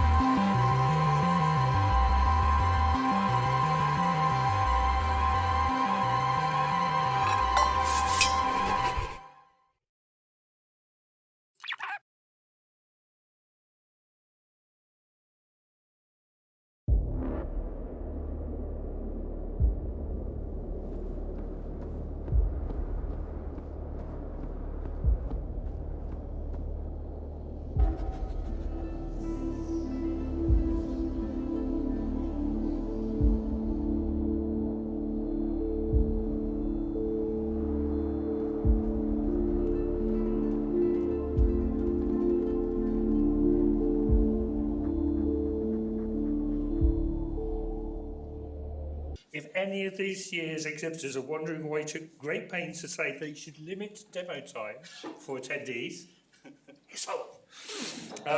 His game proved so popular that it proved hard to pry people away from it.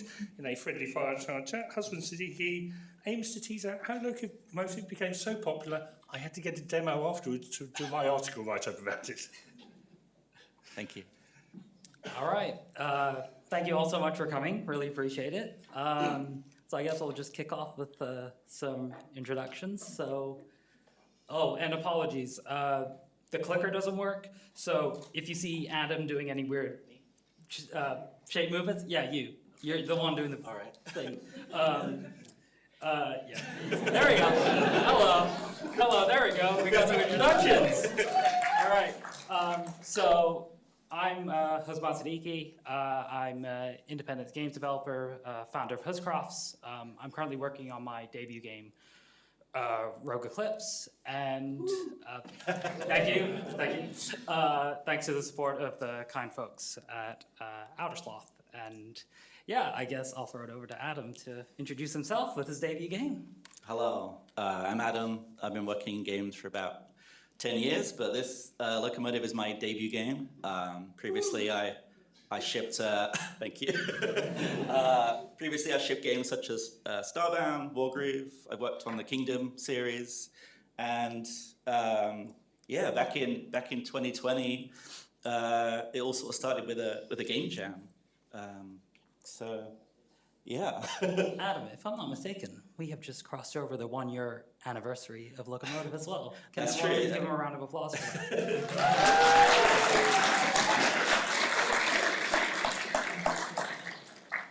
Right, so that doesn't work. Oh, there we go. So before we start, could I get a show of hands of how many folks have either heard of Locomotive or played it or seen it before this panel?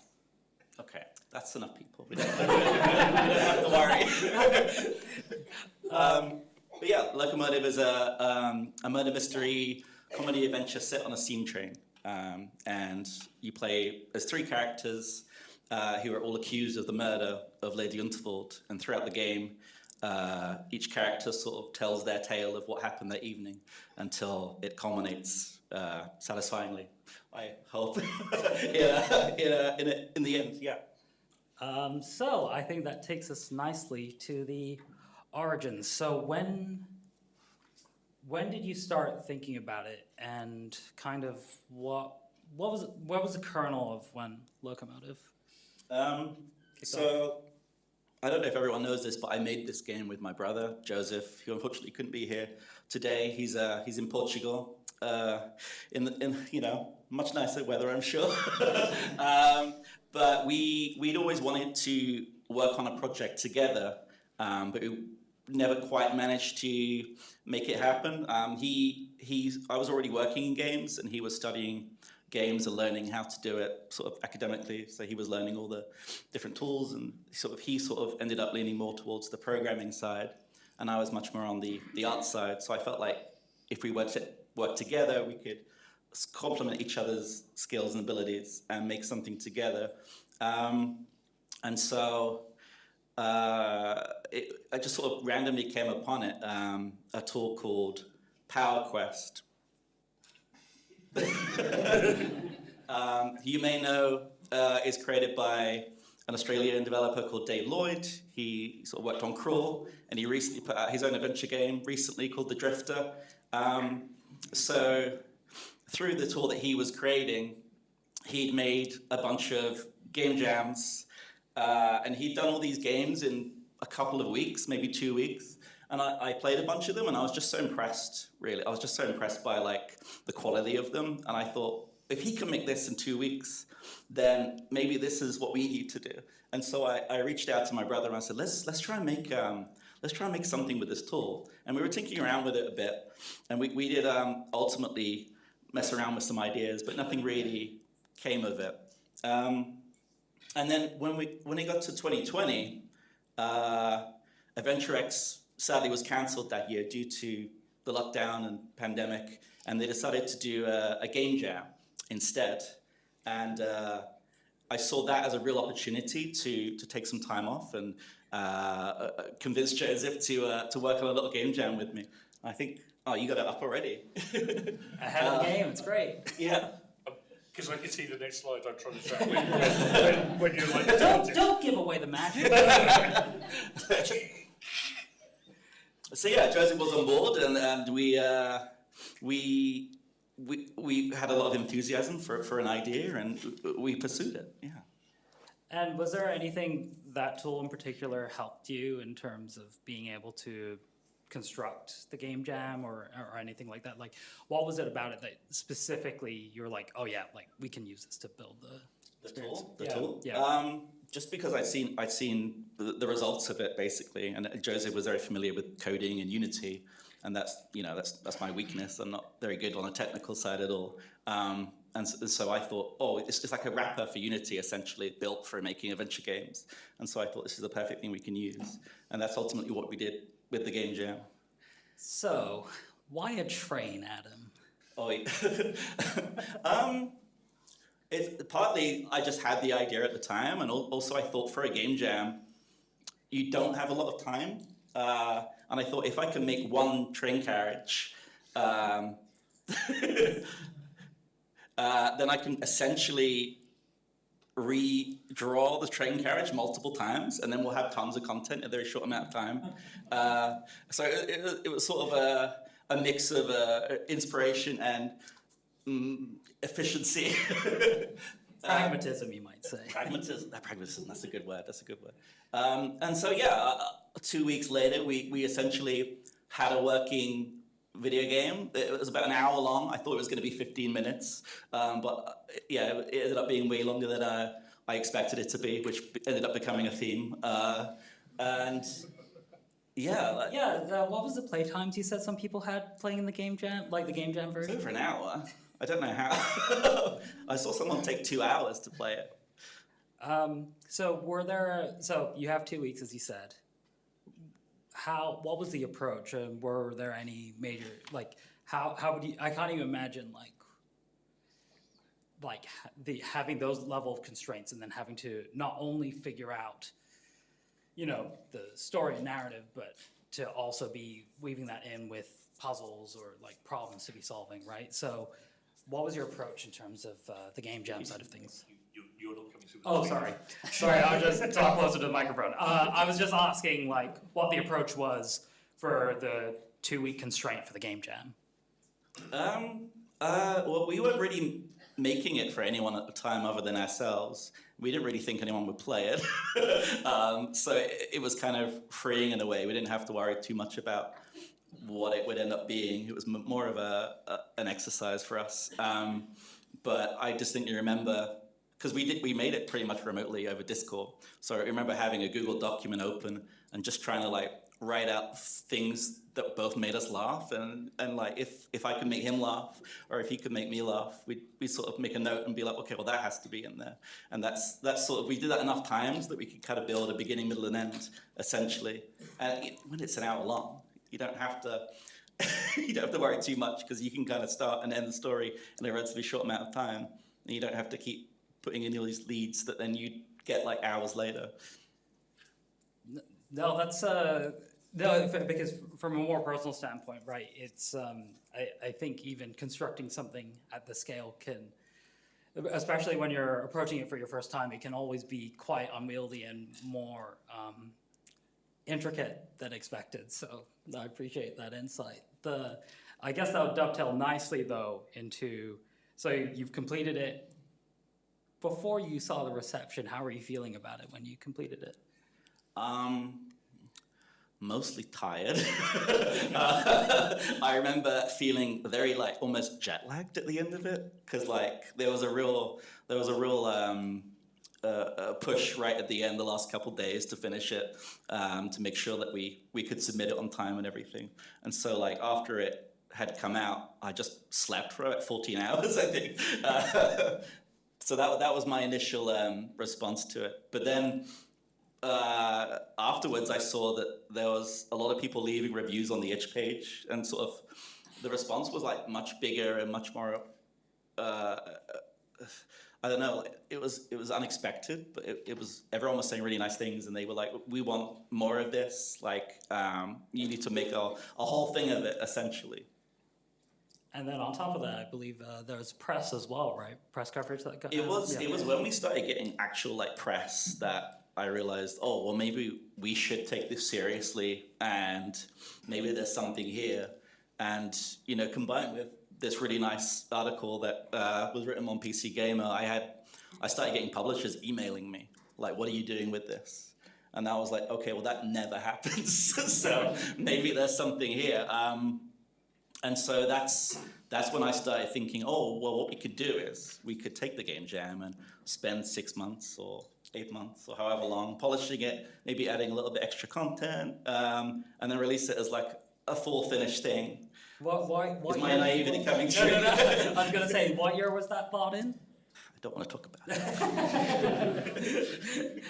Seldom, I think many developers start off on a journey of making something of their own creation, and then, I mean, even through my own discoveries, just how unwieldy games get. It's, yeah, in a strange way, you don't realize like how like, even if you try to scope something right, it just sometimes. There are some people that can do that, but they are mutants. I haven't met them. I wouldn't know. Yeah. So I guess that takes us nicely to the full game. Wow, it's a great segue. Thank you. I try. So you've got publishers reaching out. Just out of curiosity, how many folks in here are planning on are planning on pitching their game to a publisher, or are planning on pitching anything? Just get an idea. Okay. All right. So I guess that takes us nicely to, you've got the publishers messaging you, but for those unfamiliar, it's not just a straightforward process like, oh, like they're in the DMs and then you're off to the races, right? Like you actually have to think about. Even if they like it, like the timing might not match up for them, or they might have like 6 games coming out in the next 2 years, and your game doesn't fit into that slot. So like it's a long process. Even if they like it, it can take months for anything to come to fruition on that. And were there any major differences or changes between the game jam and what the so I talked about like what my initial ambition was for the project, which was to polish the game jam essentially, maybe add some voice acting and some localization, add a few things that we didn't get time to do. But then when we started talking to publishers, they were like, well, no, this should be like a feature length thing. Come back and pitch something bigger. And so I'll come back next week and pitch something bigger. So I had a week to rethink it. And this is when I came up with the concept of the 3 playable characters. Because in the game jam, you only play as Arthur Ackerman. And the story starts and resolves itself pretty rapidly. And so I thought, how can I sort of extend this without people getting extremely bored, like 7 hours into being on a train? And I thought, well, you have the 3 characters and they can tell their own perspectives of that evening, and you can refresh it by changing the character positions on the train, and maybe it's a different time of day, maybe you have access to different areas of the train, and maybe their version of events contradicts in some ways the events of the other characters. And so when I pitched that, it kind of started to come into fruition. And so, yeah, so I ended up working with Chucklefish in the end, and they liked that idea, and we actually signed with them really quickly. So I think so the game jam came out sort of, when was it? End of 2021? I think it might have been before then. Maybe October, November 2020. Yes. And then, and then I signed a publishing contract like 4 or 5 months later. And so it was kind of off to the races then. And I signed it based only on the game jam. So I didn't have any prototype or anything. It was just the game jam. And so I think when it came time to start making the full game, then it was like, okay, we're like laying the tracks almost as we're making it. And I guess another question is how, because, you know, to have those 3 characters, and it had to just surely be beyond that, right? Like before it was signed, did you have an idea of where the story was going to end up? Did you have an idea where mechanically you were going to end on? Because I almost feel like one of the trickier things is having to navigate, because, you know, there's always that novelty at the excitement at the start, right? And that's right when players are open and receptive, right, to seeing where an experience can take them. But I almost feel like the difficulty is having a satisfying payoff at the end. So how much, I guess what I'm asking is, how much did you know about these characters? How did you land on them? And did you know where their journeys were going to go? considering Yeah. they weren't even the game jam. Well, in the game jam, obviously, we had Arthur Ackerman, who's the lawyer, the estate attorney for Lady Unterveld, and he loves bureaucracy and paperwork. He pretty much remained unchanged from the game jam.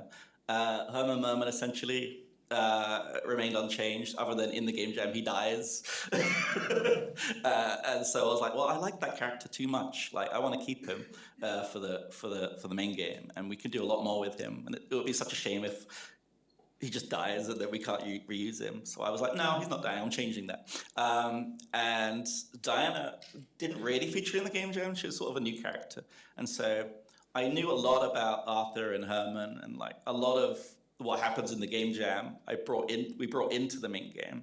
I mean, you played the game jam. Yes. So you can see the elements that we then carried into the main game. I did. It also took me quite some time to play through it, so Well, thanks I'm for sorry. that. Also, you're welcome. But yeah, you're asking me whether we had everything planned out. I think it was easy to do like the first section because we had the game jam as reference.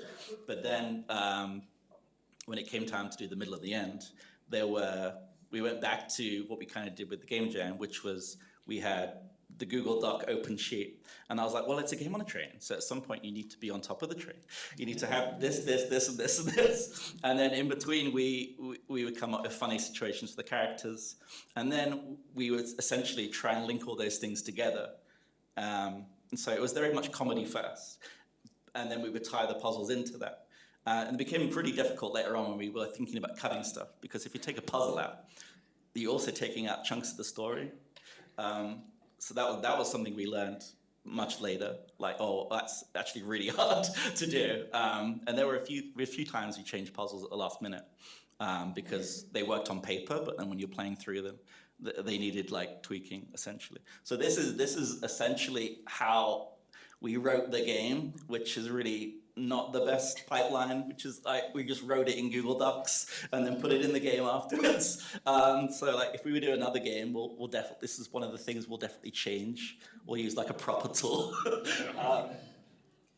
So was it essentially that you kind of, play, so I guess from a process standpoint, overlapping between, because you said the game jam, right, was just kind of seeing, whether or not like you could make, whether or not you or Joseph could make each other laugh, right? Yeah. How much of that was part of the process how much of it was just fooling around until like you had deadlines to meet? Well, I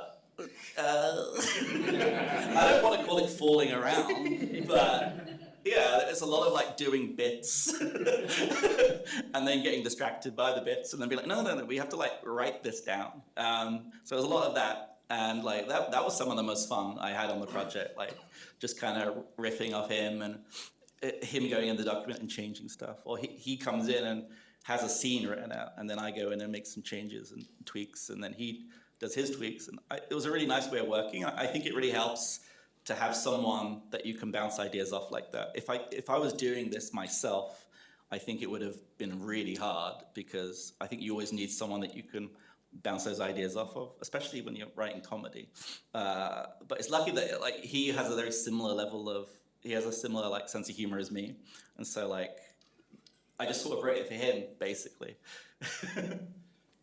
So then at that point you've got so you've got your script and you've got your characters and all that. So then I guess that brings us into like the puzzle design and the gameplay. So like what was the approach there for figuring it out? Yeah, so we didn't do the puzzles in Google Docs. We actually used the real tool. We used YED, which I think was another tool recommended by Dave Lloyd. And it's essentially a puzzle dependency chart. And Ron Gilbert has a whole blog about doing these for his previous games. And so I essentially was like, oh, that's pretty good. He seems to know what he's talking about. And so essentially you have the puzzles and they sort of interlink into each other. And this is how we designed everything. And this is kind of what I was saying earlier about how like it works in the flowchart, but then it also has to work when you're actually playing it. And so this is more of a reference point. And then we would tweak it and tweak it and tweak it once we were actually able to play the puzzles. And were there any major challenges or anything like that you experienced or during the process when you were, because I feel like, I mean, there's another system that it ties very nicely into, because like you even wove it into the narrative, but like one of the things as a part of your pitch, right, was having a more cleverly integrated hint system, right? The helpline.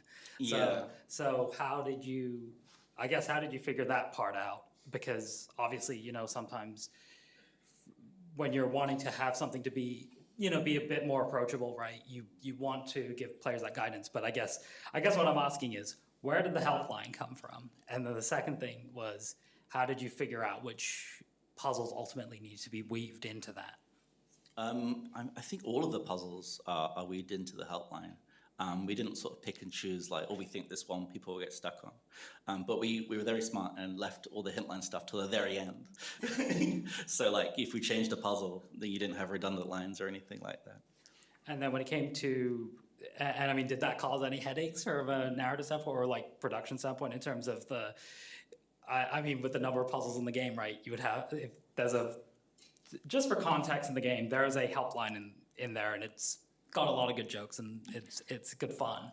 But that all had to be voice recorded, didn't it? So, like, did that cause any... I realized afterwards that people don't do that for a reason. Because once you have all the hints voiced, you can't change them. But luckily, we avoided any issues with that for the most part. But yeah, I think Return to Monkey Island, it's a book in your inventory, and you can open it, and it's kind of does the same job, but without voice acting, which is probably a lesson I'll take for next time. Well, I think that moves us on nicely, because what I was going to ask was, well, one, we've hit as I've mentioned earlier, the 1-year anniversary of the game, as well as the anniversary of the game jam. So I guess now that you and Joseph have this under your belt, like, what learnings do you have from this, and what do you think you'll be applying going forward into any future projects that you'll be doing in game development? Sort of like a lessons learned sort of situation. Exactly.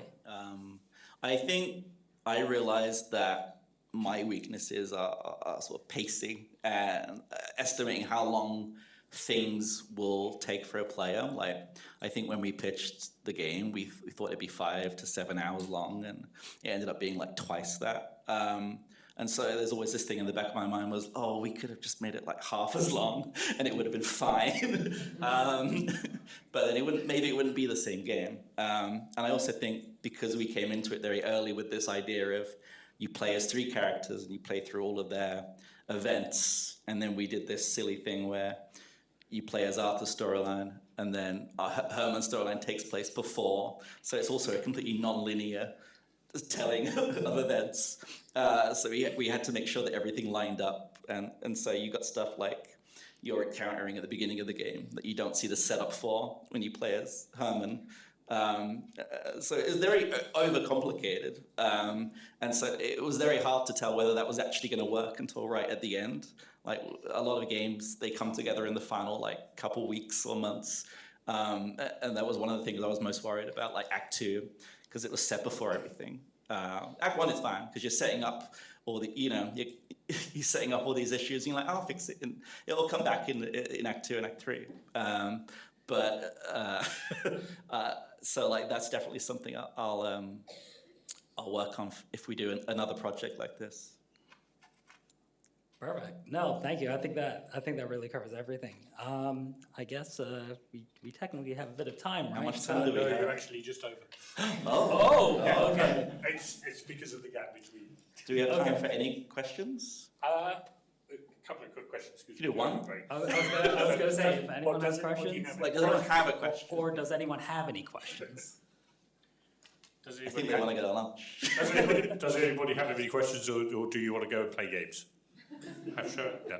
I think we are there any questions? In that case, I should say thank you so much. To Husban.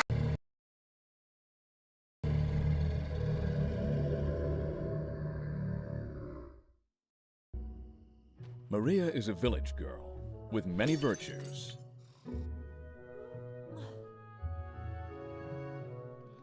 Okay, I'm up. I could have slept all day.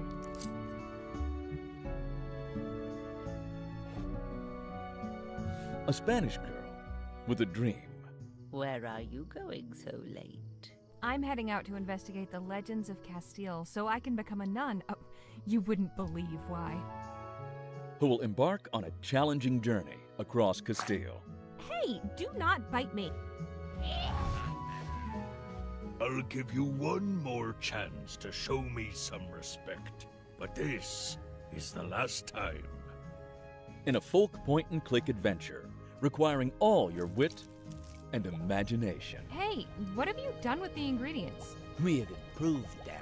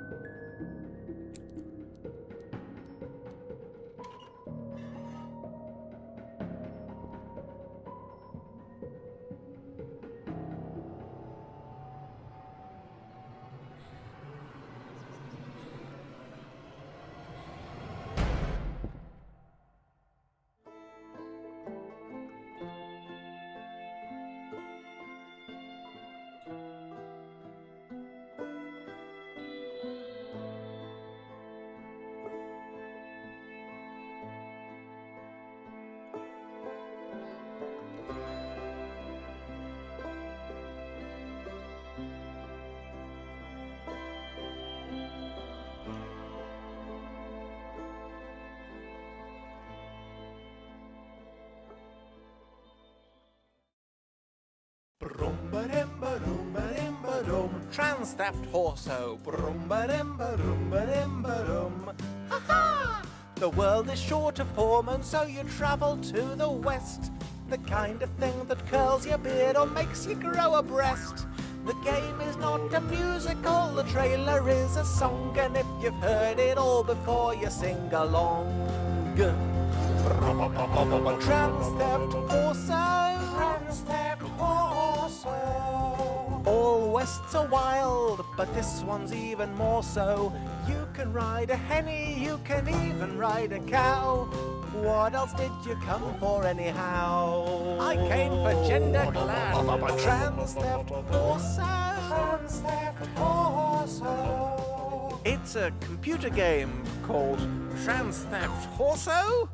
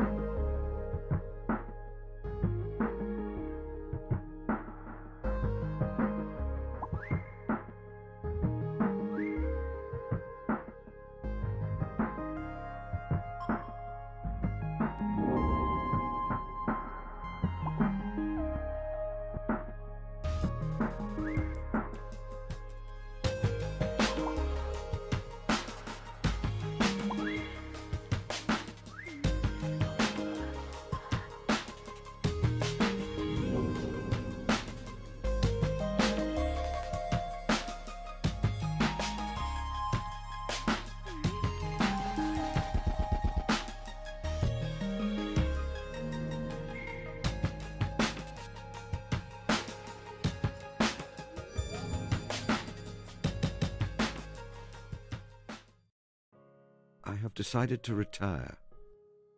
Retire? Yes, to sequester myself away on the farm of my dreams. I have a notion to take up beekeeping. They were wonderful years, weren't they? I loved every moment. Watson is by my side again. I must ensure that he is able to rest and recuperate. A picnic, perhaps, on the cliff tops. Oh dear, Mr. Holmes. I'm afraid everything has gone wrong. Mrs. Duffy has been kidnapped. My cat has been catnapped.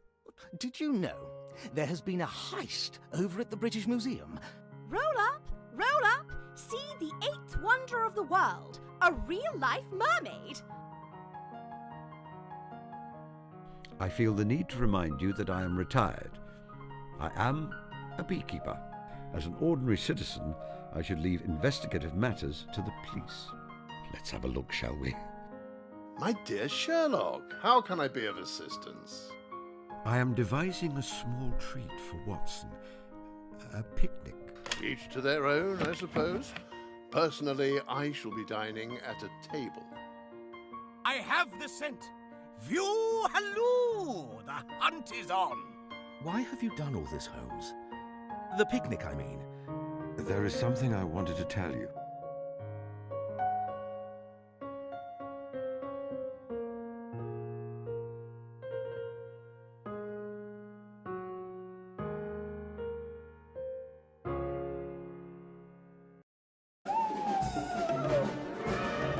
I've always been a good girl. But someone just pushed a prefect out of a window.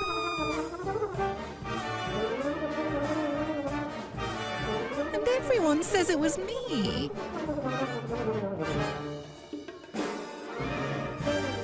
If the other girls won't play by the rules...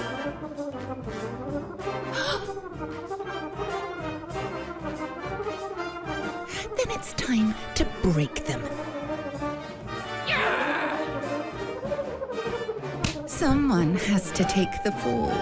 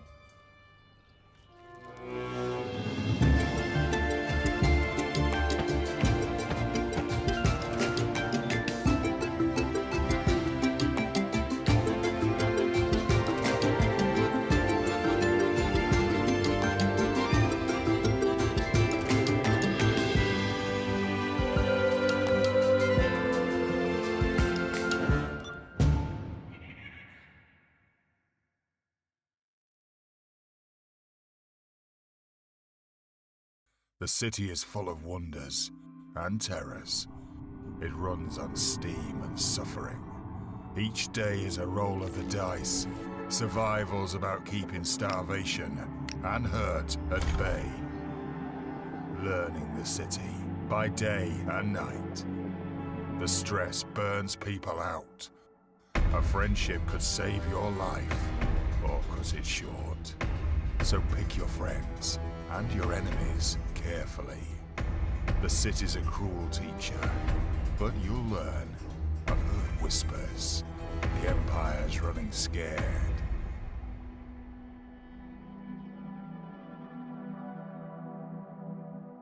Unions rising up. Revolution in the air. The city's on the brink, soldier. They don't control you anymore. Your fate's your own. All this place needs is a spark. Time to reforge the world. Break their laws. Break the city. Break free.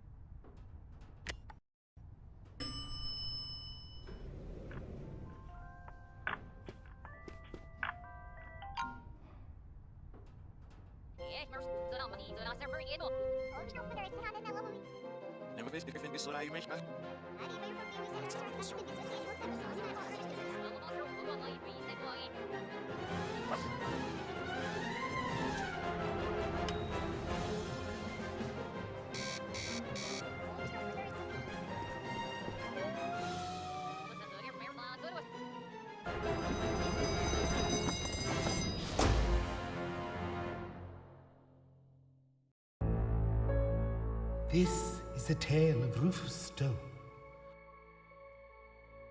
If you can't change, we'll die alone. So much work, no time to play. Can you save him from an early grave? Sleepy Town Village is a game you can play. In demo form, it'll make your day.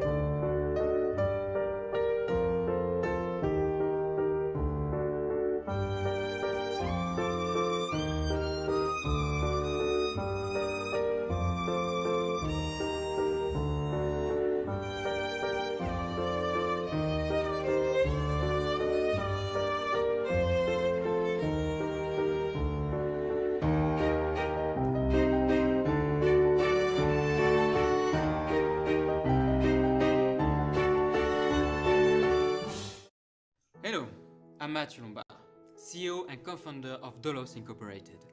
Today I am delighted to reveal the existence of our revolutionary product, Dolos. But what is it? Dolos is a program capable of predicting each individual's potential, thus helping to create a perfectly efficient society and guaranteeing the best possible future for each and every one of you. Promising, isn't it? Maybe even too good to be true, huh? Let's see how it works. Our ever-growing team feeds our algorithm with tons of data to better understand who you are, what you want, what you desire. Thanks to this very precise knowledge of each individual, we know what's best for you, what suits you the most, what will enable you to fulfill your potential while contributing to the common good. No more worries about your future, about what to do with your life, or how to make yourself useful. From now on, we will have a perfectly objective system at our disposal, treating everyone equally, excluding no one, recognizing your true worth and knowing how to reward you in line with your merit. However, we are faced with a small problem. You see, machines are very good at processing and analyzing a colossal volumes of data. But when it comes to making choices that are as close as possible to individual cases, their talents in this area are permissible. That's why we need you to teach our system how to appreciate every trajectory, every past, every history. Your decisions, your choices will nourish its learning process and enable the emergence of a perfectly efficient society for the benefit of all. So, join us and help us to build a better future for everyone.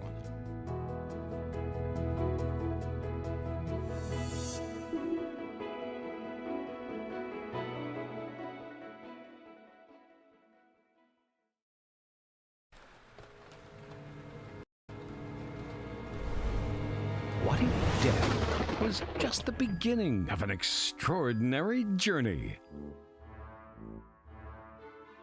Learn to cross between worlds and take control of the living to find out why you remember the future.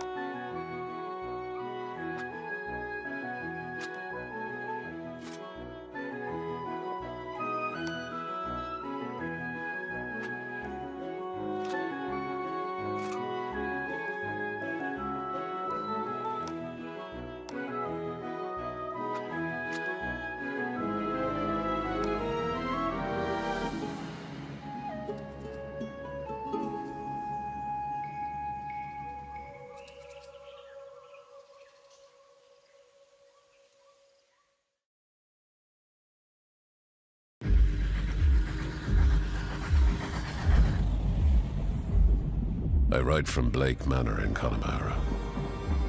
Yesterday, a guest went missing. A young woman named Evelyn Dean. I hear you're an honorable man, a steadfast investigator, and, perhaps most importantly, godly. I pray for the girl that this is true.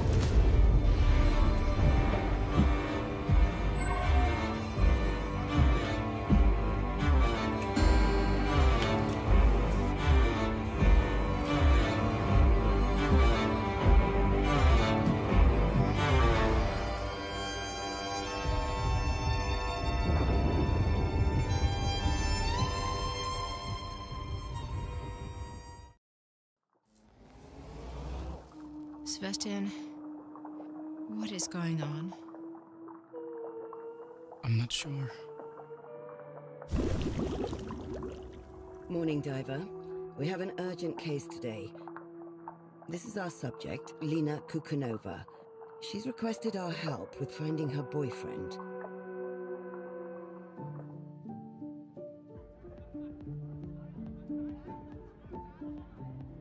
Her memories are disintegrating fast.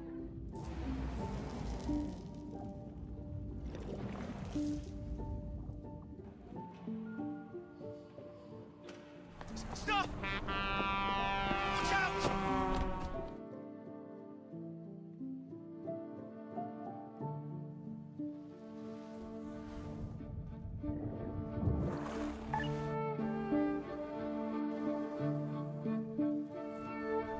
I can't just leave her.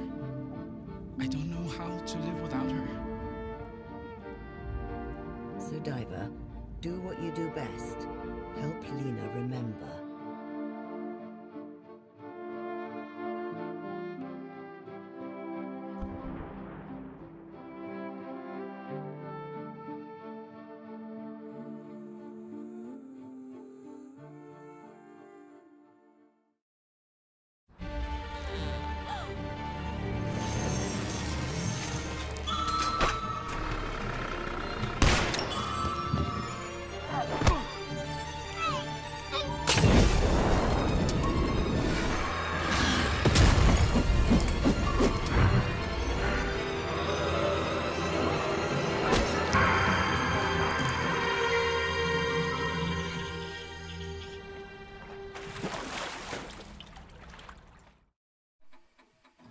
What if Pablo Escobar and the cartels of the 80s had the internet? Welcome to Miami, 1985, where the cartels have more than just guns. In this world, hackers are the cartel's most dangerous weapons.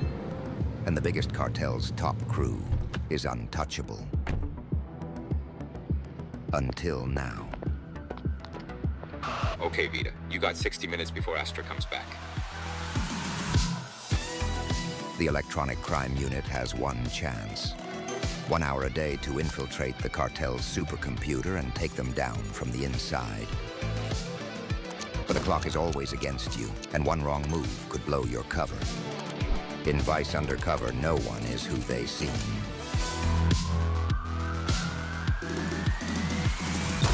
Coming soon to a computer near you.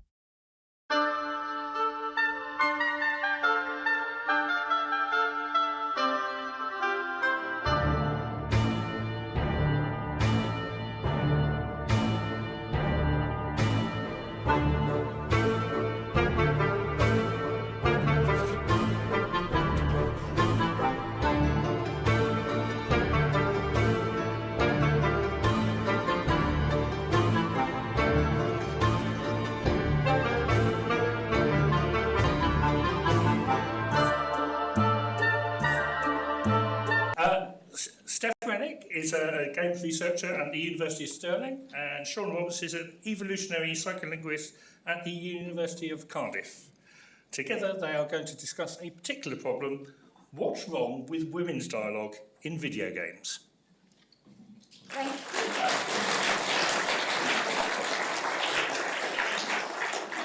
Thank you very much. Oh, I can hear myself now. Can you all hear me okay? Yeah. It might have been obvious, but I'm Steph. I'm a philosopher from the University of Stirling. And I'm Sean, I'm a linguist from Cardiff. And today we're going to talk about our research about what's going wrong with women's dialogue in video games. So, we are interested in patterns. Tropes, stereotypes, biases in game mechanics, in worlds, in characters, in stories. Some of those patterns are things that players notice and complain about or praise online, and others kind of fly beyond the radar, but all of them, we think, affect their experience when they play games. We're here because all of our research is designed to help very creative people like you make games for us to play, rather selfishly. We want to help you make the kinds of games you want to play, whether that's games with better gender representation, games that enhance player agency, games that are more realistic, or games that are more immersive. And we think that making these kinds of patterns visible can help you to do that. We're not interested in telling you what kind of games to play, you know that much better than us, but rather to empower you to make informed choices based on the games you want to design. And we're going to suggest how some of these patterns can be subverted or averted. Now, our work involves designing a bunch of tools and doing a bunch of research that helps answer a whole range of questions on different topics, but today we're focusing on just one, gender representation in dialogue. So why should we care? I mean, I think many of you do already. We know that roughly half of people who play video games are women, and that women and gender minority people have a rough time in the gaming community for a bunch of obvious and some not so obvious ways. To shed a little bit of light on this, we did a survey in collaboration with Swedish game company Undone Games and surveyed 1,000 people who identify as women who play mobile games, and most of them also play games on PC and console. And we found some striking results. So 41% of those surveyed reported that playing games really felt like a highlight of their lives. It was something that they looked forward to doing on a daily basis. But just under a third reported feeling guilty about taking time to play. Now, what was particularly surprising for us is that guilt or shame or keeping secrets for fear of judgment from family and friends about your play didn't correlate with playing less. So there's a whole bunch of people out there who are playing quite a lot of games and feeling really bad about it. 16% of those women surveyed reported that they keep their gaming a secret. Perhaps most shockingly, you're more likely to keep it a secret if you're proud of your gaming achievements as a woman. So we think this and the whole lot of data that we got off the back of this survey is indicative that many women, not all women, but many women, feel that gaming isn't for them, even when they really love doing it. That it's not designed for them, that it's not the sort of thing they should identify with, or not a subject that they can bond with other people over. And we think, that's not wanting to go back, we think that obviously that's a really big, complicated problem, but that we might be able to make some headway by making game worlds more inviting for women players. But there's not just a moral or emotional motivation for doing this, there's also financial incentive. So the Gina Davis Institute Playbook for Inclusive Game Design features some really interesting statistics, including stats from gamers of all genders. And in their more recent results, 70% of players across gender categories reported thinking that it's very important that games feature diverse stories and characters. 80% said they wanted to see characters that reflected their own identity, but half said they struggled to find such characters in games. 62% of players, who we think vote with their wallets, report that they're more likely to play a video game with characters that are more diverse than what they usually see in games. Okay, that's gender representation in general. Why are we going to talk about dialogue, of all things? Well, as you know, all of you, dialogue is often instrumental to player experience. It's how we advance quests, it's how we build relationships, it's how we learn about the world. We also know from studying other kinds of media that it can give us real insight into gender bias and representation, and I'll give you an example of that in just a sec. In our case, we're interested in big data, lots of patterns across games, across the industry, across time. And so one thing that's really valuable about studying dialogue is it can be measured and monitored objectively. So, you might recognize these characters. A few years ago, a study was done of how much women speak in Disney films. So in 1950, Cinderella came out, and 60% of the words in that film were spoken by women characters. Roughly 10 years later, Sleeping Beauty came out, and despite the main character spending most of her time asleep, 71% of the dialogue in that film is spoken by women. Let's fast forward to the 2010s, the fry pan wielding, action-oriented, strong Disney princesses. In Tangled, only 52% of the dialogue is spoken by women. If we fast forward to Frozen, which has 2 leading ladies, 41% of the dialogue is spoken by women. And so we were interested in how we could investigate this kind of patterns for games, right? Who gets to speak? What do they say? Who do they say it to? And what do they use language to do? In order to do that, we built the video game dialogue corpus. So it's a collection of dialogue from 60 role-playing games published over the last 30 years. It's got now more than 13,000 characters, 11 million words of dialogue, and it's growing all the time. Each line of dialogue is mapped onto who's speaking and its position in the dialogue tree. And we've spent a long time cleaning and fixing this data. So it now represents the biggest resource for studying dialogue in games. We made a game as well that you can play to learn more about this corpus. We're also building tools to help visualize and explore this data. So here's some of the dialogue tree from Baldur's Gate 3, and you can play, or you can look at a demo of this tool on our website. But it's one thing to have all the dialogue. You then need to work out what gender all the characters are. Otherwise, we can't start, determining these patterns. And so for all, well over at this point, 13,000 characters, we coded them for what we call their conferred gender. So that's not the gender that the designer necessarily intended. That's not the gender that a random passerby would think of a character if they saw them on a poster. But rather it's the gender that we think is likely to be attributed to a character by a typical, probably British player, having played the game. So having understood the gender norms of that game world, of that virtual world, what gender identity would they assign to the character? Very happy to answer more questions about that if you've got them. We're not assuming binary gender, we've got innumerable gender categories, and just a point about terminology, sometimes we'll refer to characters as female or male. That's because in English there's not a great word that means, for example, little girls and adult women, all in one category, but when we use female and male, we're referring to this conferred gender. So, we can start by asking, what percentage of dialogue is spoken by women? Do you want to do a poll? Yeah. Right, we'll start the bidding. Put your hand up if you think at least 10% of the dialogue is spoken by women. At least 20%. At least 30%. Or some hand, at least 40%. At least 50%. Any higher? 50% higher? 60%? 70%? No, it's gone down and bidding has ended. Okay. You're spot on, really. So, if we count all the words of dialogue in the corpus, roughly 2/3, 65%, are spoken by characters who players would deem to be men.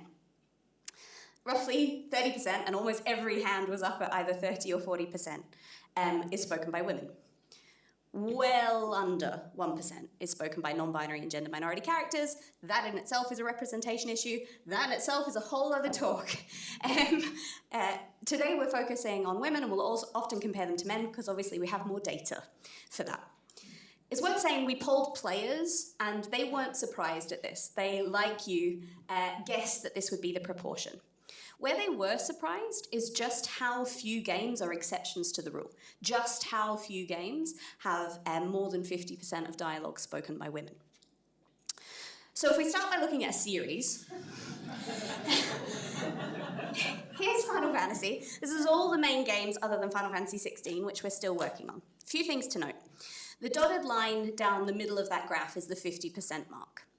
Now, older games are at the top, newer games are at the bottom. So the first thing to notice is just how few games, spoiler 1, crosses that 50% mark. That is, only one of these games has more than 50% of dialogue spoken by women. Now that includes Final Fantasy X2, which has 3 female protagonists. Come more recently, Final Fantasy 15, all-boy party, less than 25% of dialogue in that game is spoken by women. Now, these aren't meant to be criticisms of the individual games. Obviously, not all games need to have equal representation. We might absolutely have stories that centre men, and that seems totally right. The point is the pattern, right, and how few the exceptions are. So the exception in this case is a sequel of a sequel, Lightning Returns, which doesn't have a huge amount of dialogue, but it just pips the 50% mark. Now, what is the pattern? Well, in the first 50 games we looked at, and the corpus is growing, so we're at 60 at the moment, but it keeps getting bigger, there was more men's dialogue in 94% of the games studied. So very few games, even games with female protagonists, games where you could choose the gender of the player character, still often men spoke more. Things are changing.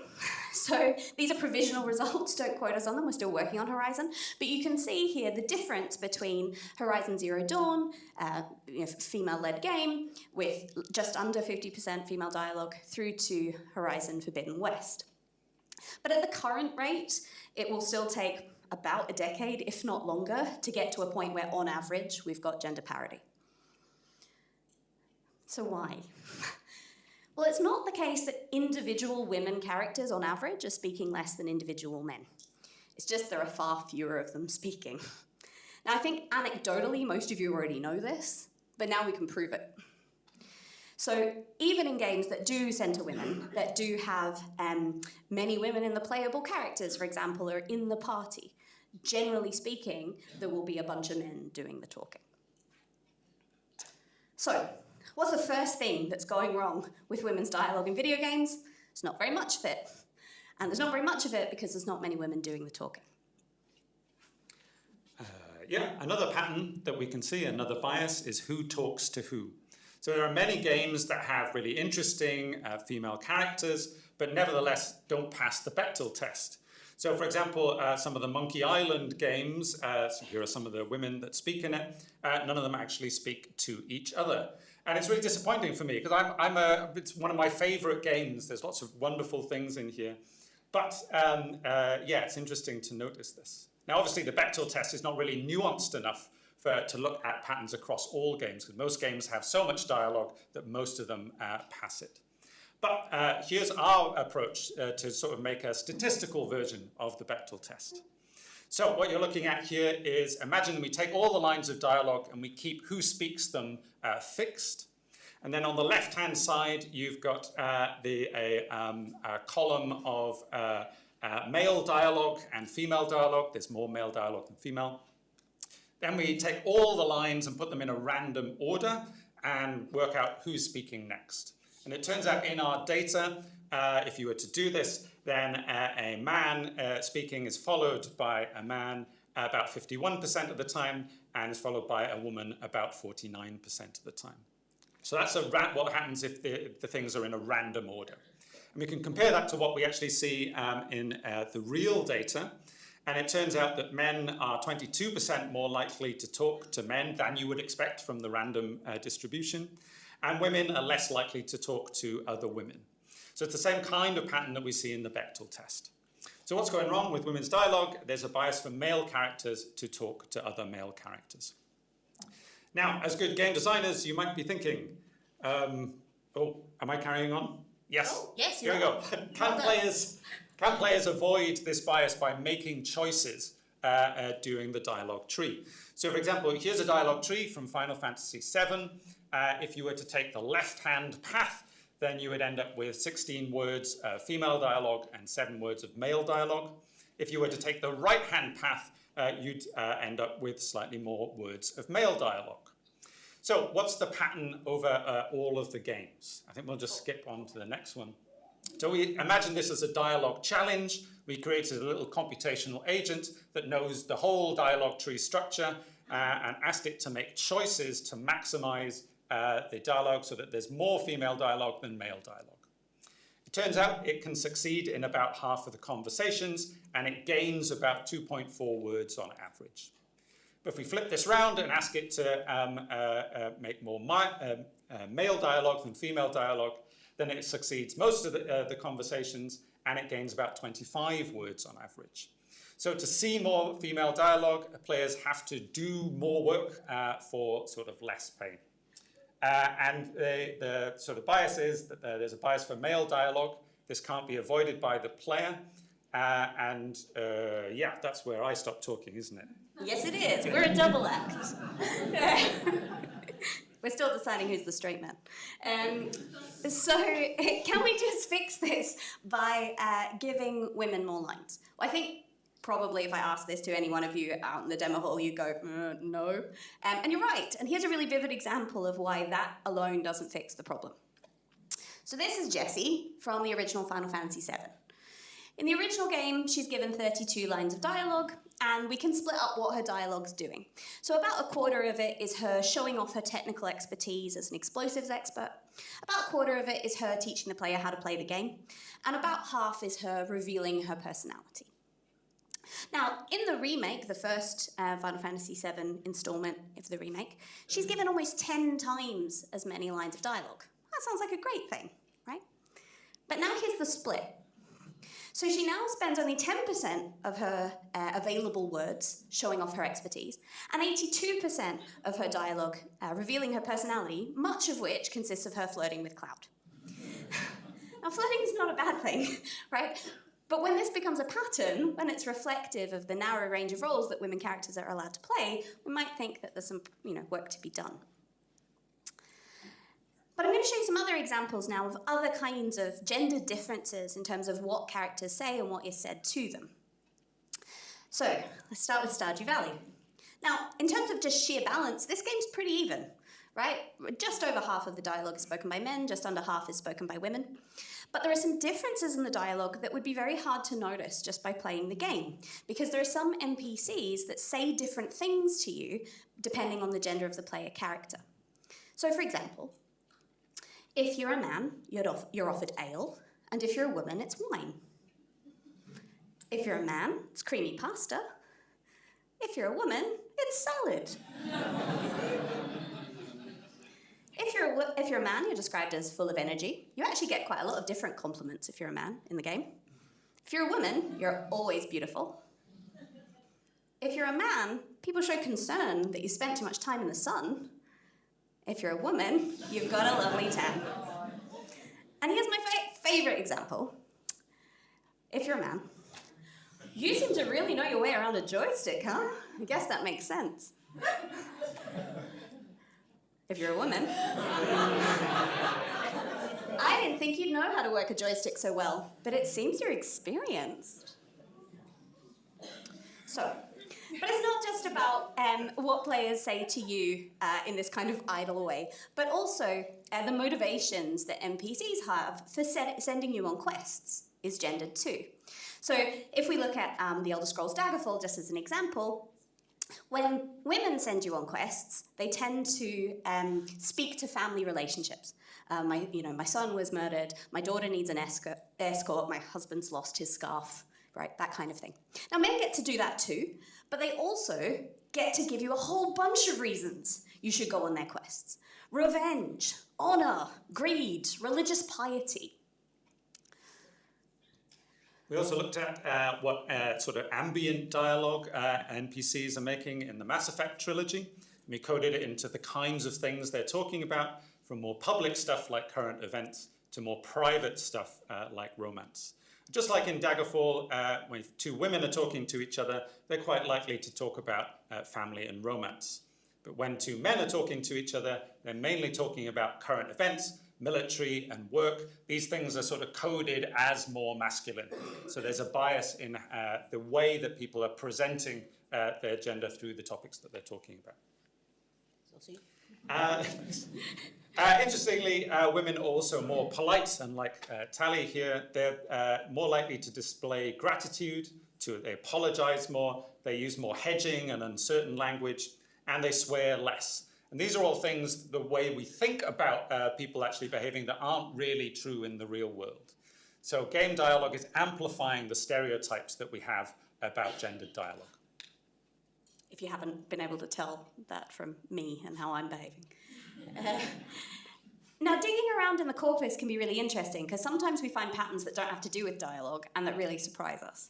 So we were doing some research on gender and violence, and we extracted just over 1,000 NPCs from the MMORPG Final Fantasy XIV.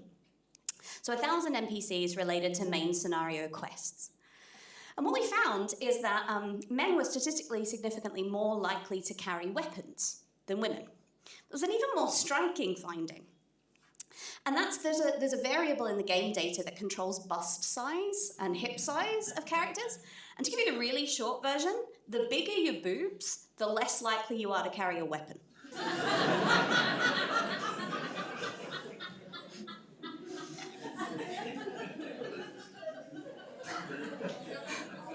So,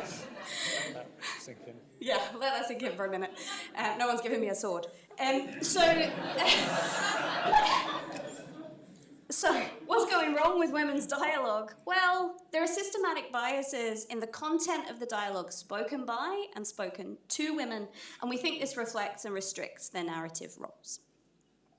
Okay, so, to wrap up, what's going wrong with women's dialogue in video games? Well, it's not that each individual woman isn't given enough dialogue. Rather, there just aren't enough women speaking. When they speak, as we've seen, they have a narrow range of things to say. And there are gender biases in the content of what they say and what is said to them. Now, these biases apply not just to main characters, not just to characters in the party, but all the background characters. The characters that you can speak to, the characters that you overhear in the background, right? Merchants, all of them. And everyone is more likely to speak to a man. Now, we've also seen that players can't avoid these biases, right? So that women's dialogue, even when it does appear, is harder to get to, and that these are pervasive problems. So just to repeat, none of this is to say that, any of these games are bad, or that they're doing anything wrong necessarily, individually, but rather the fact that these patterns hold so strongly across the industry, across different games from different countries, across games across the decades, we think is really striking. If you only take one thing from this talk when you're writing, it's that, yeah, sure, women do generally speak less than men. And it really does matter what they say and who they say it to. But if you want women to speak more, you have to add more of them. That's the number one thing. We'd like to help you make the kind of games that you're interested in. So you can go to our website for free access to data and tools. You can play a little game to learn more about the corpus. We'd love to talk to you and to collaborate with you. And for example, we're having a workshop on dialogue choices in January. You can sign up to our mailing list to find out more about that. But we're really in a really privileged position where we can sort of do all this stuff and offer it mostly without charging you for stuff.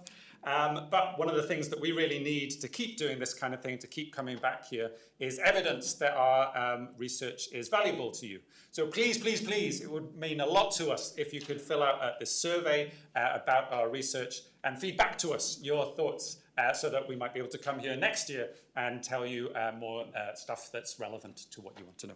Yeah, and please email us. As I say, we're friendly neighbourhood academics working for free to help you out. Please get in touch, and you can find me all day today, and Sean will be here all weekend as well. So thank you very much.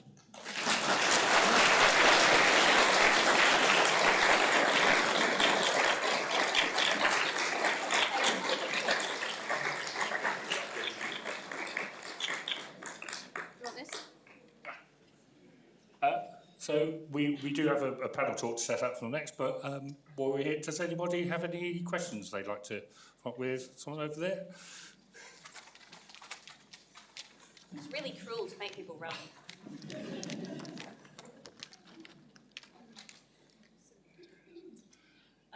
Thank you both so much. That was such an interesting talk. I guess I just wanted to ask a question about how exactly you built this corpus. Like, how do you go about getting all of these pieces of dialogues? Do companies provide them directly to you?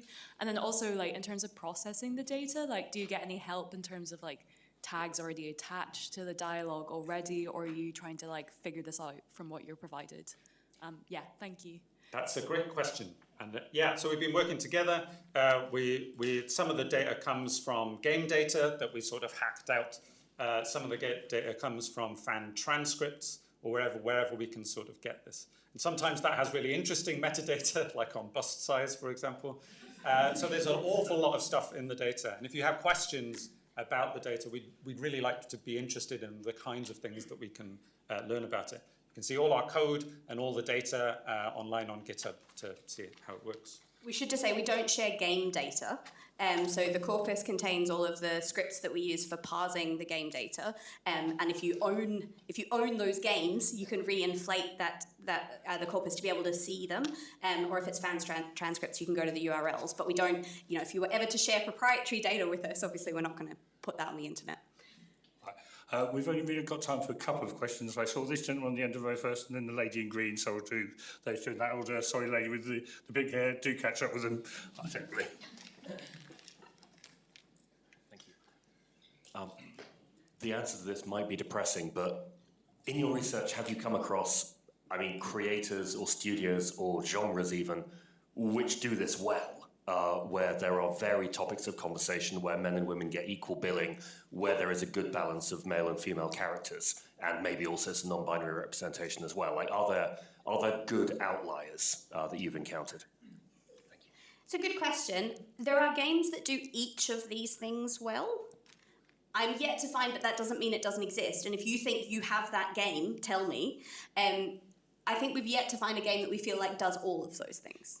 Is that because often if you've got games that have more women's dialogue, it might still fall prey to some of these stereotypes or some of the pernicious tropes. Sometimes that's fine. No. I think most of the game makers we talk to really they're thinking about these things and they're striving for it, but it's difficult. So increasing the amount of female dialogue might push out some other aspects so these are things that are very difficult to balance. That's a great question. We'll come back next year and answer it. Yeah.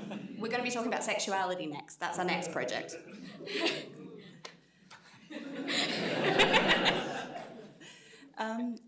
So you started the presentation by saying that female players feel guilty about playing and they are not as proud of their achievements.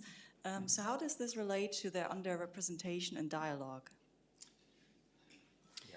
Yeah, it's a really good question. So you might think of it as, we know that it's kind of too big a question to answer quickly, so I'm going to give you an answer that's going to sound a bit reductive, but forgive me and we can have the longer version. We know that players want diversity to be better, right? And we also know that a whole bunch of women already play video games, and yet many of them report not feeling great about it, not feeling served by the game, perhaps not seeing people like them in the game. Now, we don't think, obviously it's a much bigger problem. We need some kind of improvements in the industry. We need improvements in marketing. We need improvements in game discourse online. For God, But we think that, this is a good start. That being able to see women speak confidently and thoughtfully in a whole different range of roles can only be a good thing in terms of, challenging the view that games aren't really for them. If all you ever see in games is, women in latex bikinis, then you might not feel great about spending a lot of time doing that.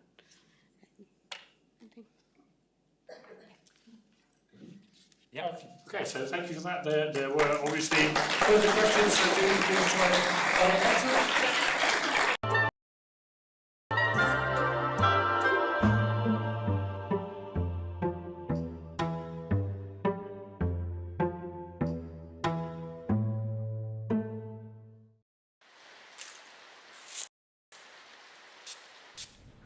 My barbershop doesn't open till midnight.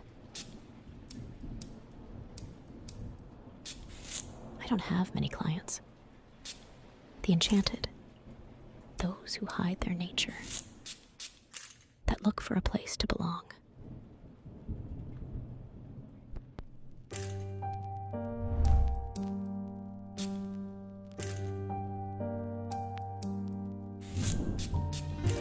I was bitten shortly after I joined the General Police Corps. Blaze had his eyes on this building, always full of guards, private security. We have our reasons, but I'm afraid that's classified.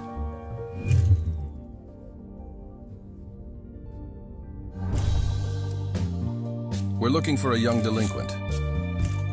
2 more turned up dead the other day. They saw something they shouldn't have seen. Drugs, they said, but I saw the bodies. Fucking bite marks. Something that dangerous people would very much like to stay hidden. I know she's here.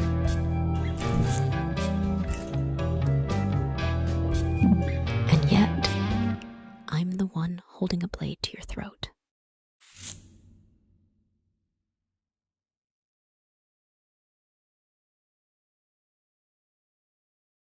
My name is Laura Tanner. I'm writing an article about the people here and about the comet. The meteor? Like that's our biggest problem? Anyway, welcome to Laburnum Creek. Oh, you write? That's awesome. I'm an artist too. I'm not so much an author, more a journalist. I just want to know what's so great about this place that people will stay here despite the threat of it all ending.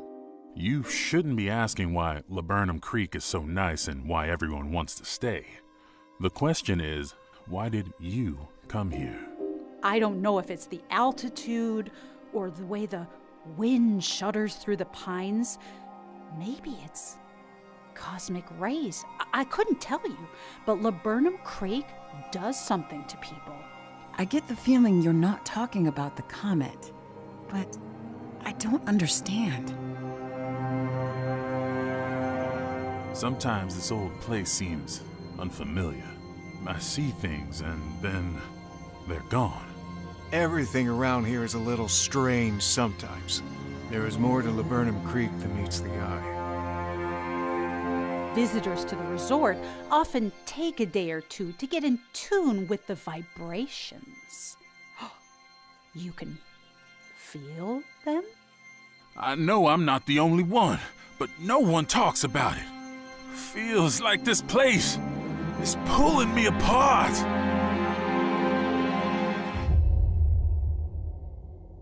I've got my eyes open.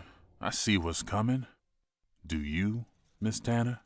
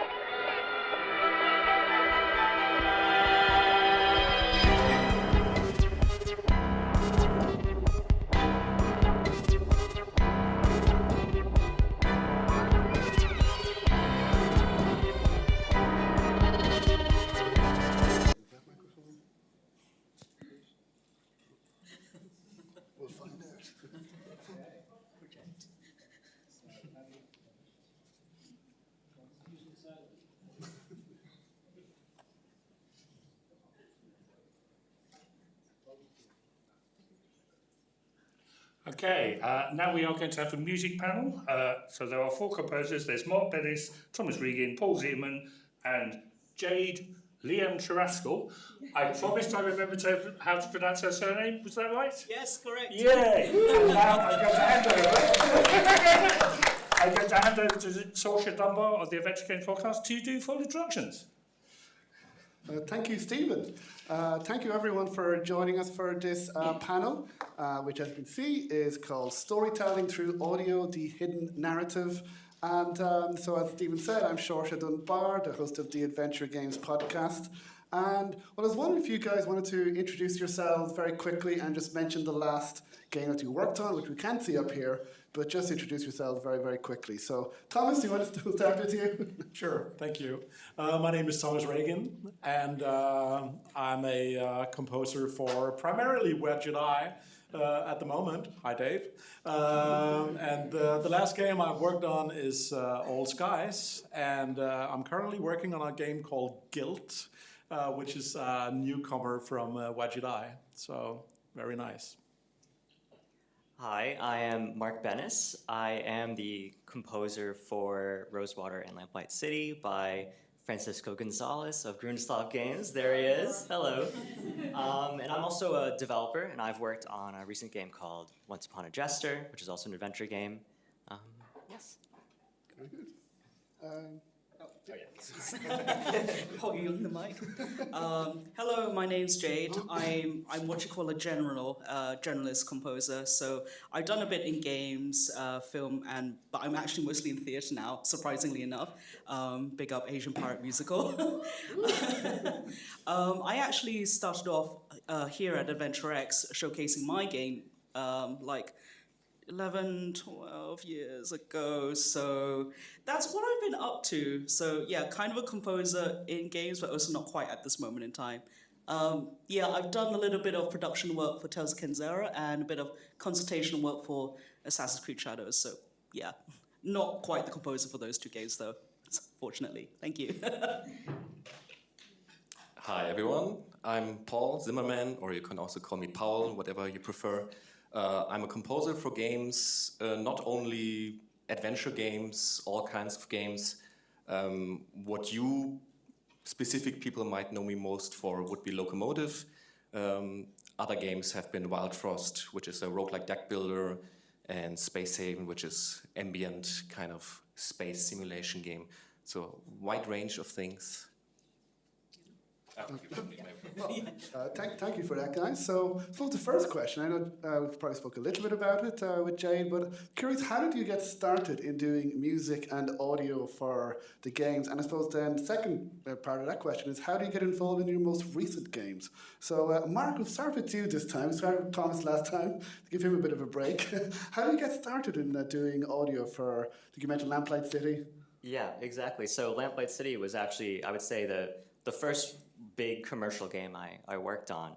And I remember meeting Francisco for the first time. I had freshly moved to New York City, and I had met him at a convention there where he was showcasing an early build. And I think as a composer, I don't know if there's composers in this room, but getting started can be very difficult because you need to have a portfolio ready. You need to be able to present something to a fresh developer who is going to trust ultimately their child, basically, with you to score. So I had met Francisco at one of these events and played through the game, didn't have music, and kind of asked the age-old question, do you have a composer? Here's some music that I thought would really fit it, and kind of blossomed from there. And in terms of the most recent game, it was actually also with Francisco, Rosewater, which came out a few months ago, or I guess March, yeah. And so I've kind of started with Francisco, working with him, and being able to have that collaboration continue has definitely helped me as a composer to grow. And it's been a great journey. Very cool. The way I got started in games music that's a long time ago. It's been 20 years. Almost 20 years. Almost 20 years. And I had a friend who Dave Gilbert from Wedge Eye Games asked him if he would do the music for a game called Blackwell Unbound. Unfortunately, my friend couldn't do it, so he referred to me, and it's been like a Williams Spielberg relationship since then. And I guess my latest project was All Skies, and it was just a natural thing since we've been working together for so long. So Dave asked me if I wanted to do All Skies as well, and that's how that came about. So yeah. Oh yeah, sure. I started music when I was 15 in band context. I wanted to become a rock star. That didn't really work out. And I don't know, while I was always playing games, I was always playing music, but for some reason the connection between the two in terms of I could do this as a job took me a while to kind of realize. Also in a way because it doesn't really feel like a real job. Sometimes it is a lot of work, but it doesn't really. In school and university, we didn't really have people that, like us now, talked about it. So I never really felt like it is a viable career path. But I was always playing games and playing indie games. And at some point, I was like similar to you guys. I just wrote to the developer who I saw was working on a new game. And I was like, hey, I'm writing music. I've never written music for a game before, but can I do yours? And they said yes for some reason. Speaking of imposter syndrome, and here we are 10 years later. I actually started off by making my own game. It was a point-and-click adventure as well. I showcased here many years ago. Didn't quite work out, but it gave me the tool set that I needed to think about how music works in games in that particular context. I also did the same thing of just writing to a developer and be like, but I didn't ask for work or anything. It was more like, hey, can I ask your opinion about my portfolio? And they actually liked what they did, and that was my first commercial gig. And then since then, I'm not currently writing music for games, but now more in the theatre space, which is a similar skill set with we don't know what the audience will do. So exactly. So that's my humble beginnings. Well, thank you. Now, it's very interesting experiences from all of you. Another thing I'm curious about is how do you collaborate with developers? Some of you have worked on your own games, and some of you worked a long time as well. But I suppose we can start with Jade, because, sorry, go back to you now again, that you've worked on some pretty big projects like, Assassin's Creed and Tales of Kenzera. So how does that collaboration look like with such a big team? How did that work with you? The first bit is just basically just having a really big network of people and being very, not persistent, but more like showing up to events like this, and then eventually other people will remember you. And I specialize in working with a lot of ethnic instruments, especially that from East and Southeast Asia. So working on Tales of Kenzera with Nanita Desai, that was really interesting because both of us come from a place where we work with a lot of ethnic instruments, so we know that, okay, it's very important to respect the culture of those instruments. Same thing with Assassin's Creed. It was more like a consultation thing. So whilst it was a very, very big team in those respective studios and different scales, the actual audio and music team was still, the one person or the two people. And then we just talked about what they wanted to get out of the session. And then I just gave some consultation. So that's it, really, yeah. And before we go to Paul, just asking you about working in theatre. How do you find that compared to working on games for the audio? It's just as chaotic, basically, just as chaotic. It's a very, very similar landscape where people are also looking for funding, but it's still a very passionate industry, and you still need to, like in games, you work with different stakeholders, like are you working with the director or the movement director and lighting, and then the tech as well. It's also more chaotic in that sense because, like, are you working in a 50-seater theatre or a 300 theatre? Then there's a lot of different sound systems there that you need to take into consideration. So yeah, chaotic. Yeah. Oh, thank you. And then Paul, same question for you, because you worked, as we see, on Locomotive. Was your first time working with the Rishi's brothers. So how did you, when you spoke to us about how you start, but how did you collaborate with them? How did you work with them? Because I believe it was their first full game. So how was that process for you? Adam is looking at me shyly, peeking around the corner. I think working with developers, it's always, especially with music, because we've talked about this earlier, where it's tricky to really talk about music oftentimes, to really quantify it or talk about it. And oftentimes the first contact with a new developer for me is to kind of find our way of communication about music. Like, it could be maybe they have certain references, or they talk about the emotion they want to convey with the music. So it's kind of like in those beginning stages, finding out how they talk about music, how they feel about music. So that is always different with every developer. And in the case, well, you asked about Adam and Joseph and Locomotive. What was great there is that we came from a very similar background of the kind of games we love, like the 90s LucasArts, very classic point-and-click adventure games. And I feel like from the very get-go, it was very much like we were on the same page in terms of what we want to achieve musically, how it should feel, how it should play with the comedy of the game. And I guess that's why I got hired, because we think alike, I hope. Well, it turned out well anyways. No, thank you. And then for you guys, Thomas and Mark, you guys have worked for, well, Thomas, Steak, you've worked for a long time, as mentioned, with Dave and with Wajidai. So presumably there's an element of trust there now, that you both trust each other to work together, hopefully. Sure. So how do you find now working so long with Dave and Wajidai with the games? Do you find it easier now, or is there any challenges, or...? I mean, it's still challenging. Writing music is a challenge, and music is very subjective. Sometimes it's a hit and miss. And I mean, Dave's and my collaboration works pretty well, I think. But I still vividly remember writing like a death track from Blackwell Unbound, and the only feedback I got from Dave was synthy.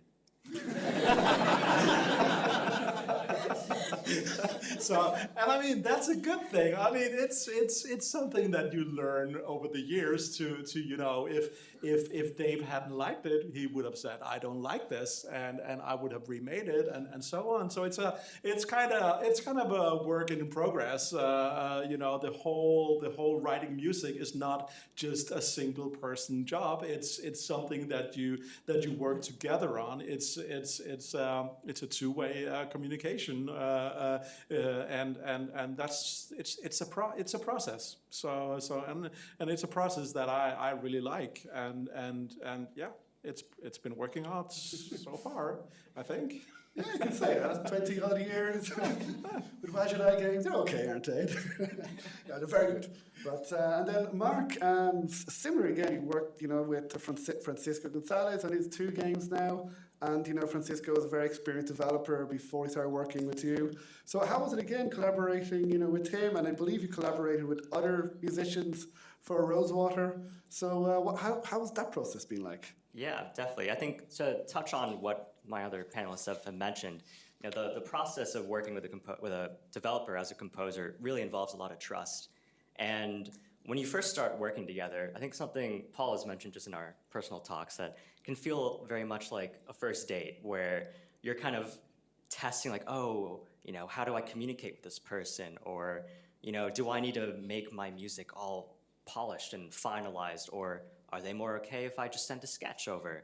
And especially working with Francisco on Rosewater now that we have all that experience working together, you know, we have that camaraderie and that understanding where, you know, there could be times where, you know, I send a really rough idea and he's just like, yeah, great, keep going, Mark. You know, and whereas if I just started with another developer, I might be more self-conscious and think, oh, I need to make sure this is a little bit more perfect.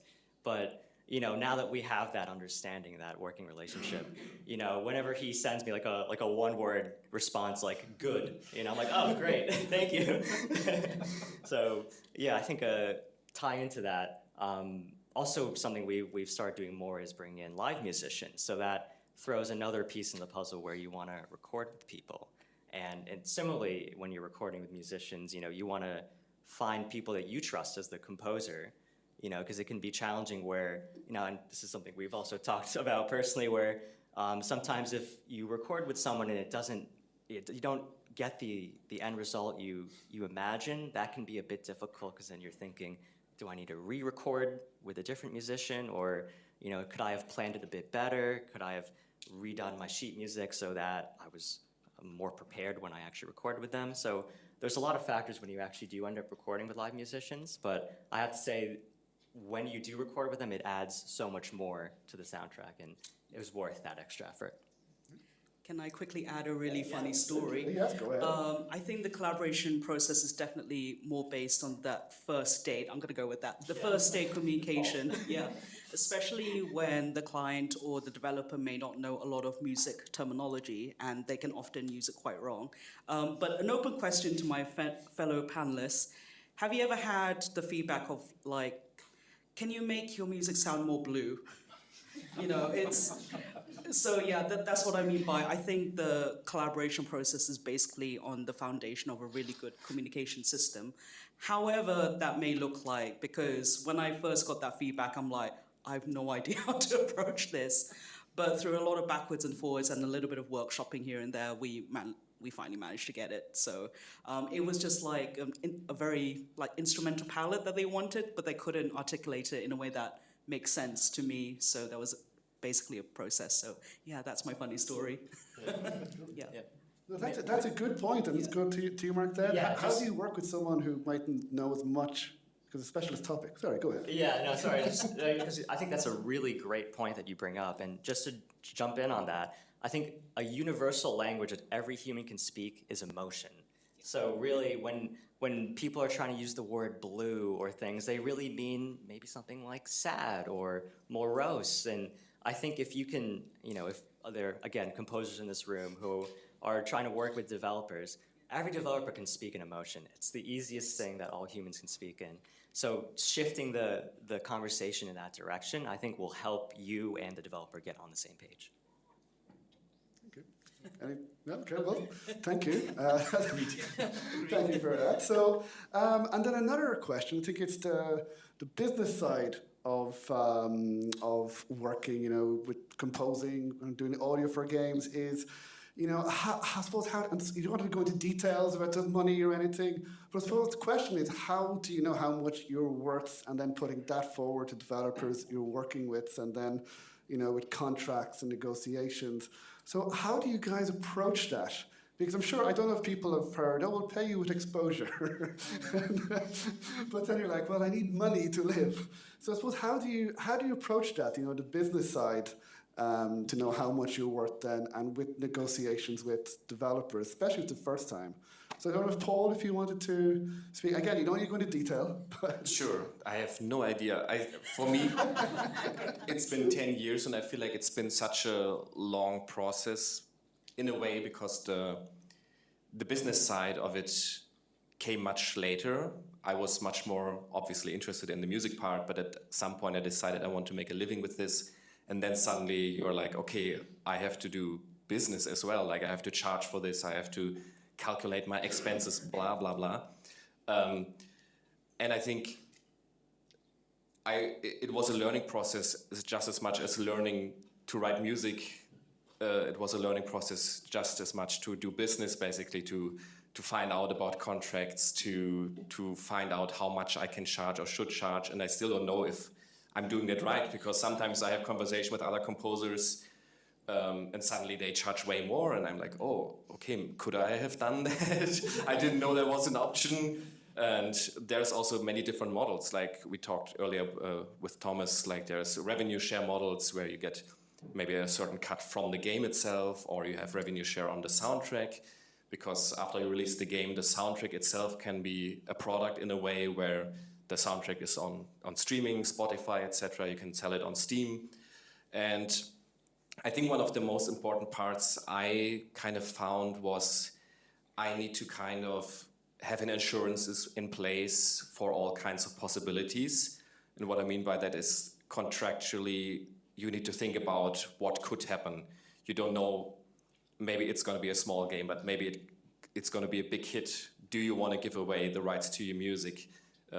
If you have to give the rights away to your music, then you should charge X amount more. So it's kind of like you really need to think about the longevity of the music, because it can last many years after the game initially released, that people still listen to the music, still buy the soundtracks, and you kind of want to be prepared for those moments as well. I don't know if that answered anything. I totally agree. I think, the only product that we have is the music. And if we can keep the rights to the music, that is super important, because that is our product. So I completely agree that this is a very important factor. So otherwise, I don't have much to add. It's Thanks, Thomas. You took the words out of my mouth. Anybody else, Mark or Jade, to add? Or Go first? Yeah, sure. Yeah, go for it. The only thing I would maybe add is to help from the perspective of a developer looking for a composer. I think that might be a challenge if you're a new developer and you don't know how to approach that conversation. So to just maybe give like a very quick explanation of certain options you can have as a developer. And something these two gentlemen just explained, there's two kind of basic options where you can license out your music, or you can do a work for hire where the developer will own all of the music. But if the composer licenses the music, that allows them to monetize the soundtrack. So say if the composer put the soundtrack on Spotify, etc., then they can keep those profits. And that would be a lower price than if it was a work for hire where you the developer bought out all of the music. So that's a very basic kind of two options you have. And then another thing that Paul mentioned is like rev share versus upfront payment, where you'll see a lot of larger companies not want to do a rev share. Like, who's going to get 5% of Assassin's Creed? I don't think any composer's going to get that. So in those cases, that's more of an upfront. But when you have smaller games, indie games, and maybe you don't have the capital to pay your composer, X amount, you could say, oh, would you accept half your rate, but I'll split some of the revenue share once the game sells. So when you talk to a composer, think of it more as you have a lot of levers that you can move up and down to negotiate with them. It doesn't have to be like, oh, if I don't have $10,000 or some arbitrary amount of money, then I can't have a composer. It's, yes, you can have a composer, you just need to learn how to talk to them and how you can negotiate and make compromises on both sides. Yeah. One thing I would like to add, and I agree with everything that was said here, is that you can look up websites like the Musicians Union, where they have basic union rates if you want to actually look at certain figures.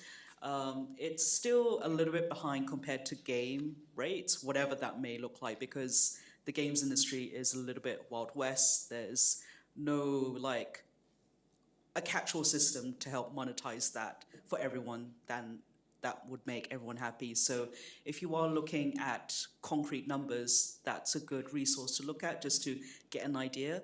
Also for developers out there who are thinking about working with a composer, maybe also think about whether you have the budget for live musicians, where it would immediately elevate the quality of the music, but that is adding another few steps into the process, and then you need to account the budget a little bit for those steps. So have a think about all of those aspects, and then obviously the sheet music preparation, which is another step, and then recording and mixing as well. So make sure you understand the whole music process, and then that would hopefully help you figure out your budget. I don't know if that's helpful, but I hope it is. Yeah. I think so, thank you. Now, I've spoken a lot about music, but I believe some of you, at least not all of you, do other audio design work as well as music. And that's something a lot of people think is you just do music, but you do other stuff. So what can you tell us about what other work that you do? Maybe Mark, if you wanted to start, talk about what other audio design work you do. Sure. So I've also done sound design and also dialogue editing. So taking recordings of a voice actor and cutting it up so that it's ready for for in-game use. And ironically, I also did some work with Wajidai on the upcoming Nighthawks, which is a very exciting vampire kind of styled adventure game coming up. And that was actually a lot of fun where, as a composer, you kind of get stuck kind of working in a certain routine, in a certain methodology. So being able to kind of switch your brain to different types of work actually, I think, can help you be more well balanced and not necessarily exhaust yourself only composing or only mixing.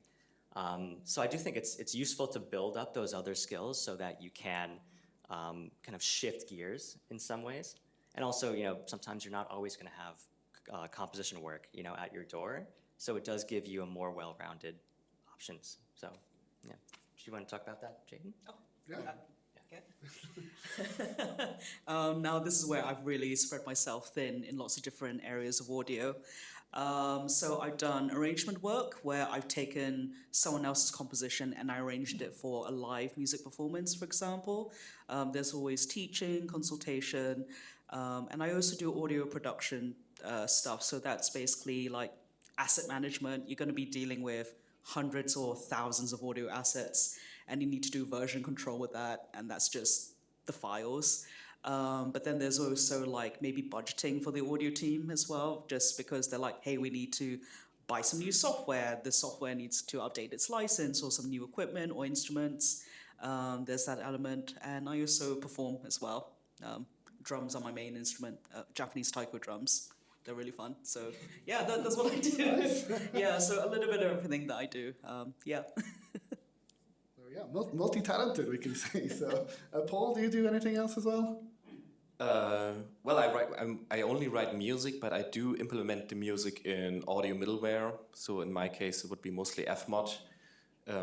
So for a game like Locomotive, I write the music, I implement it in Fmod so that our programmer can then quite easily implement it into Unity. And so we can kind of build adaptive music systems, even if it's just simple layering of tracks, switching up tracks. In Locomotive, for example, we have cutscenes playing, but since the game is very text-heavy, the speed of the cutscene or how it progresses kind of depends on how quickly players go through the text, kind of, like you can skip ahead. So the music kind of needs to be prepared for that. The music needs to kind of loop and then only continue when we want it to continue, and Fmod was a huge help in making sure that works most of the time. Yeah. Thomas, do you want to add anything? No. Thanks, Thomas. Very helpful. Maybe we should start with Thomas the next round. No, I don't do much else but write the music. So I feel almost kind of, I don't know, a little bit intimidated here. So I just write music and someone else implements it, and I don't do sound effects. So I'm just a boring old composer. It is already a lot of work. Yes, that isn't a lot of work. Well, okay. Well, sticking with you, Thomas, now we can, because one thing you guys mentioned is working on a budget. That I'm sure you probably all love to have like a full orchestra, like Hans Zimmer maybe. But how do you guys work, on the soundtrack and music on a tight budget, for an adventure game? So we can start with you, Thomas. Sure. Well, it's really. When you work on a tight budget and you cannot afford live musicians, then you have to think outside of the box. The way that I usually deal with that is to make things sound deliberately electronic. I try to work with the technology and not try to make things sound super real. it's been working for me, I think, because I don't have the luxury of working that often with live musicians. Sometimes I do, but most of the times I don't. So I've had to sort of develop what I sort of feel is my own style of music that is sort of it's working for the games without sounding ridiculous. So yeah, that's my experience. Thank you. Yeah, Mark, do you want to tell us Yeah. about your experience working on a budget? I mean, well, Rosewater in particular now sounded absolutely fantastic. But how did you, again, work to a tight budget? Definitely. Make it sound as good as it does. Thank you. When we talk about budget, I think that kind of opens up the larger umbrella term of limitations. And whether we're writing for an indie game or we're Hans Zimmer with a massive budget, we're still working with limitations. That could be limitations of time, limitations of, financial limitations. So, whether or not you're actually, on an indie team, those are always going to be present. So for Rosewater, when it came to budget and limitations, we kind of spoke from the start, actually, that we wanted to have a budget for live musicians. That was something which is kind of my dream as a composer, something Francisco actually asked for. He wanted live musicians from the start, and that's not something I'm going to argue. I'm like, oh, yes, okay, we'll do it. Oh, don't say anything. So that was actually a blessing for me.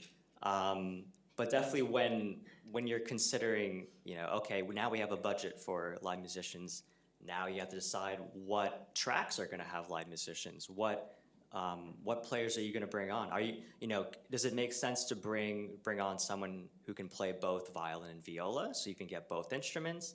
In the case of Rosewater, we have Zach Singer, who's an incredible winds player, and ended up playing flute, shakuhachi, alto flute, and those are the three instruments I mainly had in play. But he can play all sorts of other winds. So being economical with who you bring on. People who can play multiple instruments can be more efficient, but also, if you're going for a musician that's, kind of higher end or, in the union, then you have to go by union rates. So like Zach Singer is union, and so that comes with certain requirements like a minimum session time.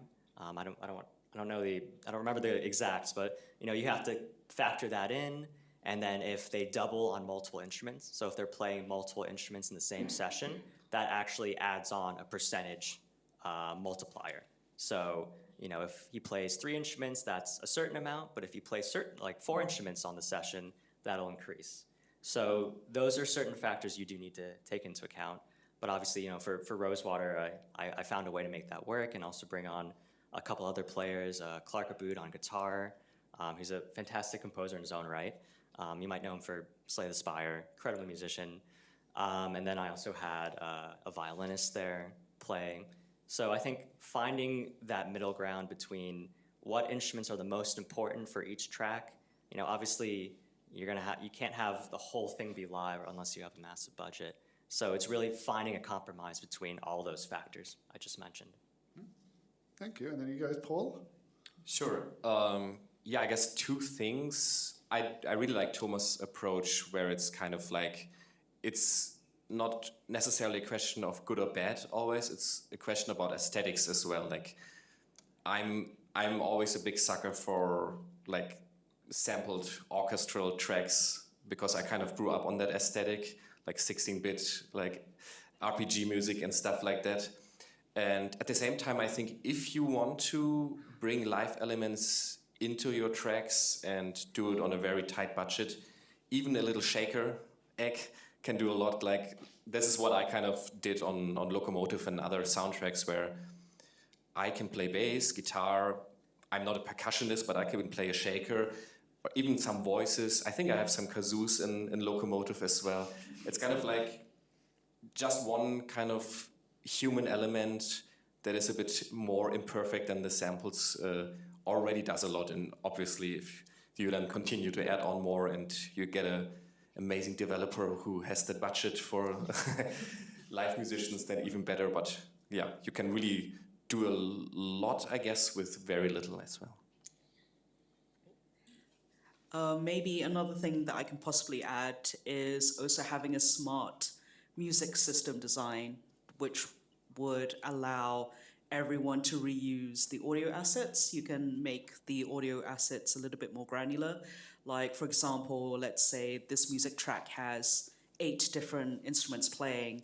Maybe we can reuse those layers in like different parts of the game, and then we could build it up from there. So it's not really a lot more work. We just need to export the audio slightly differently, and then you can reuse it that way.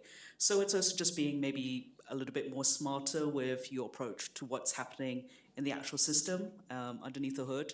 So yeah, it just makes our work go a little bit more further, because at the end of the day, let's say we are only paid to write 15 minutes worth of music, but the gameplay is actually 2 hours. So yeah, there are other ways we can do about it from a technical point of view as well. And yeah. No, thank you. Well, before we bring it to the audience, one question I'm curious then is, do you guys have any favourite scenes or moments in any of the games you've worked on that you... Thomas, it looks like you do. No. No? Helpful as always.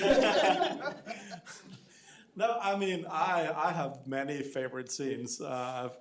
Just from Old Skies, I wrote this quite fun 1940s jazz ballad, which I'm kind of fond of, and I sort of reimagined that song for the end credits and wrote an orchestral arrangement for it and sang it together with the protagonist, the original singer from the other version in the game, and that's something that's super fun to work with and do. So that's one standout scene for me. Yeah. Paul, just to sure. things up a little bit. Not necessarily a favorite scene, but in Locomotive we have the train and every carriage has its own music. In the beginning I wanted to try to make the changes completely seamless, but I quickly ran into time issues because it was way too complicated. But eventually I ended up with a system that kind of works, and it's kind of feels seamless between the carriages, and each carriage has its own kind of identity, so to speak. And I was just really happy when that kind of worked, and I could run through the whole train, and the music changes and is a bit randomized and stuff. Yeah. Yeah, Jade, do you any favorite moments? Can I be cheeky and say 2 moments? Yeah, go ahead. So my first moment would be, getting my first commercial gig or gig in general, and just hearing my music being played in context is always like really, really powerful. It's just like, because it's like, yeah, you did it, you go girl. And then the second time was when my music was being performed live, and then actually being in the audience and seeing all the other audiences react around me. That was like, yeah, definitely my favorite. I think I made a few people cry. So like it was just like, like people actually having an emotional reaction. That's definitely my favorite part. Yeah. They like to make people cry. Yes. Good tears, good happy tears. Thank you, Jade. And then finally, Mark, do you have any favorite moments, games that you've worked on to your music? Yeah, I think the one that stands out recently is definitely the opening titles of Rosewater. I think I don't know if Francisco just read my mind when he started working on a Western game, but I love Westerns. I used to watch Shane as a kid, what is it, The Big Country? Like, that was just in my DNA before I even knew he was working on a Western. So to get to do my own kind of classic Western fanfare was a bit of like a check off my list as a composer for me. And also because it takes place in the same world as Lamplight City. That gave me some space actually to reference some of the music from Lamplight City and kind of connect the two in a very subtle way. I don't want to reveal anything, but that was a kind of a watershed moment for me. Like, oh, I got to do my own Western fanfare, and I think every composer has their little like list of things. Like, oh, I really want to do this, I really want to do that. So, yeah, that was one of mine. Well, thank you. Thank you, Thomas, Mark, Jade, and Paul. Does anybody in the audience have any questions? Do we have an MC, or I'll go up?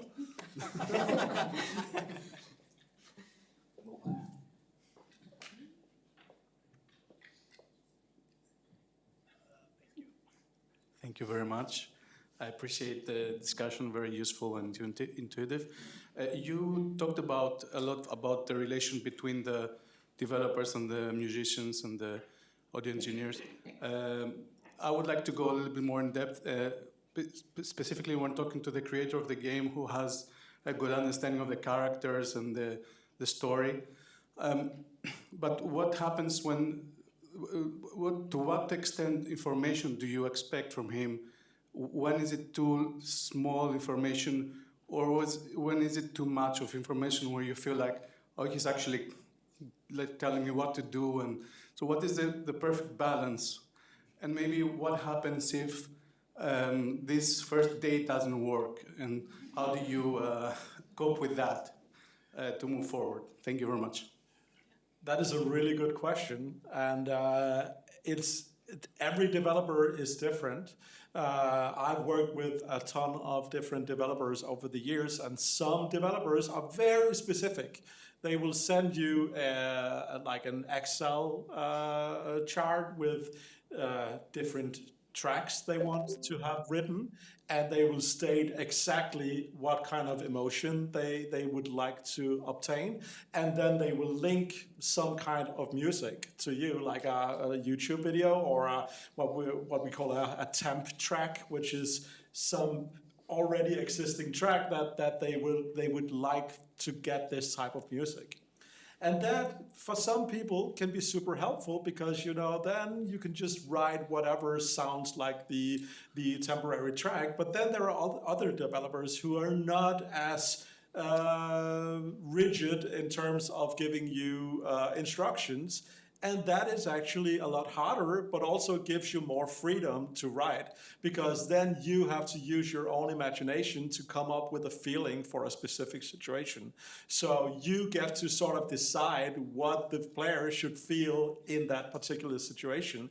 And it's very up to the individual composer how they like that style. I prefer that style because it gives me more personal freedom to decide what kind of emotion I want to convey in this situation.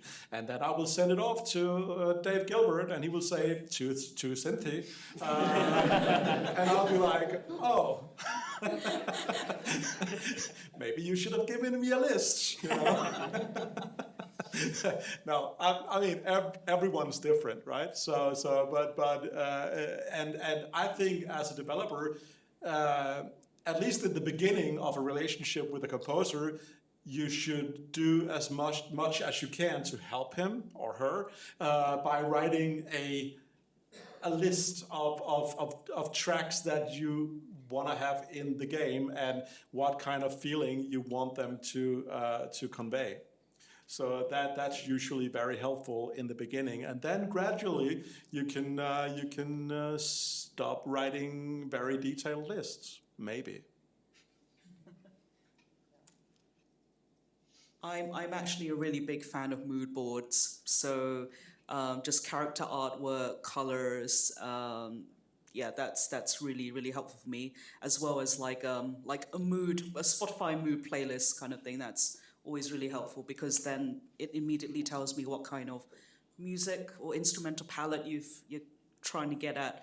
Like even that means if you don't have the vocabulary to articulate exactly what you want, I can at least get the gist of it from character artwork, mood boards, even architecture. Buildings are quite helpful for me. Weather, anything really.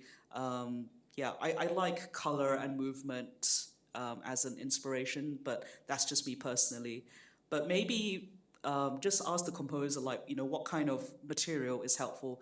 Some composers just I just want the script and then that's it. Others are like me where I just like looking at things and looking at the images and then writing and then just going from there. So yeah, everyone is different. The only thing I might add is on the topic of references, sending a composer a list of tracks. I think that can be very helpful, but I think it's important not to be too attached to your references, where you don't necessarily want your composer to just, copy something, note for note, because then just hire the original composer of that reference you sent. But But ultimately, when you're hiring a composer, you're really hiring like a team member. You're hiring someone with their own input, their own creative voice. And I think as a developer, you know, even though it is your baby, it is your project, you know, try to be open to someone bringing in a new voice into your project. So I think that ultimately ends up with something a bit more powerful and, you know, creative. Can I just add something? Yeah, go for it. It reminds me of the time I worked on the Nancy Drew series, and they used one of my own tracks for reference in a later game. And that's something that the players have continued to complain about several years after, that those two tracks are very similar. But, you know, I was just trying to write music that sounded like the 10th track, and it just happened to be mine. So.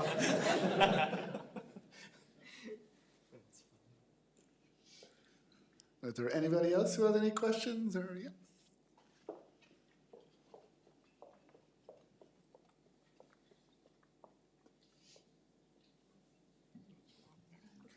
Hi. So you were talking earlier about giving feedback, getting feedback from, you know, developers don't understand what they're talking about, specifically it sounds too blue, or to make it sound more blue, sorry. How would you recommend somebody who doesn't understand how to compose to give better feedback to people who do?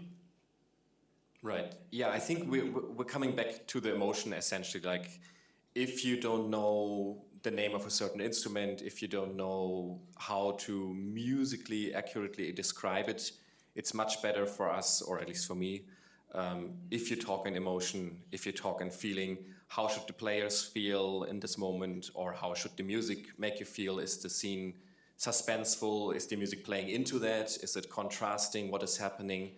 That is usually much easier, because when you go into music terminology territory, it can become a bit tricky if you're using the wrong terms essentially to describe what you want. Like, for example, I might have a client where I have a cello in the track, and they might be like, I don't like the horn, and they mean the cello, but I don't know what to do with that information essentially.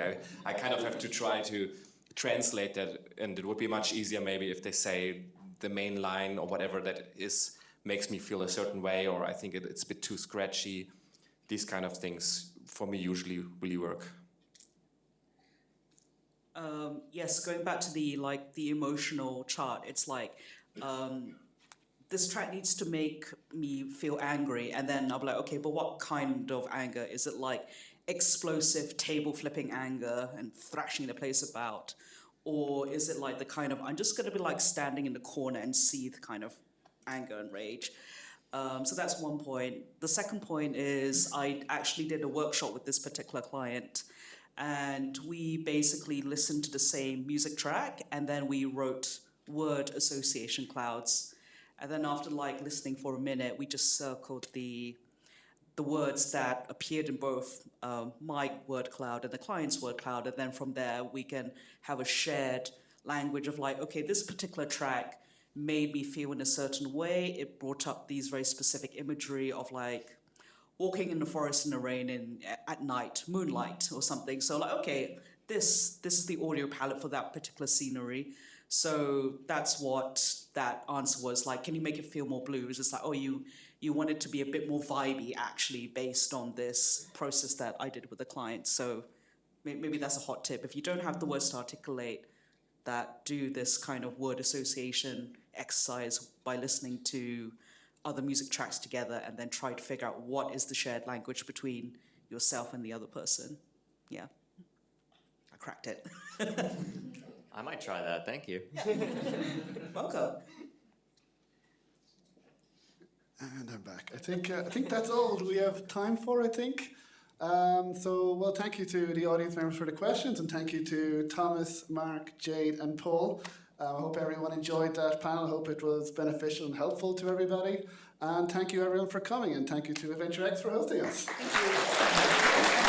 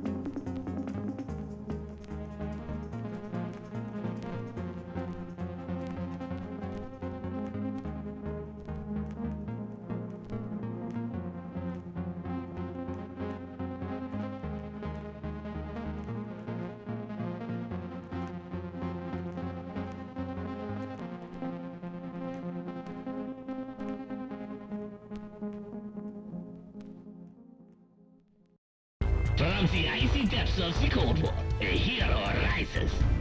In a world on the brink of annihilation, only one Soviet soldier stands between salvation and total destruction. He must save the world twice. Fear not, for he is not alone. Take control of Stalin, a fearless feline ready to claw his way to victory in Krasna. The sensational, action-packed, and absolutely free update for Séan. The call for help has been sent out. Will you answer? Or face your doom? Coming soon, comrade. Don't miss it.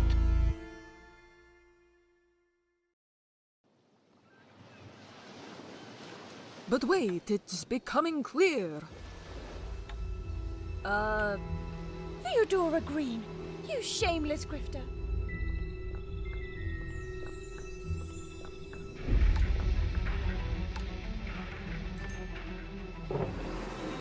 Darkness is rolling in. Oh, cruel fate! Shameful revelation! Piss off! Why don't you come along with me while I solve this mystery? All right. Yes. You may accompany me. Something isn't right here.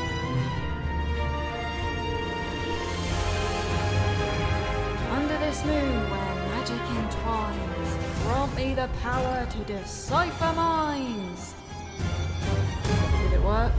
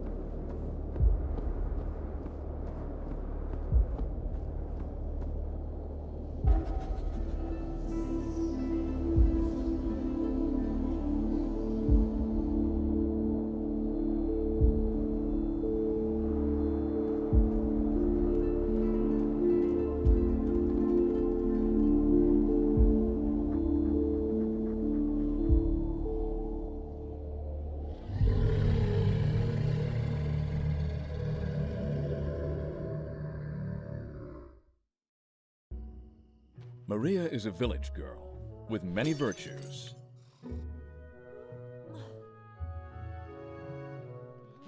Okay, I'm up. I could have slept all day.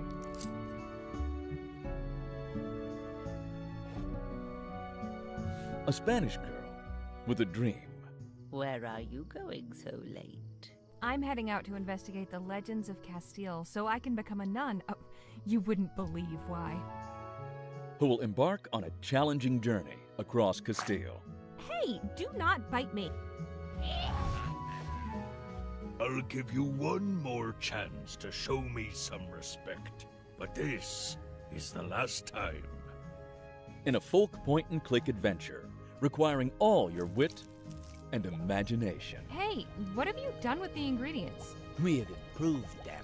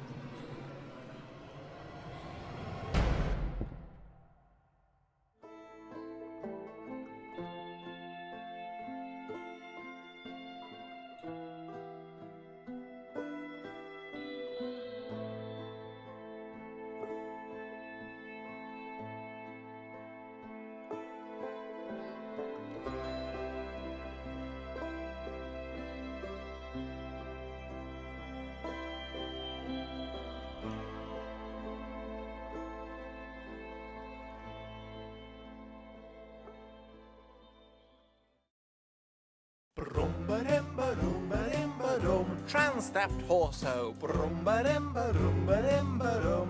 Ha-ha! The world is short of hormones, so you travel to the west. The kind of thing that curls your beard or makes you grow a breast. The game is not a musical, the trailer is a song, and if you've heard it all before, you sing along. Trans theft horso. Trans theft horso. All wests are wild, but this one's even more so. You can ride a henny, you can even ride a cow. What else did you come for anyhow? I came for gender glad. Trans theft horso. Trans theft horso. It's a computer game called Trans Theft Horso.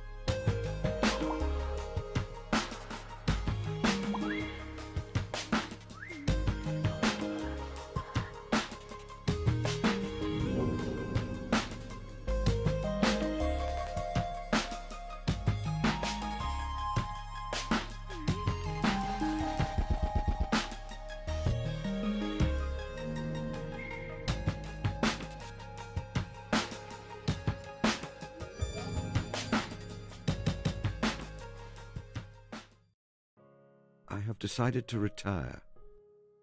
Retire? Yes, to sequester myself away on the farm of my dreams. I have a notion to take up beekeeping. They were wonderful years, weren't they?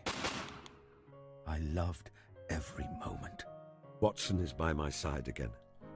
I must ensure that he is able to rest and recuperate. A picnic, perhaps, on the cliff tops. Oh dear, Mr. Holmes. I'm afraid everything has gone wrong. Mrs. Duffy has been kidnapped. My cat has been catnapped. Did you know there has been a heist over at the British Museum? Roll up, roll up, see the 8th wonder of the world, a real-life mermaid. I feel the need to remind you that I am retired. I am a beekeeper. As an ordinary citizen, I should leave investigative matters to the police. Let's have a look, shall we? My dear Sherlock, how can I be of assistance? I am devising a small treat for Watson. A picnic. Each to their own, I suppose. Personally, I shall be dining at a table. I have the scent. View halloo! The hunt is on. Why have you done all this, Holmes? The picnic, I mean. There is something I wanted to tell you.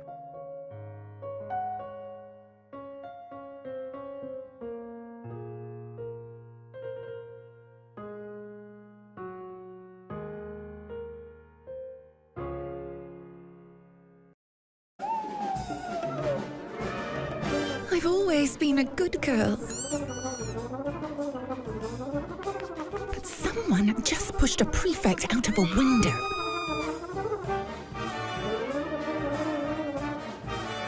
And everyone says it was me.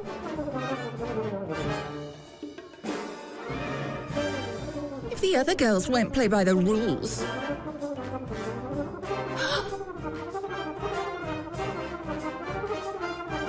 then it's time to break them. Someone has to take the fall.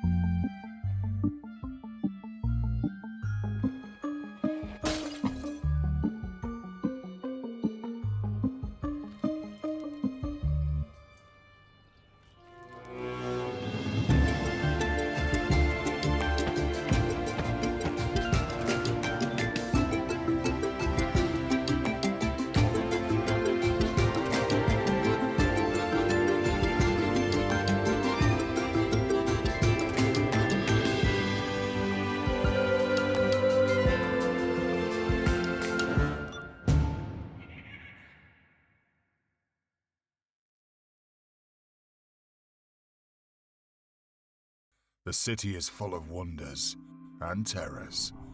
It runs on steam and suffering. Each day is a roll of the dice.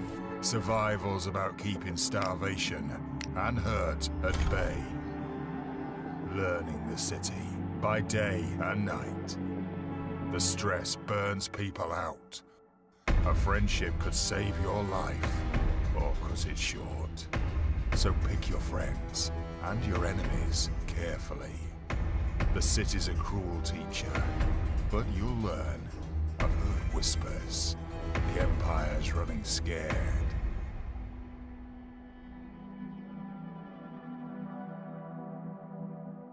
Unions rising up. Revolution in the air. The city's on the brink, soldier. They don't control you anymore. Your fate's your own. All this place needs is a spark. Time to reforge the world. Break their laws. Break the city. Break free.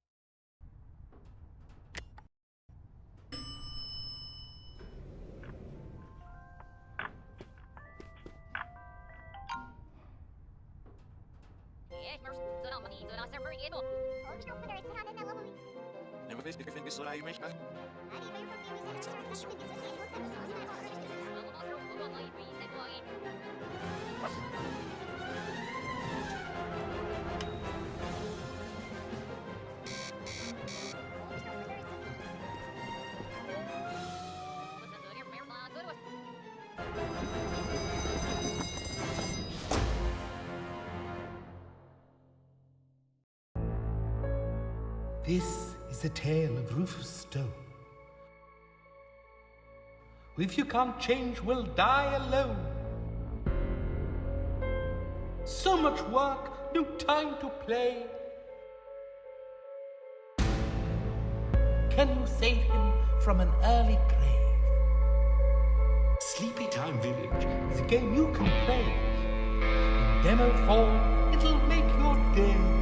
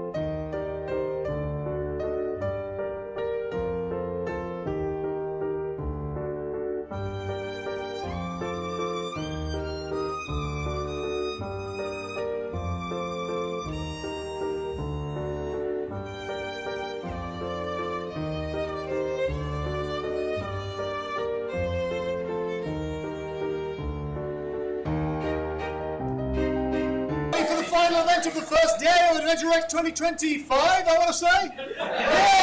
Yay! Give me some whoops and cheers to show how enthusiastic you are. Let's hear 2025, just to remind me what year it is. Okay, that's fine. Let me tell you something. Please take your seats, because the lights... That was a test to see if the lights would go out. And I think... Stephen, is it? We know what we're doing here? Okay. We only talked about this 3 times, so, you know. Please welcome the interactive video game, The Dark Room!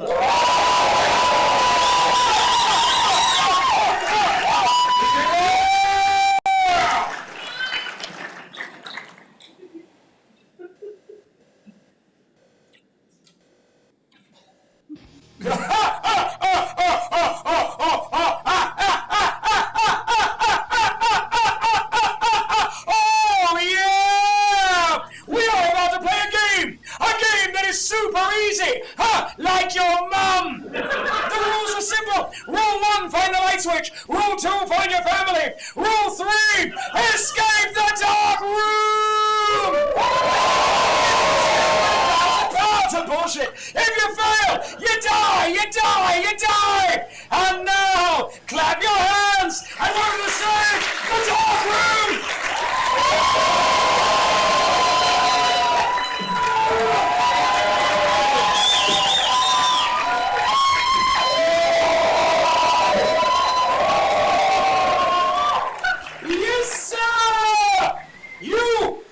Inside the world's only live-action video game, activating graphics. Ooh! Disappointing. Now, if you are alive, make a noise for me now.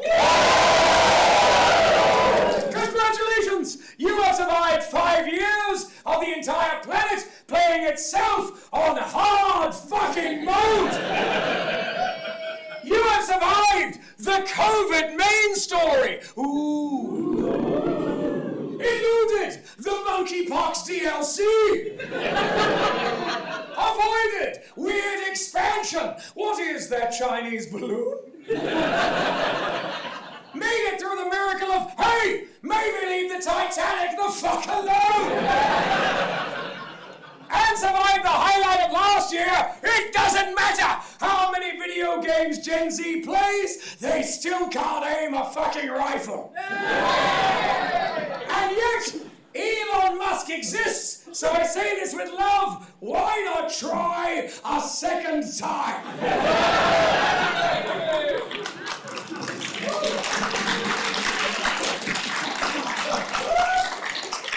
He takes his young son with him wherever he goes. The boy's name is X. He uses the kid as a human shield. And if memory serves me, X marks the spot.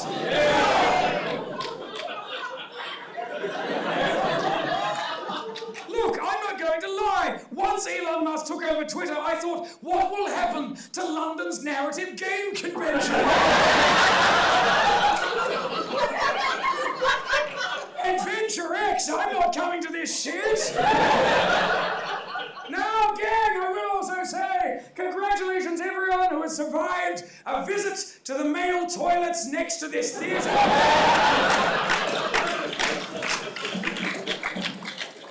Genuinely, if this were a game, that would have been patched out on launch. Now, I will also just say, it is wonderful that the show is being BSL interpreted. Please, yes, give them a round.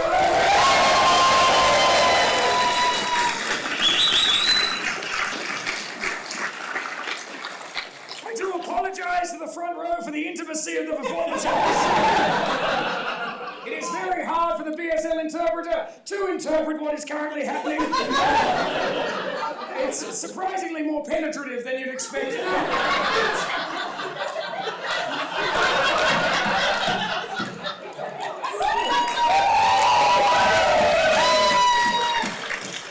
Perfection! Now, gang, at this time, if any of you were born, ever, a noise! Nice to be sure! If you are born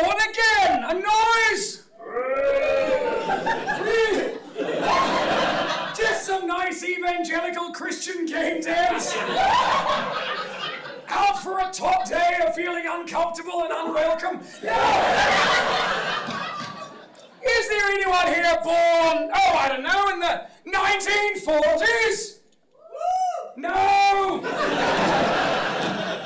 No, they were wiped out in the main story. No! 1950s! Better! That was plausible! 1960s! What has marijuana done to them? 1970s! What has cocaine done to you? Now I was created in the 1980s. If any of you were born in the 80s, let me know! I love that sound! That sweet, underachieving sound! For that sound proves something. Our generation still has energy, for we are the first generation to accomplish nothing! And it's wonderful. Everyone prior to us has done something of conceivable use. They put a man on the moon. They've cured a disease. The one person, possibly from the 50s, remembers Jesus when he was a boy. You remember, don't you, the little long-haired Jewish boy, yes? He used to come to the house. He used to throw him in the pool. He used to bounce off.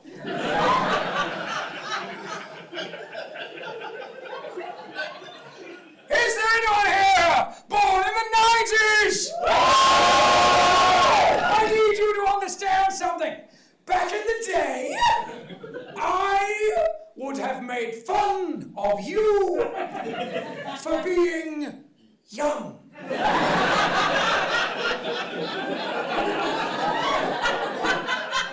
But the year is 2025. Tick fucking tock.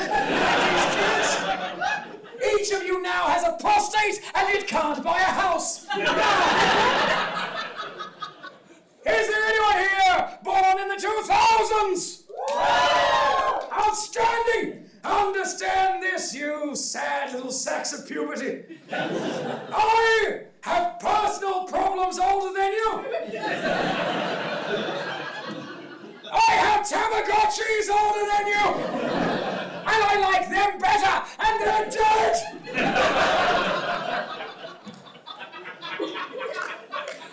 And normally, I would not feel anxious about asking this, but in a room of people who would actually attend a narrative gaming convention, a question for the 2000s children. Call out for me your favorite video game. Go! Duck Detective. What in the name of Steam Early Access was that? Fucking hell! What did you say? Duck Detective. Duck Detective. Oh my God! Sounds like someone's wish listed it. Right! Yes. Really, Duck Detective. You know, I know it's an awesome game. I love a game where you can sum up the entire creative process quite swiftly. I think I'd like there to be a detective. He's a duck! Fucking ship it, it's done! Also, I regret using the phrase ship it in a room of nerds like this, so... It's fine, cry into your body pillows. Now, friends! What I would like, I am from the glorious 1980s, and back in the 80s, our video games didn't need your fancy graphics or fun. We had text-based adventure games! And if you have ever played a text-based adventure game, you know there are two words that shouldn't have been in that sentence, and they are adventure and game. But that is what we are about to do. If you are called upon to play, 4 options will appear up on the screen behind me. You pick one of the 4 options. You try to escape the dark room. If you succeed, I will leave this place with you. We will go together to an ATM. I will withdraw £1,000. I will hand it to you. It will quite suspiciously. But if you fail, you will die. But, oh really? What a pleasure to meet all the surviving members of the South Bank Euthanasia Society. Now, gang, if you try and you fail, do not be alarmed. No player goes home empty-handed. Behold, the Table of Wonders! Tonight, on the Table of Wonders, this flamboyant potato!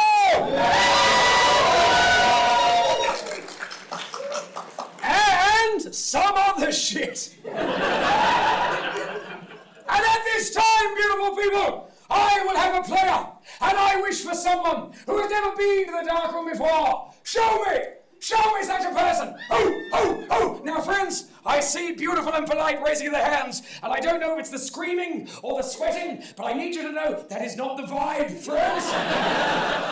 I will see movement of hands. I will hear rupturing of lungs. Who will play? You will play. What is your name? No.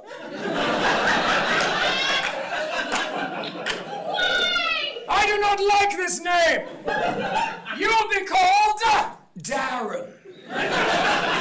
Do you like that name? Shut up, Darren! Darren, you await to find yourself in a dark room. Pick an option, Chief. Oh, okay. Find the light switch? How will you find the light switch? You're in a dark room. You need the light switch to see. Do you see? We know! That is why you need to! Find the light switch! How will you find the light switch? You're in a dark room! You need the light switch to see! Do you see? Yes, I see. Bullshit, you see!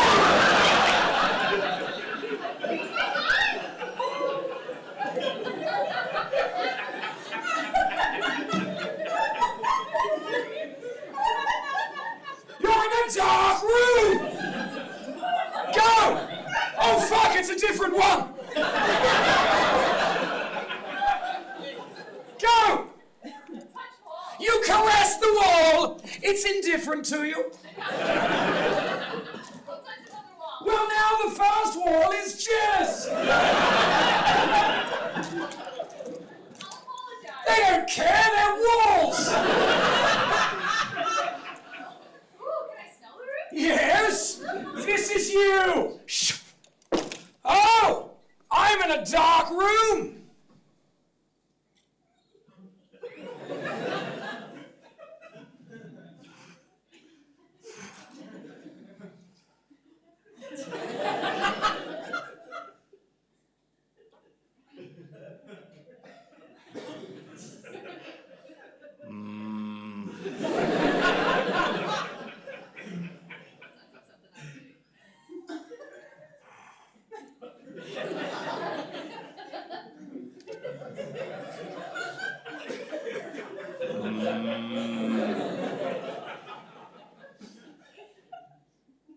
Sorry.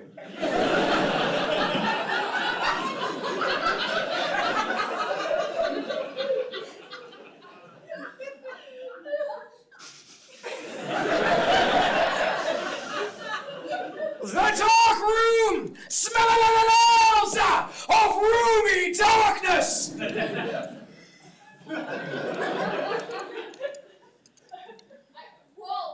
Okay! This is you! Shh! I'm in a dark room! Sorry. Walls!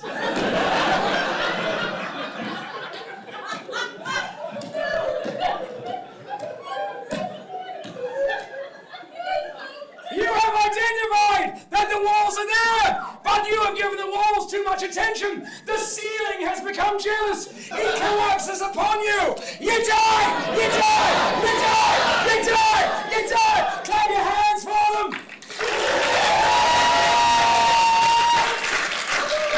This is what we're doing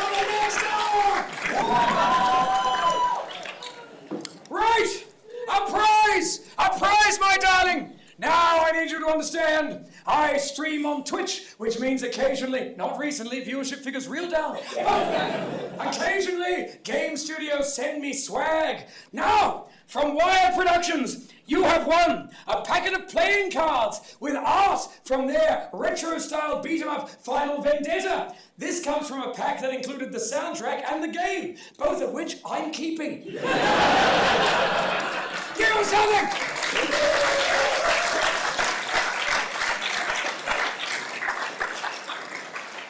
Who now? Who now? Who? Who is it? Who is it? Who?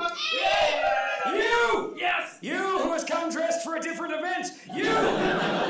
Also, g'day, Dr. Holly. Nice to see you. No! What? What? You fuck. I talk to my friends when I see them at work. Shut up. No. Hey, remember 10 years ago when we were on a TV series called Video Game Nation? Remember that? Yeah. Notice how only we're remembering and no one else did. That's why they cancelled that. Right. Now then, my love, you who've come dressed as a mirage. Friend, what is your name? Vlad. No!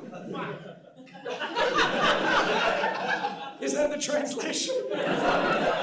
You'll be known as Darren. Fuck Darren. No! Fuck Darren. You are weak to find yourself in a dark room. Pick an option, Chief. Sleep. Worn out from a long day of going, my name is Vlad, or as it's known in my native country, fuck. This is good, you sleep, and when sleep has ended, you awake to find yourself in a dark room. I've flagged you in the arse, do you understand me? Right, pick an option. Check pockets, which one? It's a few plural, all of them. Did you just try to grammatically correct me? He just went, it's a plural, all of them. It's a pun, pick one of them.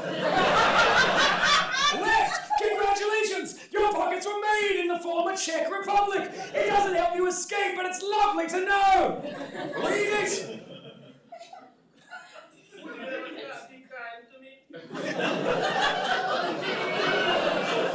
There are several voice actors here, and you are not one of them. I will put it to the crowd. Who says that Vlad Dowen lives? Yay! Who says he dies? Yay! I've no choice but to inform you. You die! You die! You die! You die! You die! Clap your hands for a beautiful human. A prize! A prize! Brother, do you play any musical instruments? Yes. Such as? Horn. The horn! I've never had the flexibility to play my own. Friend! Congratulations! You have won a guitar lead that doesn't work!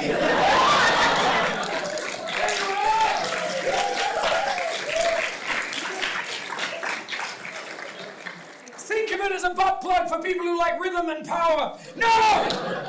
I will have another! Who is it? Who is it? You! You will play.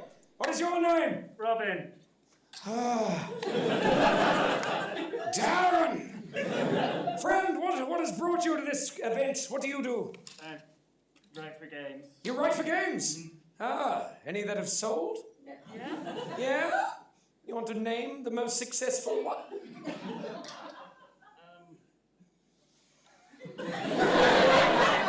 What? Borderlands something. Borderlands something. Fucking hell, I've never seen a humble brag in reverse before.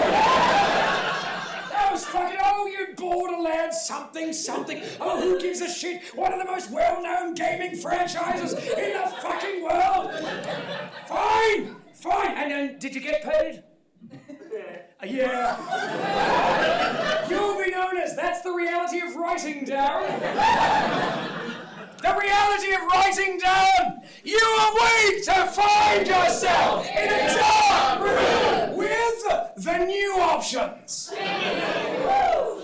Pick one. Also, just before you do, friend, now, oh, hello. Right. Wasn't fucking Borderlands 4, was it, by any chance?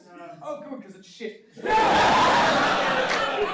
They paid me to have it on my stream, and now I'm not on the stream, I can say what I thought. But I will just have a small round of applause because there is a team of 4 camera people working very hard to capture this.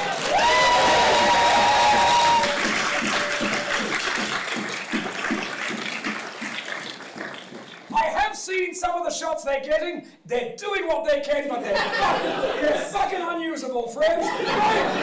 My favourite moment was when I climbed up here. I was standing here. You remember, don't you? Of course you do. I went through your mind. Understand. When I climbed up here, I watched you get the camera and suddenly go, no, that room is too dark. And away. But it told me to pull up my jeans. God bless you. Now then. So, board it down! Hey, what are you trying to do, boy?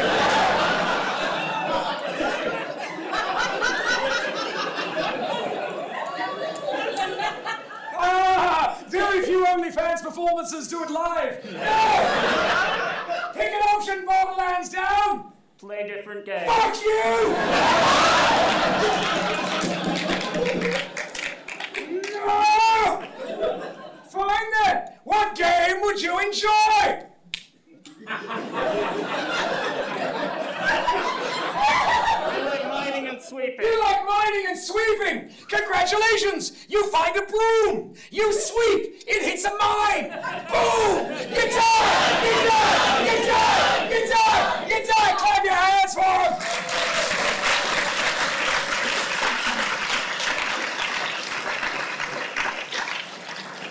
I have in my hands a copy of fantastic, beautiful, atmospheric 16-bit platformer, Another World, for the Sega Mega Drive.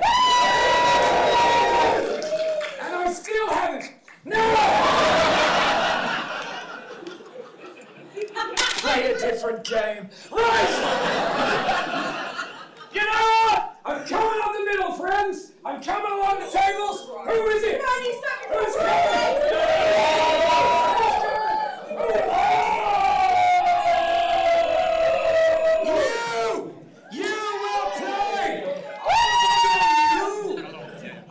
Follow you on Twitter before the Nazi took it over. What is your name? I'm Dave. As I recall, and yet at this time incorrect, Darren. No.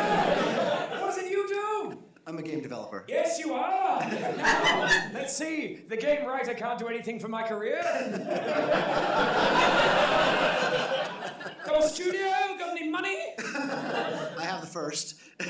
Oh. Bit of the second. Is it like being over 40 and telling people you're in a band? You shall play. Got anything currently discounted on Steam, Dave? Yes. Yeah, I know you do. Because I remember when 90% of your Twitter feed used to...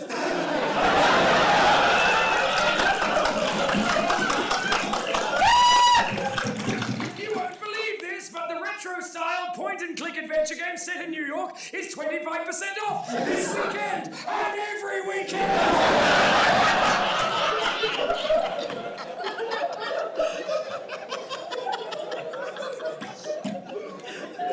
Are you ready? Yes. All right.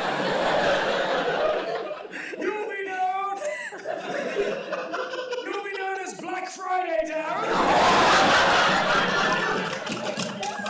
Black Friday down. Now, folks, some of you have figured this out, but as the show continues, every time I say, you'll wait to find yourself in our way. Correct. And every time someone dies, feel free to turn and point at them and scream, you die, you die, you die, you die. Fuck yes. And next for funky onesies, let us practice the you dies on this man here. Who, frankly, based on our hair alone, appears to be my son. Oh dear, what a shame our creator's a transphobe. Now, thank you, that was a Harry Potter joke. I think we all took it for a second. Right. Also, since I am just an Australian man doing a voice, I will just let you know I'm aware of the various things I look like. What a joy it is to occasionally put out a TikTok video and have a bunch of kids come up with the same 2 words, budget Sephiroth. I will also just say that to the older people of this room need to know that 2 weeks ago, in this beautiful country, they had a TV showcase, and after 13 years of performing in this country, or 8 years if you factor in what the immigration department knows, they had a TV showcase and a bunch of bookers came to see me and all of this, and I know the exact moment at which no money would be coming my way. And it was when I came out, and I was just talking like I normally do, like this. And I went, anyone from the BBC here? My God, what a nightmare. Jimmy's hair and Rolf's accent.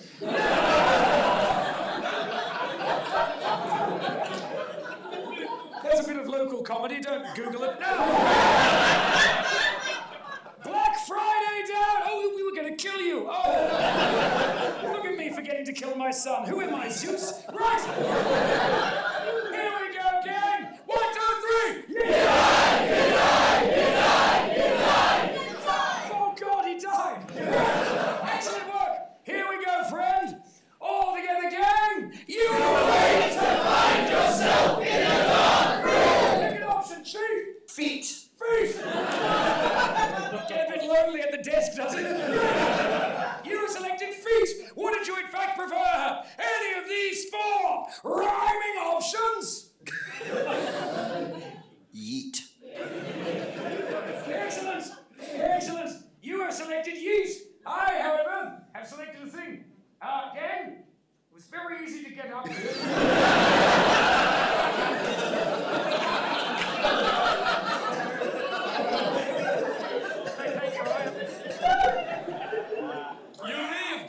You lived.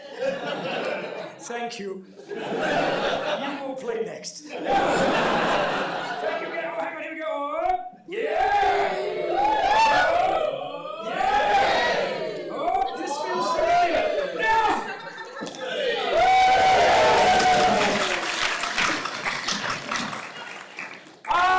How did I figure out that I was at an urn event? Well, I did something halfway physical, and they all applauded. Friend, this is you! Shh!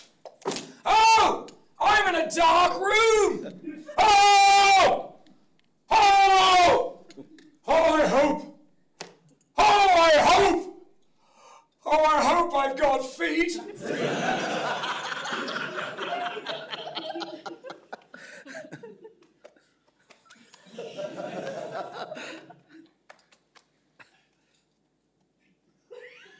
One!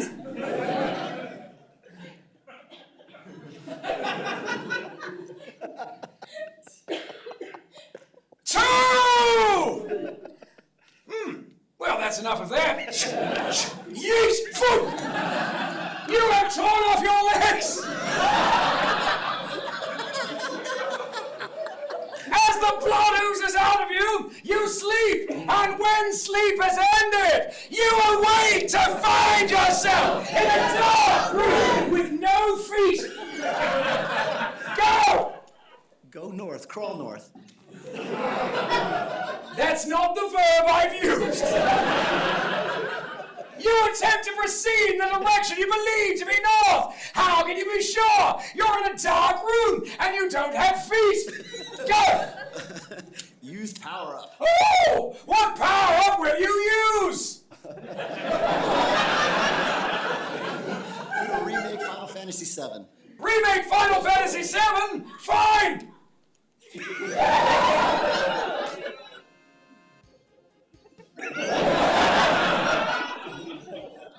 Congratulations! You have leveled up, which means you awake to find yourself in a dark room with no feet, but you are slightly older.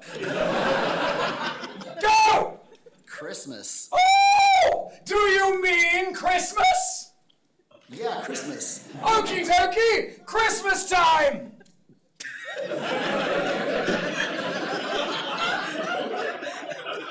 You have unlocked Mairi and Joseph in Shithouse Holiday Adventure! Who will you be playing as today? God.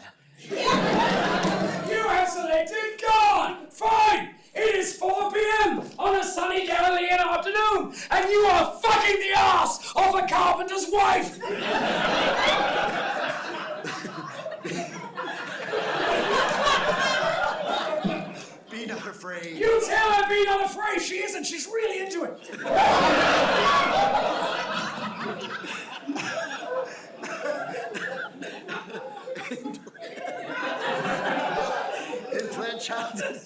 You implanted a child in the human woman. What will you do now, God? Abandoned planet. You abandoned the planet! Oh, I'm sure that'll work out well for all of us. Let us flash forward to the year 2026. Oh no! AdventureX! Don't worry! I'm sure there's some good news. Something to bring us some degree of cheer.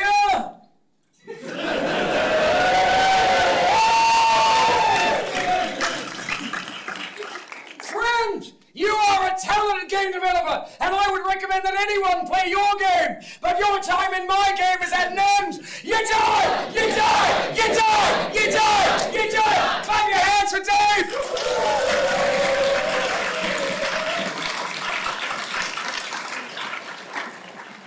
Can we pass this up to him? You, my friend, who genuinely helps in the reviving of the point-and-click adventure genre, you have won the perfect prize. You have won a copy of All-Star Cheerleader for the Nintendo Wii. Thank you. And now, gang, we will now have the passive-aggressive co-op round. Ooh. In this round, 2 people must play together, and they will be the people I feel will get on the least well. Who wants it? Who? You will play. What is your name? Darren? How old are you?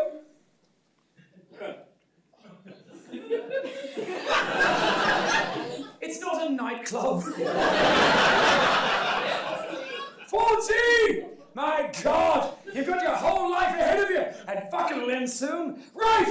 Now then, we have here a 14-year-old. Have you played some games today? Yes. Did you like them? Yes. Well? Yes. It's all right if you didn't. Literally, even if the people who made the games are here, they'll never catch you, mate. You're 14, for fuck's sake. Your whole body works. I resent you on a physical level.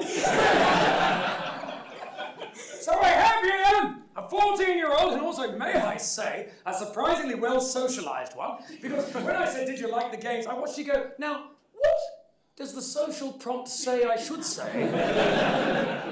Yes. But what you meant was not all of them. And this is fine. So I have here a polite teenager. I wish to do battle with the opposite of that. Do we have a gnarly as fuck old cunt somewhere? He's behind me.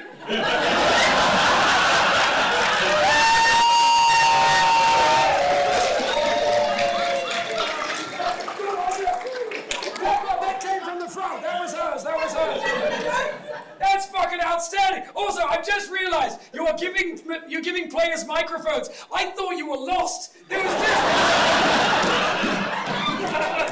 just every once in a while I'd look over and go, well, that man's on holiday. So then, tell you what, would you like to play against the 14-year-old? Yeah, I was about to say, I reckon I could take a 14-year-old, but in retrospect, probably not a good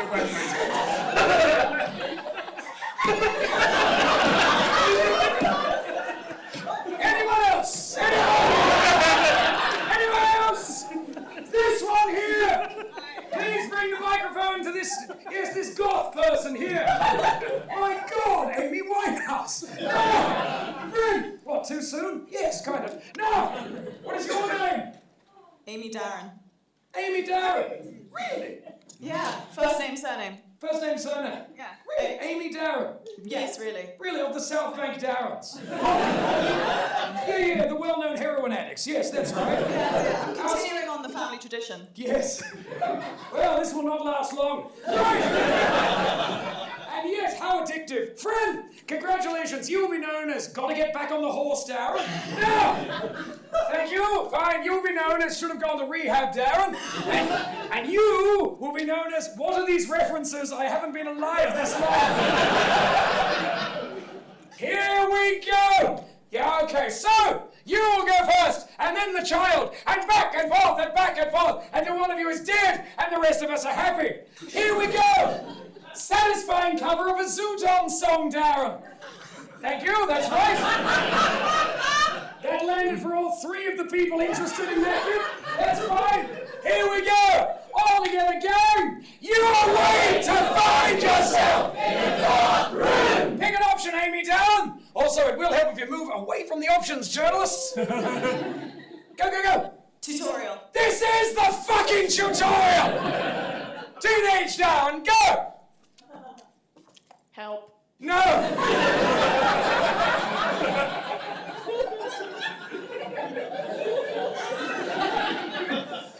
No help is available due to systematic underfunding of the emergency services. No! But, Amy Dowd, you may change something about the game. What would you like to change? Animal violence. Okie dokie! You are waiting to find yourself in a dark. You die! Clap your hands and pair them!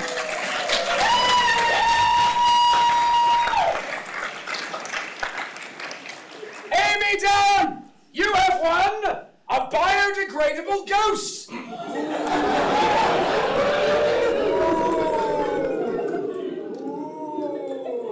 There you are. And you, the child, here, the perfect prize. It's a copy of Another World. Enjoy yourself. There you go.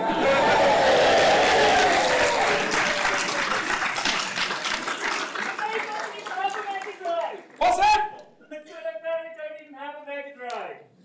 That's right. Oh, it's this level of subtlety and nuance I've come to expect from the Borderlands franchise.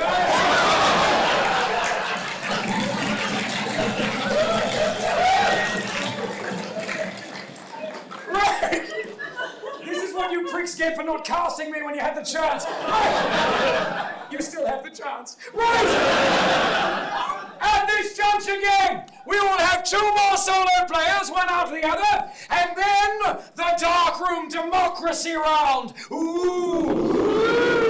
In that round, everybody plays, and just like in a real democracy, only the people with the loudest voices will get what they want. So,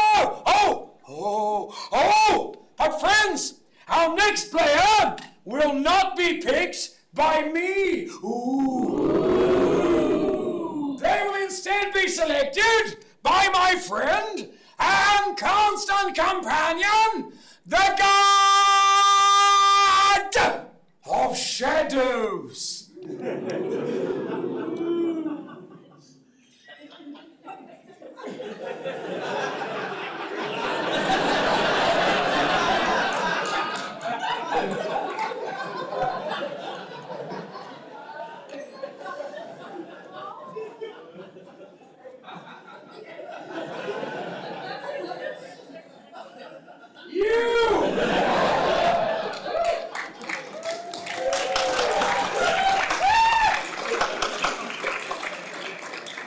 Yes, friend, you! Would you like to play?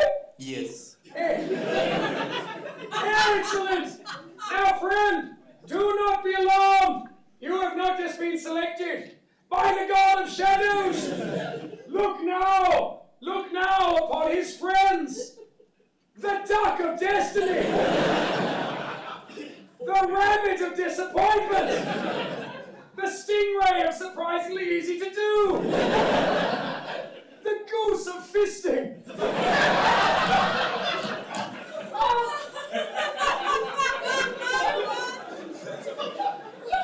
And now, for fancy onesies, high five.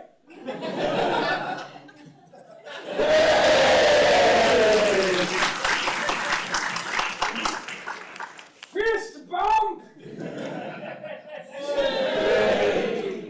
Michelangelo's God meets Adam.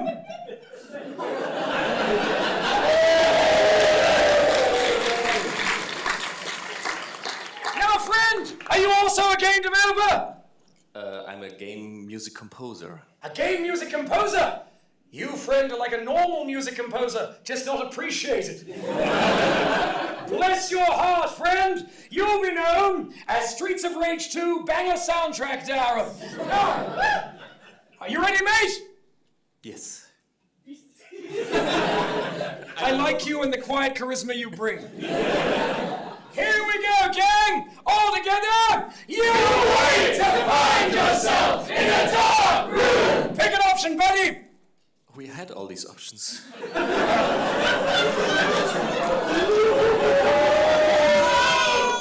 know, that is what the major studios say whenever they're given a list of composers.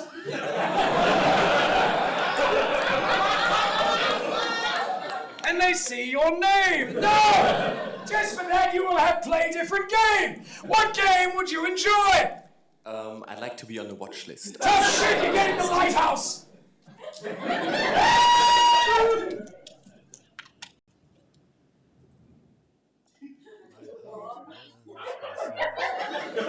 My bows churn on the ship, and my gizzards quiver for the sweet bosom of land.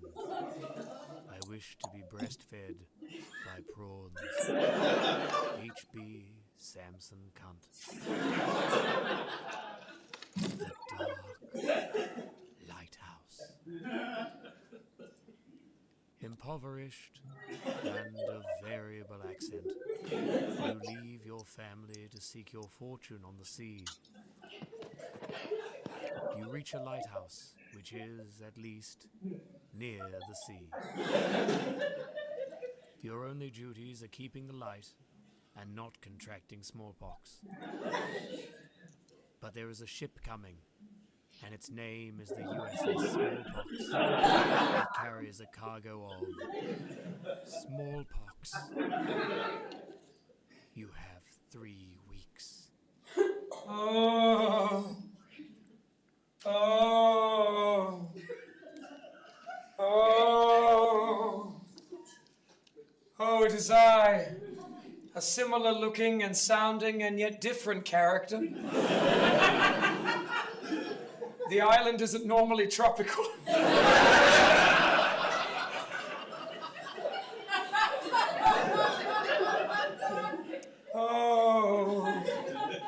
Oh, H.B. Samson Cunt. You've done it to yourself now.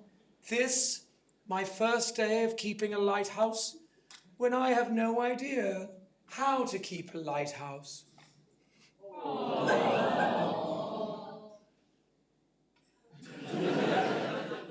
Fortunately, I am insane.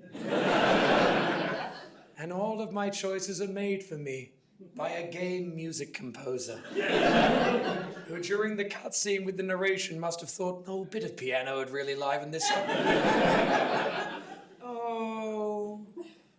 Oh, sound card Darren.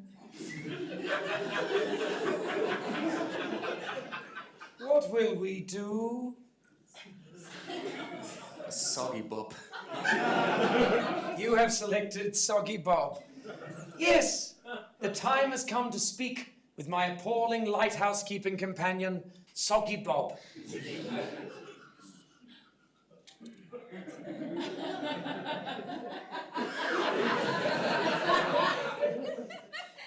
Hello, Soggy Bob.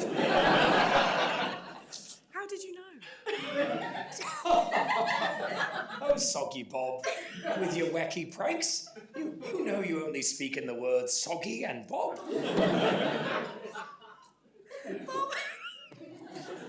Well, that was fun. What will we do with Soggy Bob now?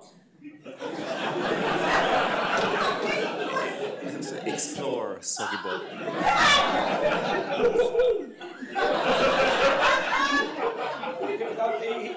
He probably means emotionally. It's right. All right. Oh well. Pardon me? It's not that kind of video game. What? Not. Which kind? The ones that the millennials play. The ones that millennials play. Aren't you seeing that this is just a Japanese dating simulator? No. Where's the tentacles? They're in a dark room. Fine then. Well, all right. Okay, fine. I'm now balls deep in soggy Bob. Like, what a millennial thing to do, apparently. Fine then. Fine. I'll tell you what, the Gen Z kids shitting themselves. This is going really well. Right then. Well, what have I found?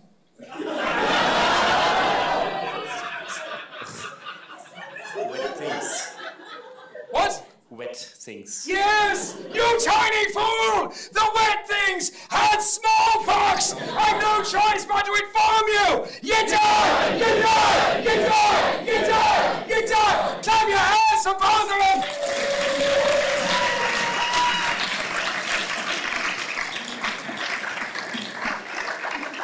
Thank you! Jesus Christ! Probably put that where it's meant to go. Right! Friends! Prizes! Such prizes! Quickly! If I don't have this on, they won't realize that my character work's quite thin. No! Composer Dan! Congratulations! You have won the arrival of the alarming baby!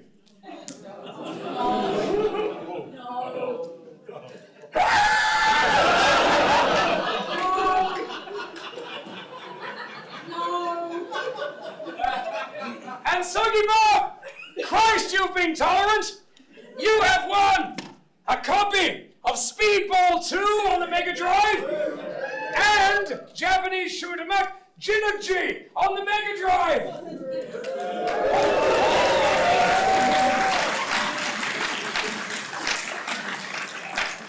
No, it's not a tentacle game! What's that? What's with all the Mega Drive? I have a small house.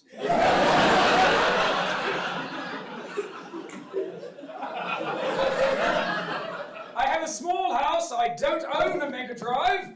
I do, however, own a hard drive with an emulator on it. And as a result, I've given you something that you can take to CEX, and they will give you nothing. So, right now, gang, one more player, then we all play together. So who, AdventureX, is going last for 2025? Who amongst you? Let's fucking see. Who is it? Who? You and the, yes, you. That's right. Friend, name. Yes, fuck's sake. I ran up here, you bastard. Yes, you. Name. Paolo. How about me, Darren? What's that? Darren! Did you by any chance voice over every anime in 1987?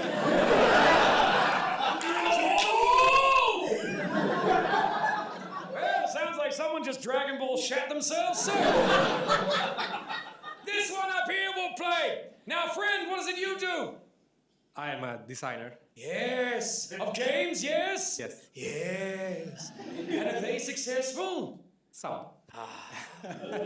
Hey, kid. That was polite for no.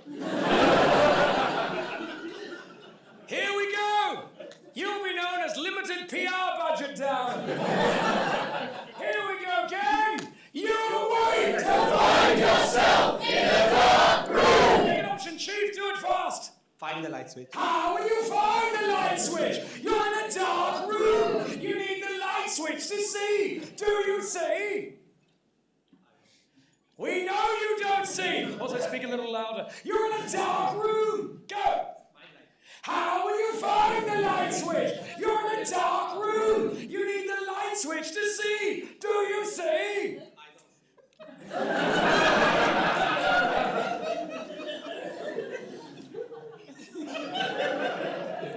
I've never been more keenly aware of how obvious that exit is. If you know the words, join in. We know you don't see. That is why you need to.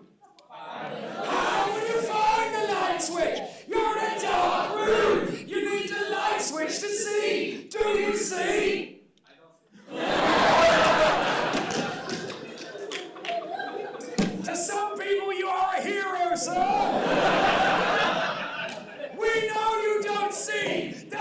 you need to find the light switch. How will you find the light switch? You're in a dark room. You need the light switch to see. Do you see? What? I don't see.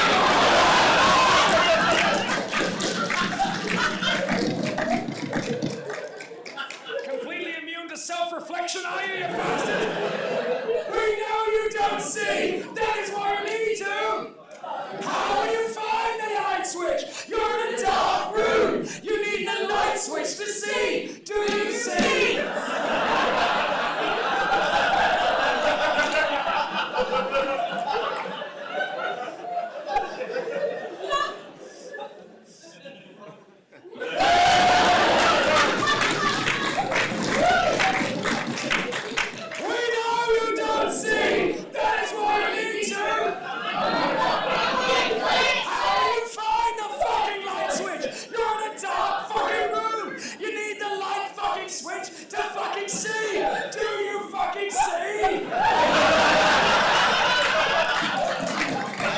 I fucking see! Bullshit! You see! It's all rude! Go! Jump. Don't ever get a job as a counsellor, pal. This is you! Shh! Oh! I'm in a dark room! I don't see. I don't see. I don't see. I don't see. I don't see. I don't see!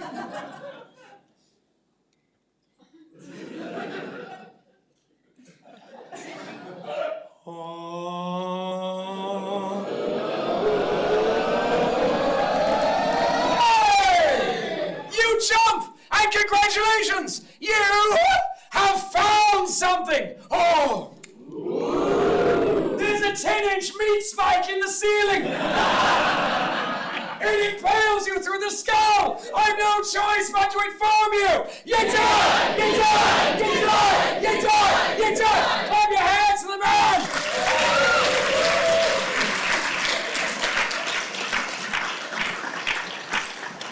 I would give you a prize from the Table of Wonders, but I don't see. No! At this time, friends, it is time for the democracy round. On the count of 3, everyone will say, "We awake to find ourselves in a dark room." Then you call out the option that you want. The winner is the one with the loudest and the most. Here we go. 1, 2, 3. We awake to find ourselves in a dark room. What do you want?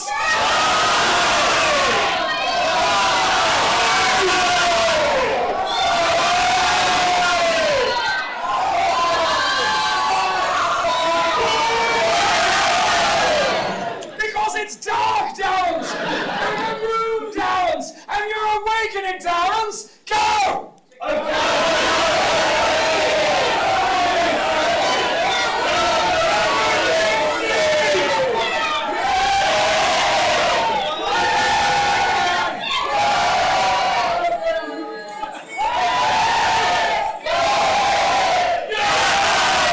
You have selected Download DLC! What DLC will you download?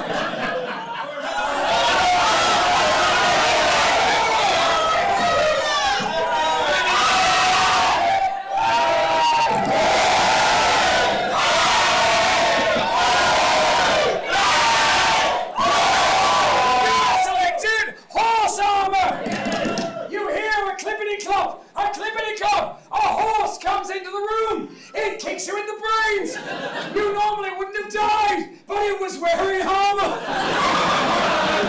I have no choice but to inform you! You die! You die! You die! You die! You die! Can we get those lights up, please?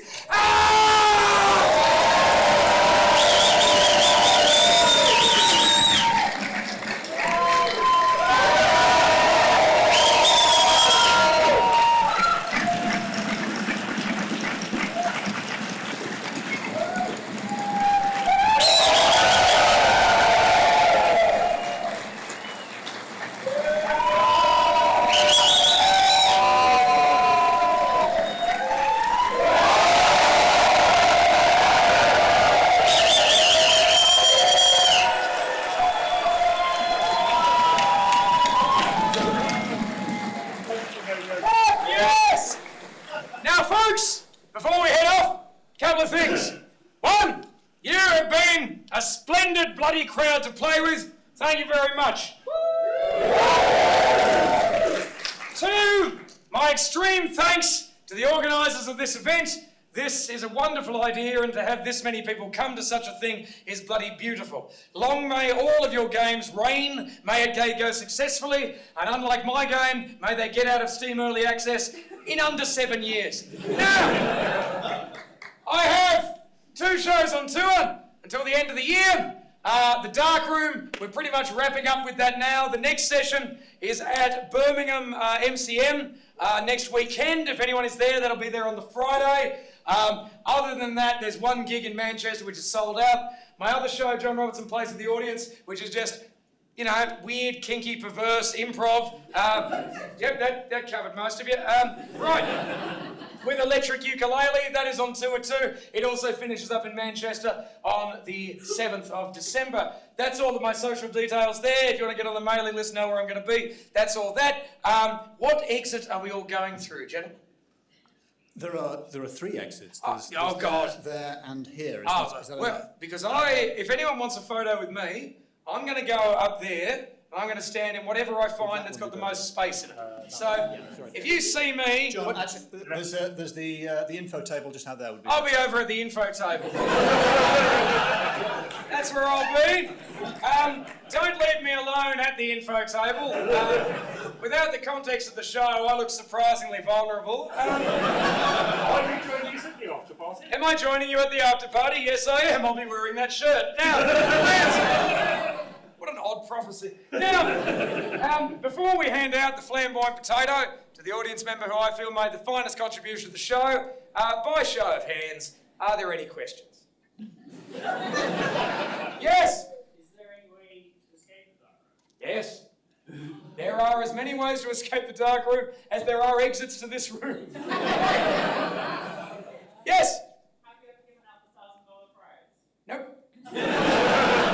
Except, no, one time, because it was a charity show and that was kind of agreed, but in order to get there, I couldn't remember, I had to break the game. So that was it.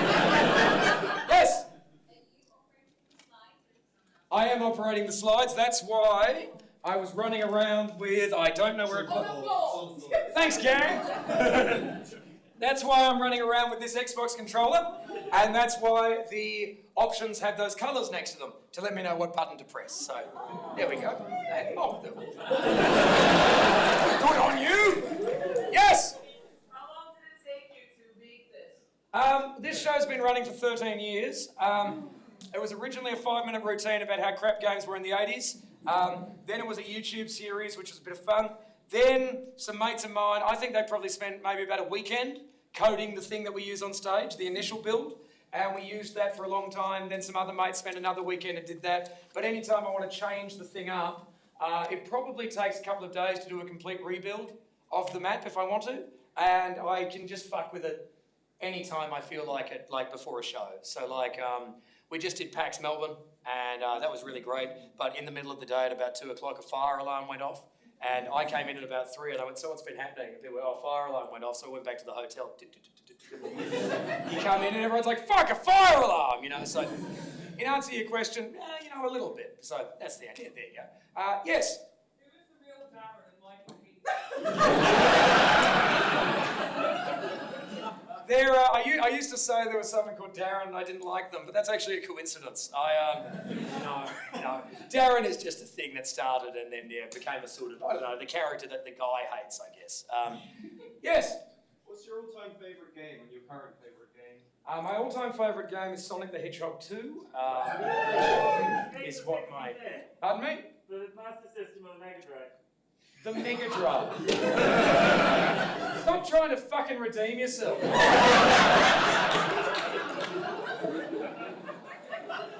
You're very good and I like your games. Yeah, Sonic the Hedgehog 2 was the first video game my parents got for me. They got me a Mega Drive and Sonic 2 and Toe Jam and Earl came with it as well.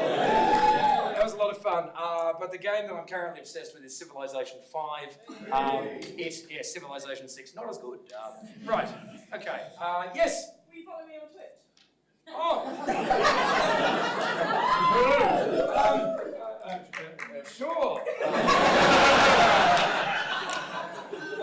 No worries. Fucking put me on the spot. Yeah, all right.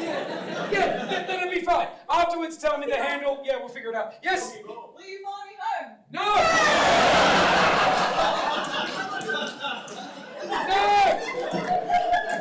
I'm not going to go home with you. They keep trying to make me go to rehab. I say no.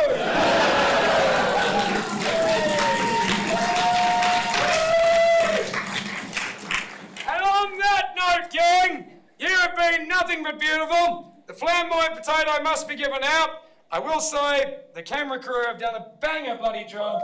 The PSL interpreters have done a great job. Everyone has done a fabulous bloody job. I thank you specifically. And on this occasion, gang, and also thank you, man, who kept you. I forgot to give you a turn. I said I was going to give you a turn. I did say that, didn't I? Give him a potato! No. I mean, I'm clearly about to give this to the small child, but... Thank you, friend. It was lovely. Next time, brother. All right, and that one's for you. You take your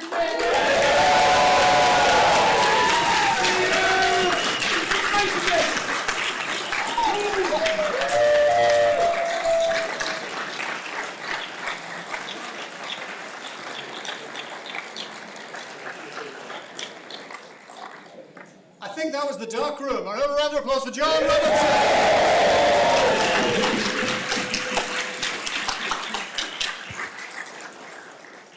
Thank you for coming to day one of AdventureX. Hold on to your wristbands. Remember, they last for the whole weekend, assuming that they are whole weekend wristbands. Don't ever take them off. Please join us. You need them for the after party. And you need them for the after party. Thank you for that very seamless cue, which is at the Mercato Metropolitano, which is not far from here, and there should be a band of roving nerds walking in that direction. It should be easy to find your way. I think that's it, isn't it, Steve? Is there anything else? Yeah, so back to the main road, turn left, massive.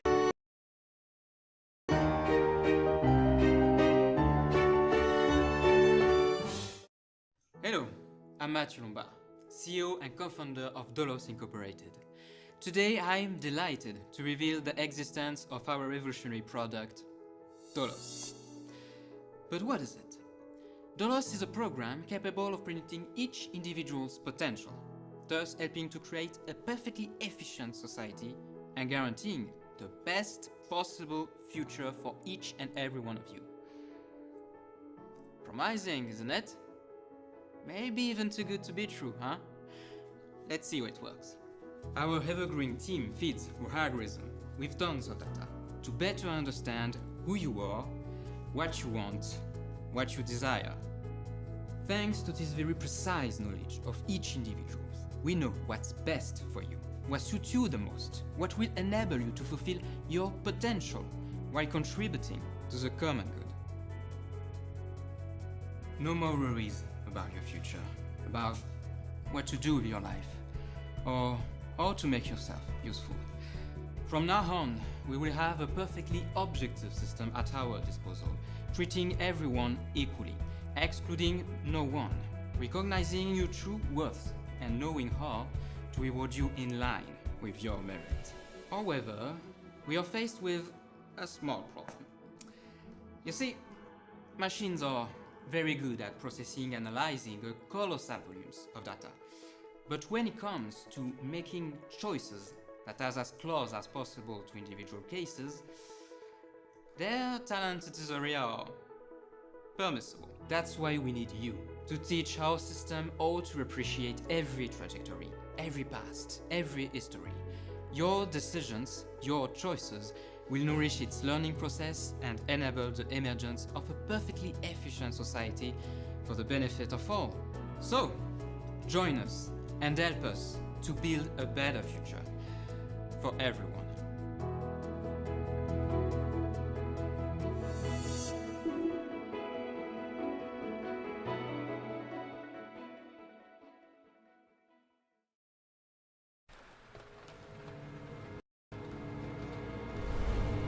What if death was just the beginning of an extraordinary journey? Learn to cross between worlds and take control of the living. To find out why, you remember the future.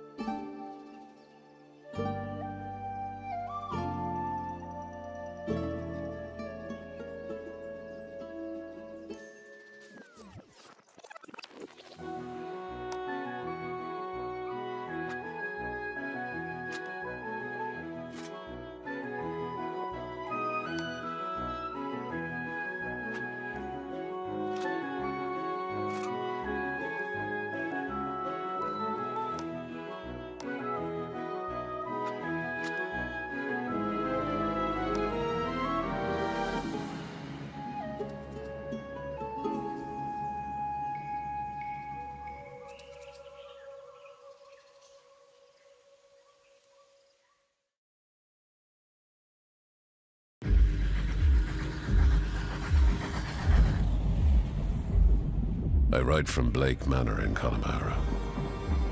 Yesterday, a guest went missing.